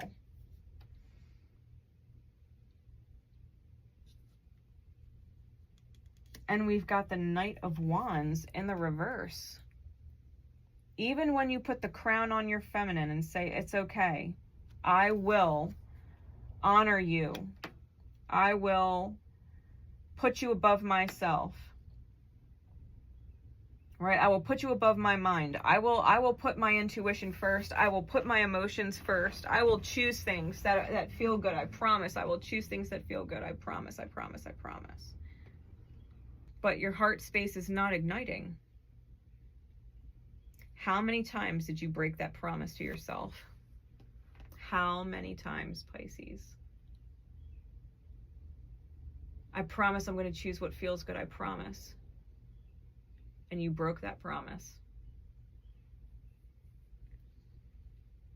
Your heart checked out. It's numb. It doesn't feel anything because you keep breaking that promise. You're not listening to your intuition. You're not listening to spirit. You're not following your feel-goods. You're following your trauma.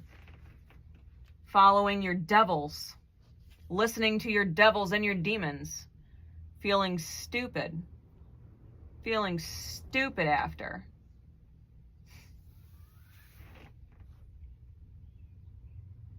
It's because you haven't addressed your belief system.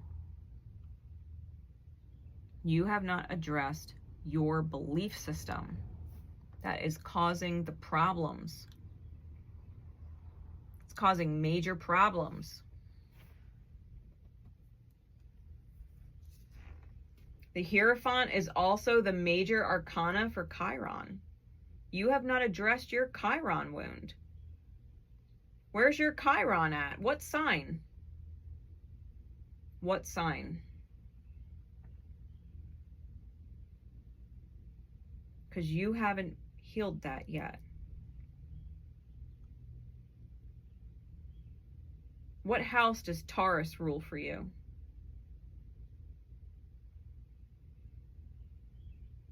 Because that is where the root of your belief systems are stemming from.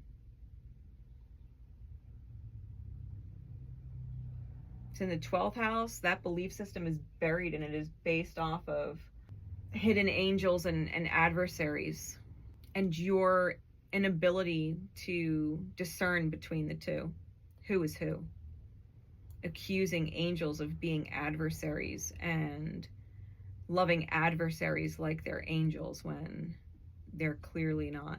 Your belief system is affecting your ability to discern in order to keep that promise to your heart space, which is why your heart space is so checked out. Saturn is going to re-enter your sign in September. In the meantime, this feeling of your heart space being so checked out and disassociated from you, because you haven't figured out or learned how to discern through your 12th house, how to read the mirror. Really, I just heard an engine rev outside. It's like divine confirmation. I don't know if the microphone picked that up. That engine revved. Like, you have not mastered how to discern.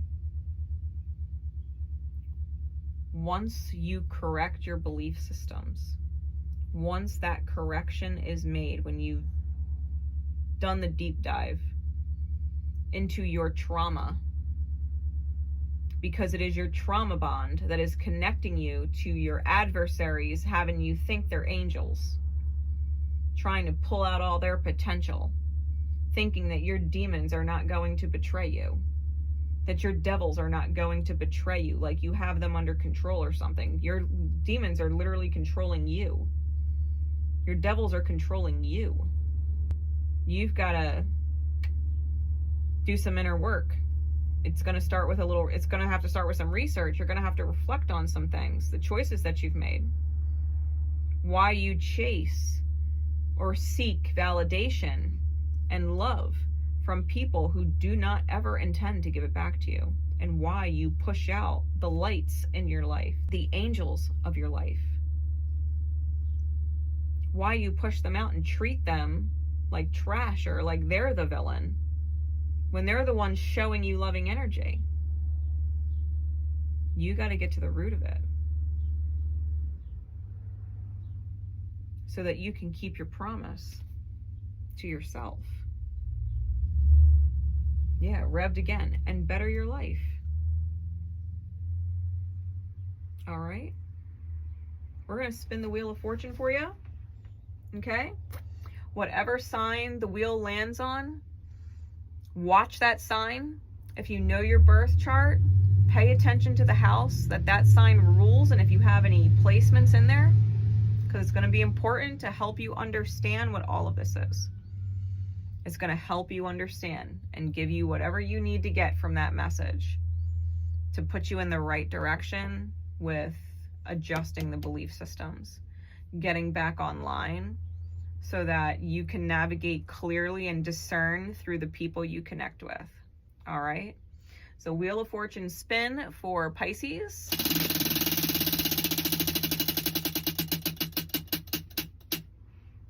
Cancer. Cancerian energy is going to be really important for you. We've got Jupiter in Cancer right now. If you have important placements in Cancer, it's gonna expose a lot. If you've got Chiron or Saturn in Cancer, it is going to explain a lot. Watch Cancer. Watch Cancer. Trust. that it will help get you in the right direction. All right? Much love to you, Pisces. Bye. So, hello, beautiful Ophiuchian energy. We have a completely different reading for you. You can follow the other 12 zodiac signs if you'd like. This one is going to be straight guidance, not insight, but guidance. We are using the Spiritual AF deck, the Power Thought cards, Notes from the Universe on Love and Connection, and Magical Spirit Oracle, The Brilliance of You. All right. We are going to start with the Power Thought cards. So Spirit, please, what is the first message for those guided to our Ophiuchus message, our Ophiuchus reading? What is the first card above all others that we need to hear and receive at this time in our highest good?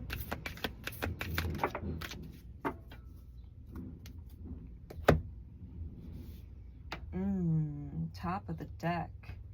Loving others is easy when I love and accept myself. Loving others is easy when you love and accept yourself. That is why healing yourself, taking responsibility for healing your trauma, healing your wounds is so important. Like as kids, as a youth, like we don't have a choice in the hand that we get dealt and the trauma that we take on. But as adults, we did promise ourselves when we came into this life that we were going to heal it.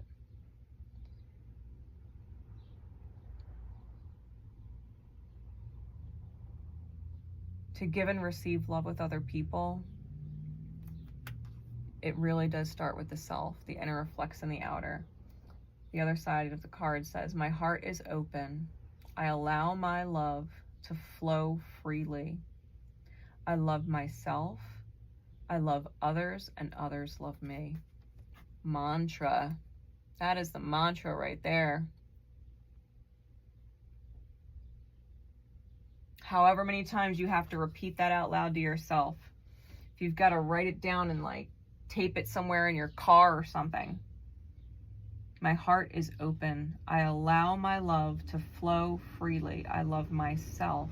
I love others, and others love me. Woo! Loving others is easy when I choose to love myself, right? Great top of the deck. I turn every experience into an opportunity. I turn every experience into an opportunity. Each problem has a solution. All experiences are opportunities for me to learn and grow. I am safe. For every problem there is a solution, which means for every trauma you have, there is a healing process for it.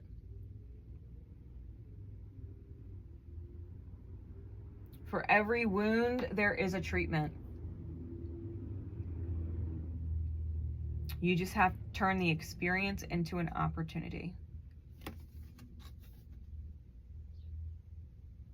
All experiences that you have lived in this life were meant to help you grow. Were meant to help you ascend. Were meant to help you heal. Were meant to help you heal. Everything you manifest, everything you choose, comes from a belief. And those beliefs come from the 12th house. It's things that are repressed and buried. Where our demons hide, our snakes. I mean, Ophiuchus is the snake bearer, the serpent bearer, the healer, the lost sign, right? Where we have forgotten how to heal ourselves. Turn every experience you had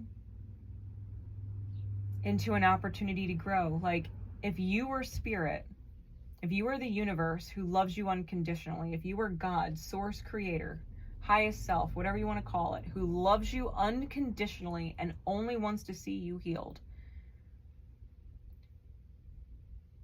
what would you do to teach you?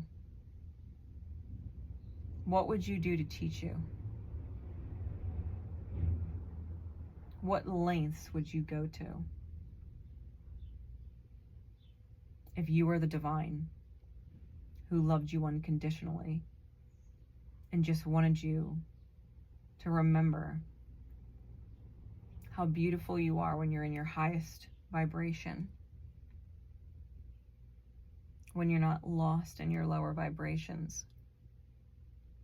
What lengths would you go to if you were the divine from that place of unconditional love in the highest to bring you back to your high vibration?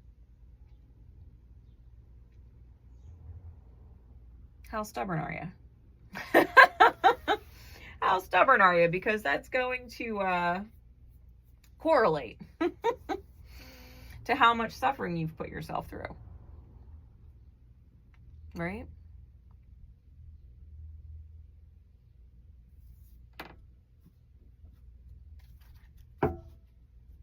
Notes from the universe on love and connection.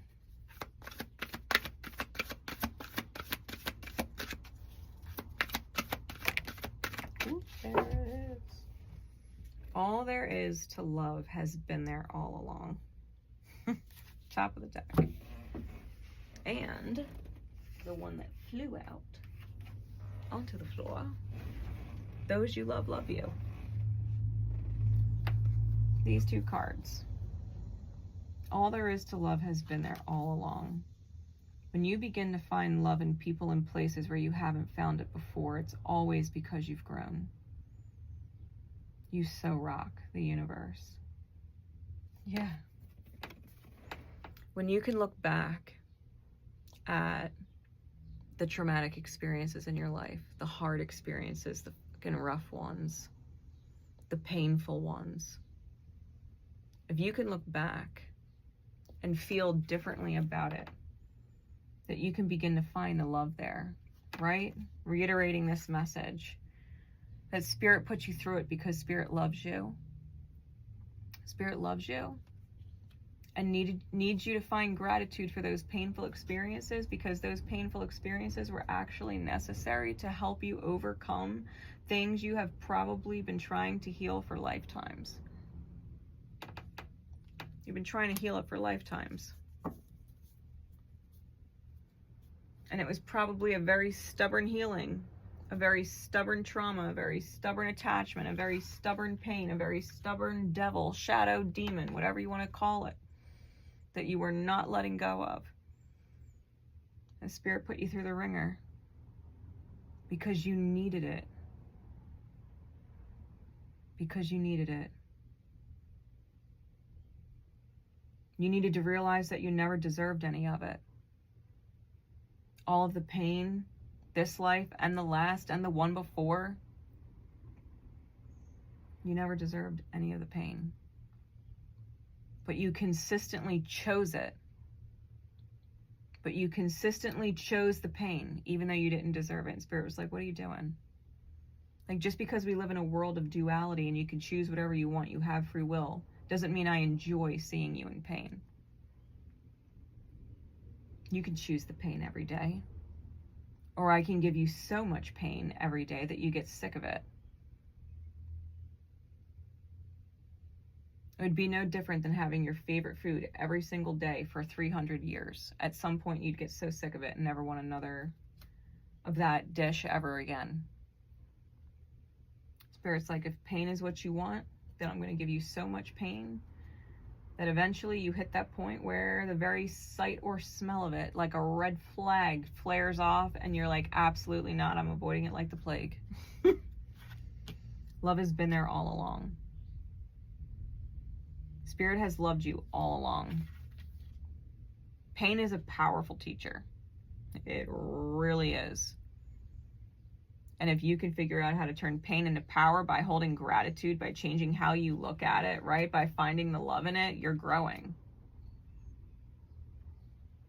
Those you love, love you. It says, to be beautiful in the eyes of another, simply forget they're watching. Tally ho, the universe. To be beautiful in the eyes of another, simply forget they're watching. So that you could just be authentic and be yourself, your best self, and not feel the need to impress or perform for anyone. If you want to be beautiful, your most beautiful energy is authenticity. Authenticity in your highest light, who you are always meant to be. Not your wounded self, because that's not authentic. Those wounds were given to you by other people. Those wounds were given to you by life experience. That's not authentic. Your vices do not make you authentic. Your wounds, your trauma does not make you authentic. That means you are a karmic repeat of whoever dished out that wound and that trauma to begin with. It's not authentic. Authentic is who you are in your light when you've healed yourself from that trauma and have removed it from your being with gratitude, in hindsight, and embracing the wisdom and applying the wisdom so that you can live your best life. Life was meant to be enjoyed. Life was designed to be a blessing. It was designed to be a paradise. We were the ones that decided we needed to heal because we didn't know enough, and then we knew too much. And we learned the hard way.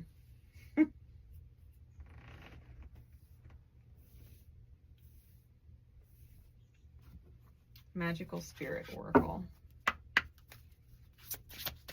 What card above all others in the highest good, please, for those who would receive this message?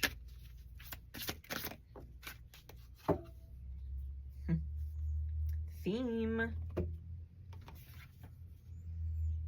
Could you surrender just a bit more? The Seeker. Could you surrender just a bit more? Maybe not look at life through the two eyes, but through the lens of your third eye, your spirit's eye, your divine eye. Card number 36.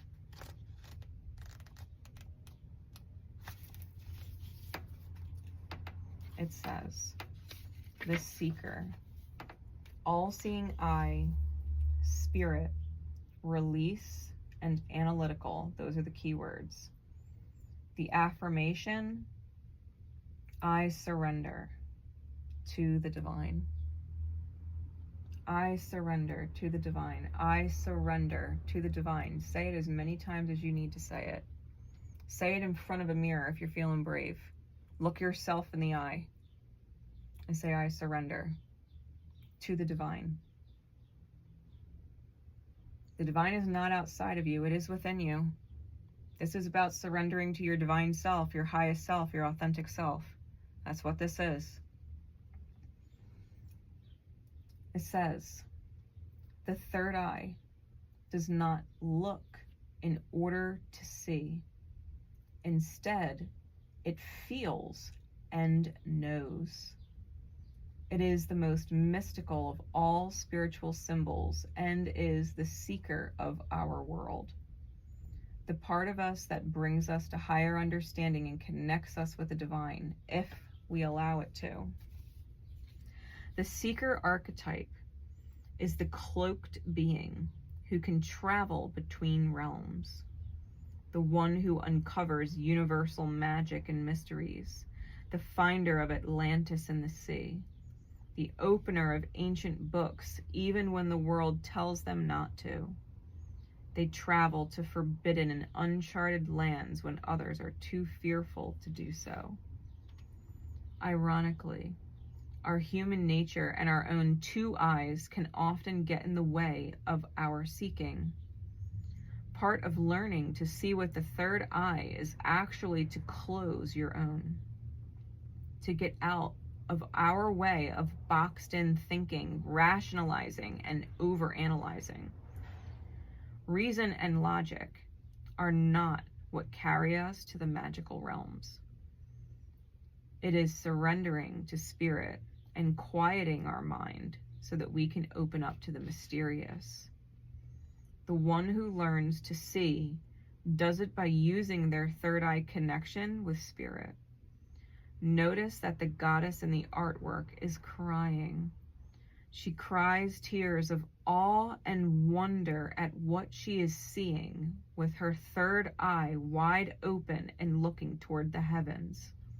It's symbolic of the heightened understandings and awakenings that we are capable of receiving. A release, the tears flowing downwards, allows for the rise, the third eye seeing upwards. Observe how the goddess becomes the horizon. She is the rising sun, with the renewed sense of optimism for life.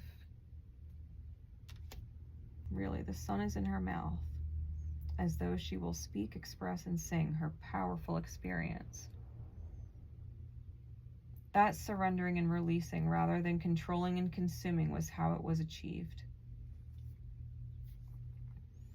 Surrendering and releasing rather than controlling and consuming was how she achieved it. She asks you, could you surrender just a bit more? It would be wise to continue practicing the release of yourself to spirit. The best way to activate your third eye is to get your mind out of the way. Let yourself get carried away with the magic of every present moment. Try to get through a whole day of not judging, forcing, or overanalyzing anything. If you pay attention, you will be surprised by how much you do. Spirit would rush in if it only had the room to.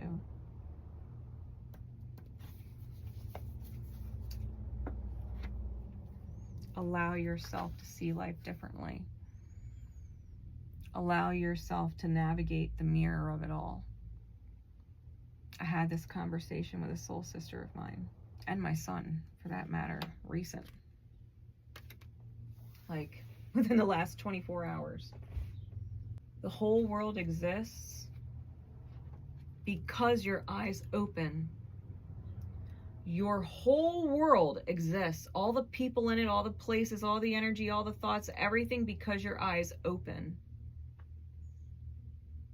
Everything in the world is here for you in service to your healing. Everything is a reflection in the outer of your inner state. Everything is a mirror, reflecting a piece of you back to yourself to see. You are not separate from anything in your manifestation. You are not different. You are not greater than. You are not less than anybody. You are on the exact same vibration, right? Law of attraction. It's universal law. If you're not familiar with the 12 universal laws, you should look up the 12 universal laws. This is the law of attraction. And every single thing in your life, of all the different possibilities that there could be, all of the different people in the world, all of the different places, all of the different jobs, all of the different friendship circles, all of the different everything, you specifically have who and what you have in yours. And it is all for you. Every experience teaches you something about yourself if you are willing to see it with your mind's eye. Yes, you receive it and experience it with your two eyes, but you need to be able to close your eyes and reflect on it. What are you seeing with your spiritual eye when you reflect on everything you've seen with your two eyes? What is in your mirror? What conversations are being had with you? How would you describe the people in your life?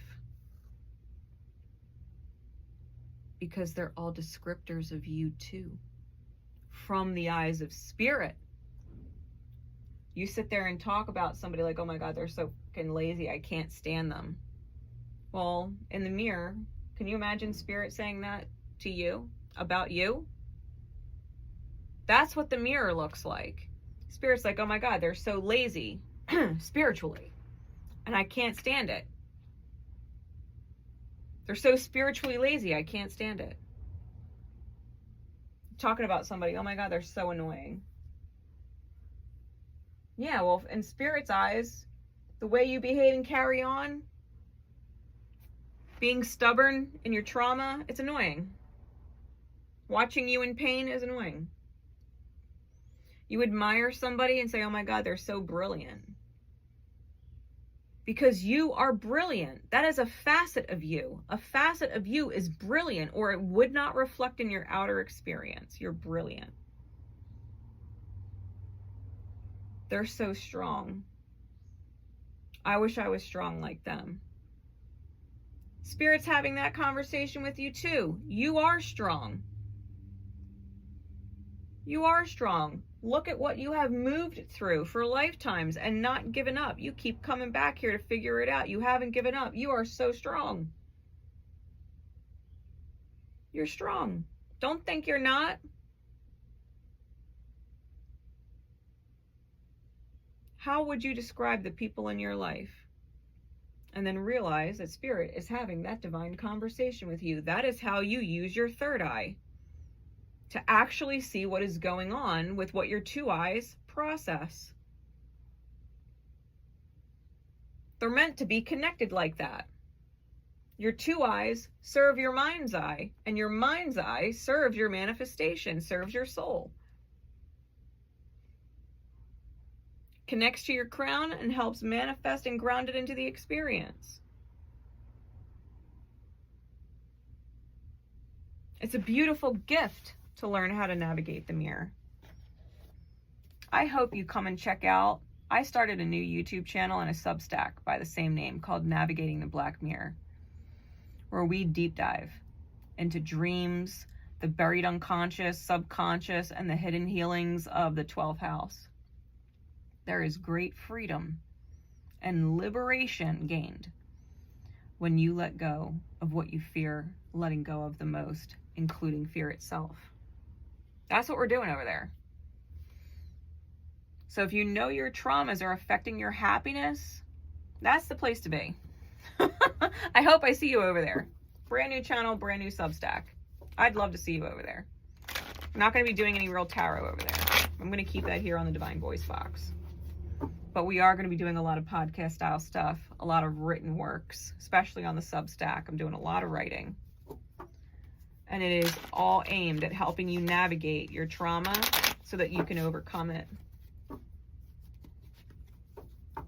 that's exactly what all of this is. All right. Last deck. Spiritual as F. What card above all others, please, Spirit, in closing for Ophiuchus energy and those who have been guided to it? We got 2.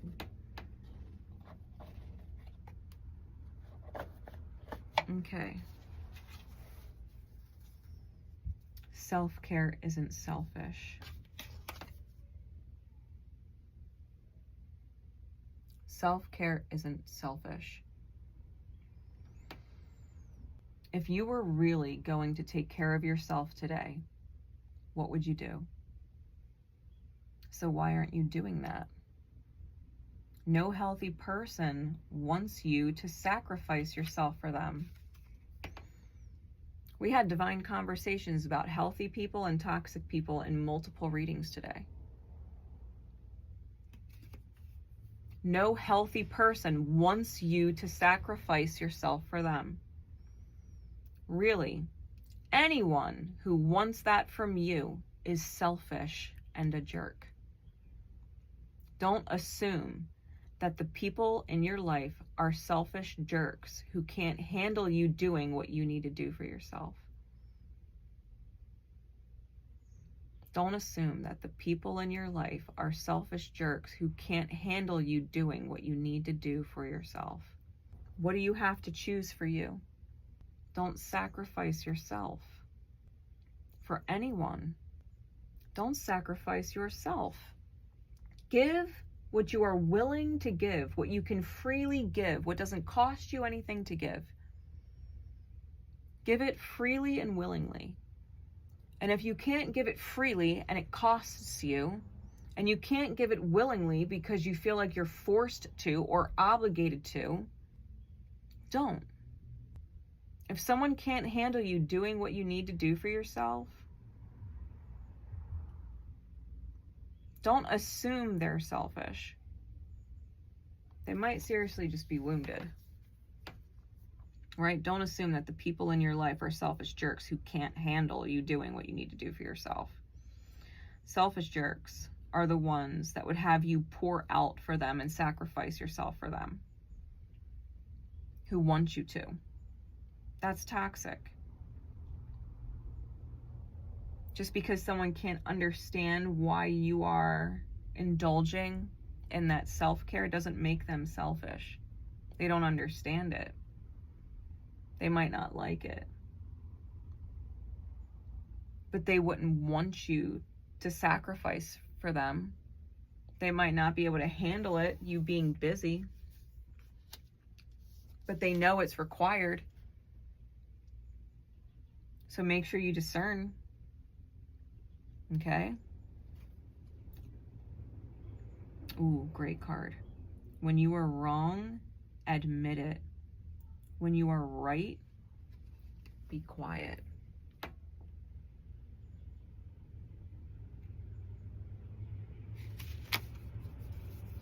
Just say yes to fessing up or shutting up as the situation warrants. You'll be all around way more likable to everyone, including yourself. If you need to, keep a list of all the times you were absolutely right. Just be sure you burn it before you die so you don't ruin the illusion for everyone else.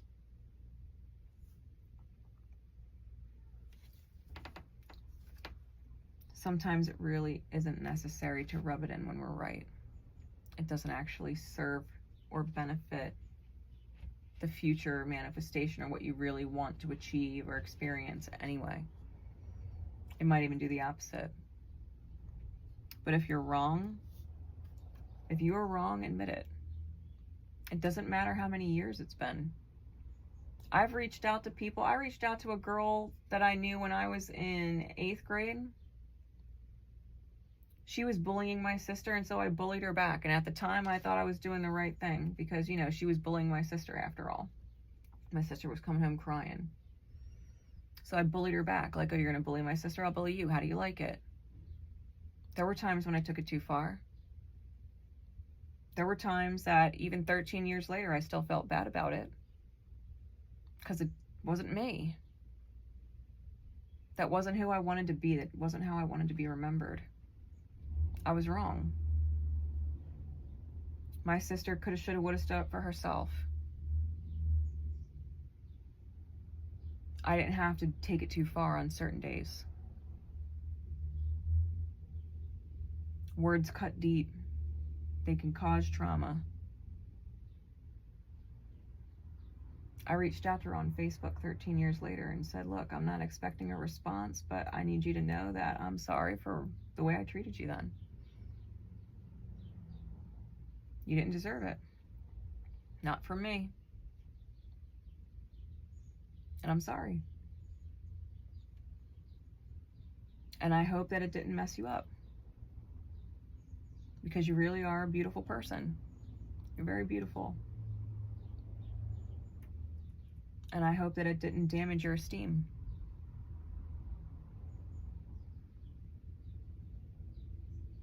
And I hope you're happy.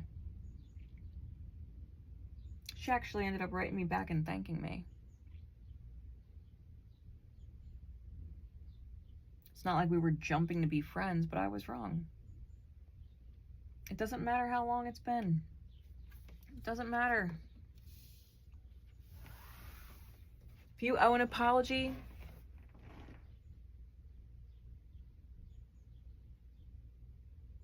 it's not just for them. It's for you so that you could stop secretly hating yourself. That self-loathing that we bury, hating who we are, pretending like we didn't do those things that we would have never wanted done to us. I was all kinds of bullied growing up. You don't think I knew what it felt like to do what I was doing to that girl? Even if I was self-righteous and serving my sister and defending my sister, and that was the excuse I gave myself while she's doing it to my sister, I'm going to do it to her. I still knew what bullying felt like. The bullying that I went to did cause damage for a lot of years. And it wasn't just being bullied in school. I was being bullied by my mother. All my life. I was being bullied by my own mother. I knew how that felt. I owed that person an apology, so they got it.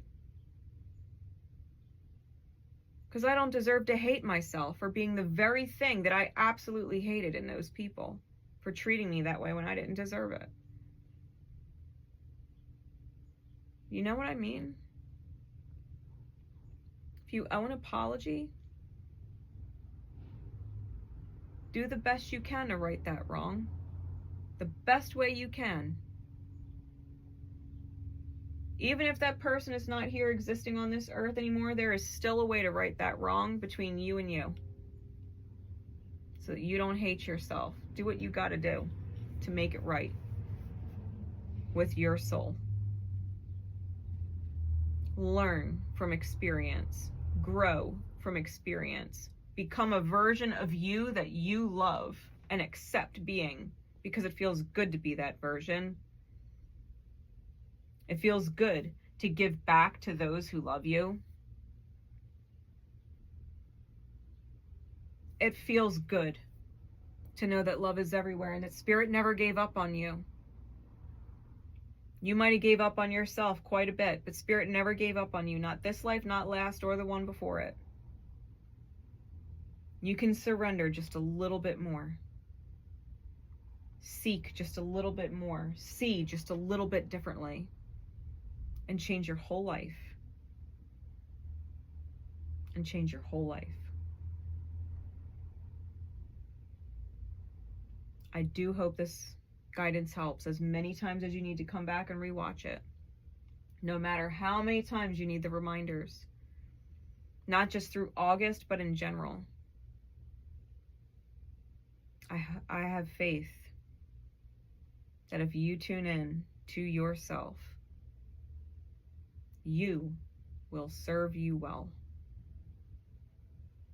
the way it was always intended to be. Ophiuchus, much love. Bye.